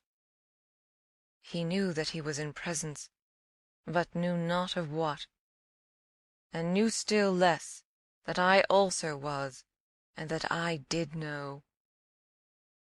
And what did this strain of trouble matter, when my eyes went back to the window, only to see that the air was clear again, and, by my personal triumph, the influence quenched.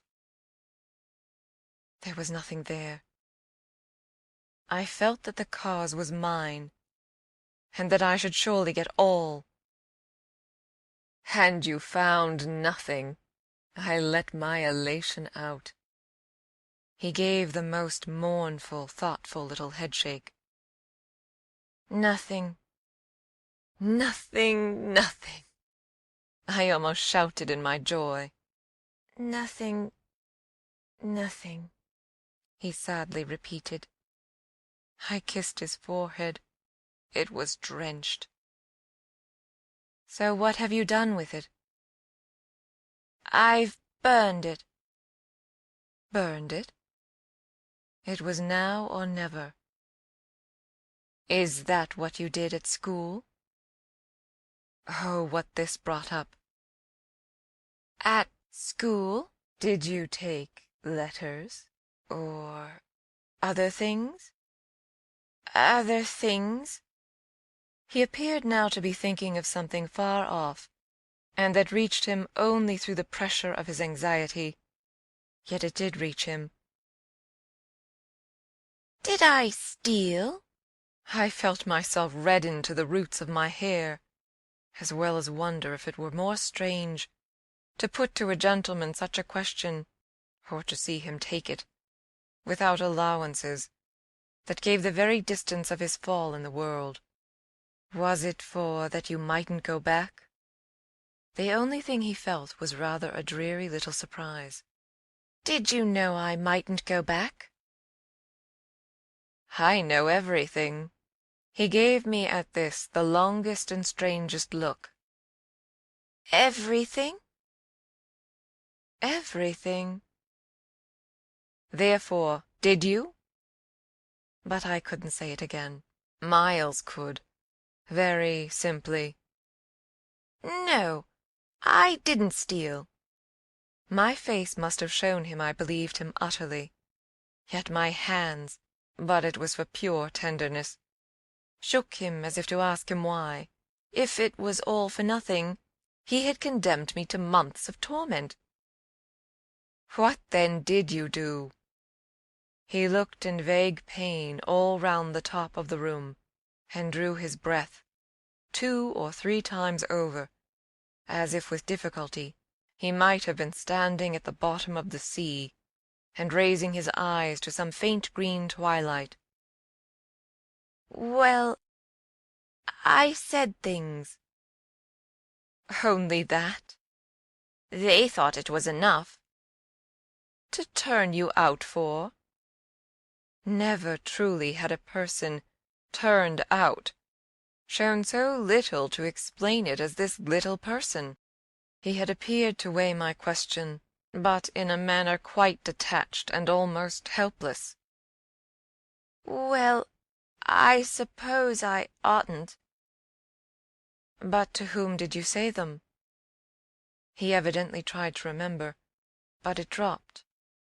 He had lost it. I don't know. He almost smiled at me in the desolation of his surrender, which was indeed practically by this time so complete that I ought to have left it there. But I was infatuated. I was blind with victory, though even then the very effect that was to have brought him so much nearer was already that of added separation. Was it to every one? I asked. No, it was only to— But he gave a sick little headshake. I don't remember their names. Were they then so many? No, only a few. Those I liked. Those he liked? I seemed to float not into clearness, but into a darker obscure. And within a minute there had come to me, out of my very pity, the appalling alarm of his being perhaps innocent.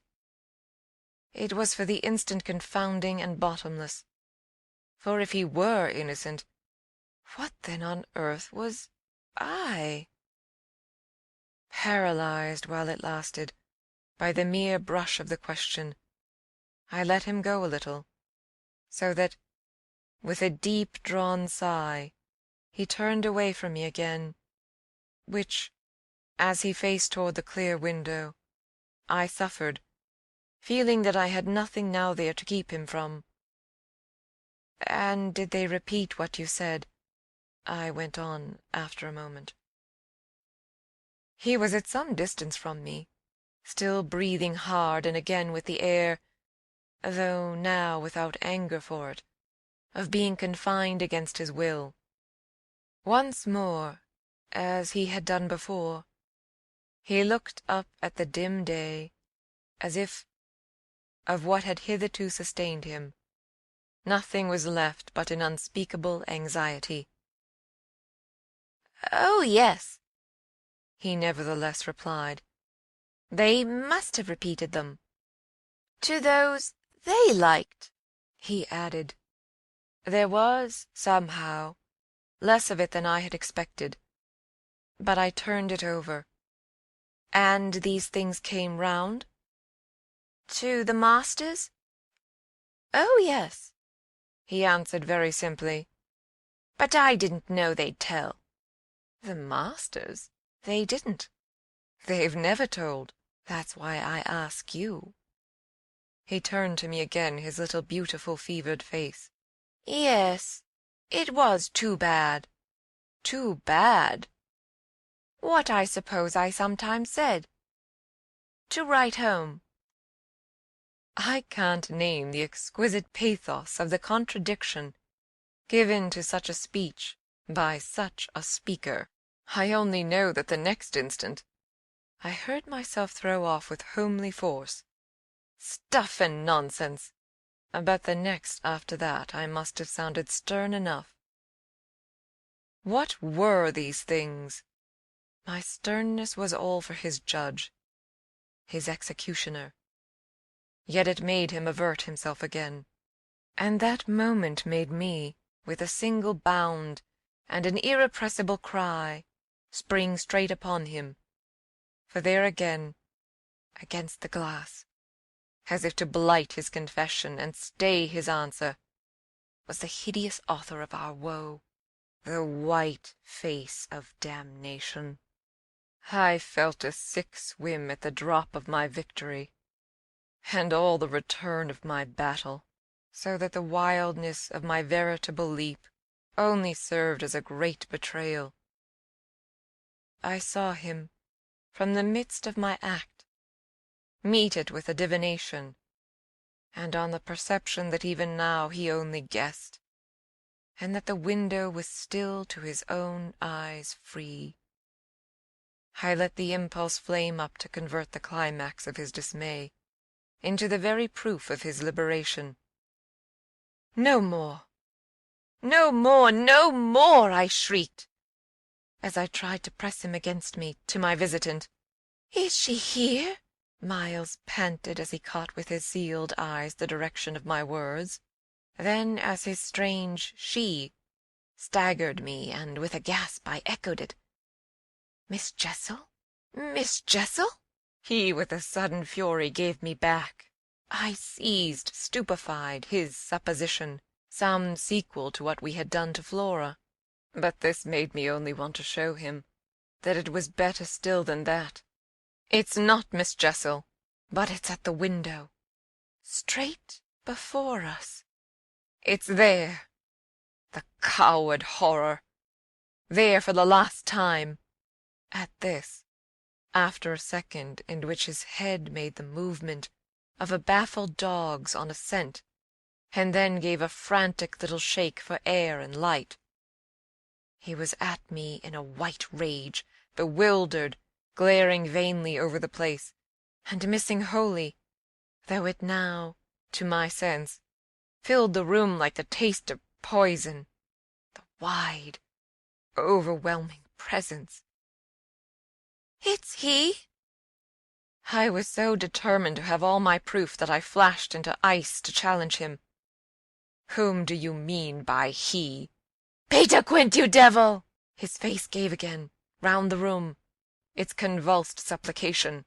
"Where?"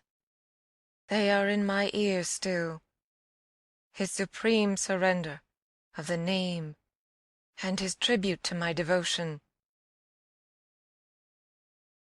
What does he matter now, my own? What will he ever matter? I have you. I launched at the beast, but he has lost you forever. Then, for the demonstration of my work, "There, there," I said to Miles. But he had already jerked straight round, stared, glared again, and seen but the quiet day. With the stroke of the loss I was so proud of, he uttered the cry of a creature hurled over an abyss, and the grasp with which I recovered him might have been that of catching him in his fall. I caught him. Yes, I held him. It may be imagined with what a passion. But at the end of a minute I began to feel what it truly was that I held. We were alone with the quiet day, and his little heart, dispossessed, had stopped.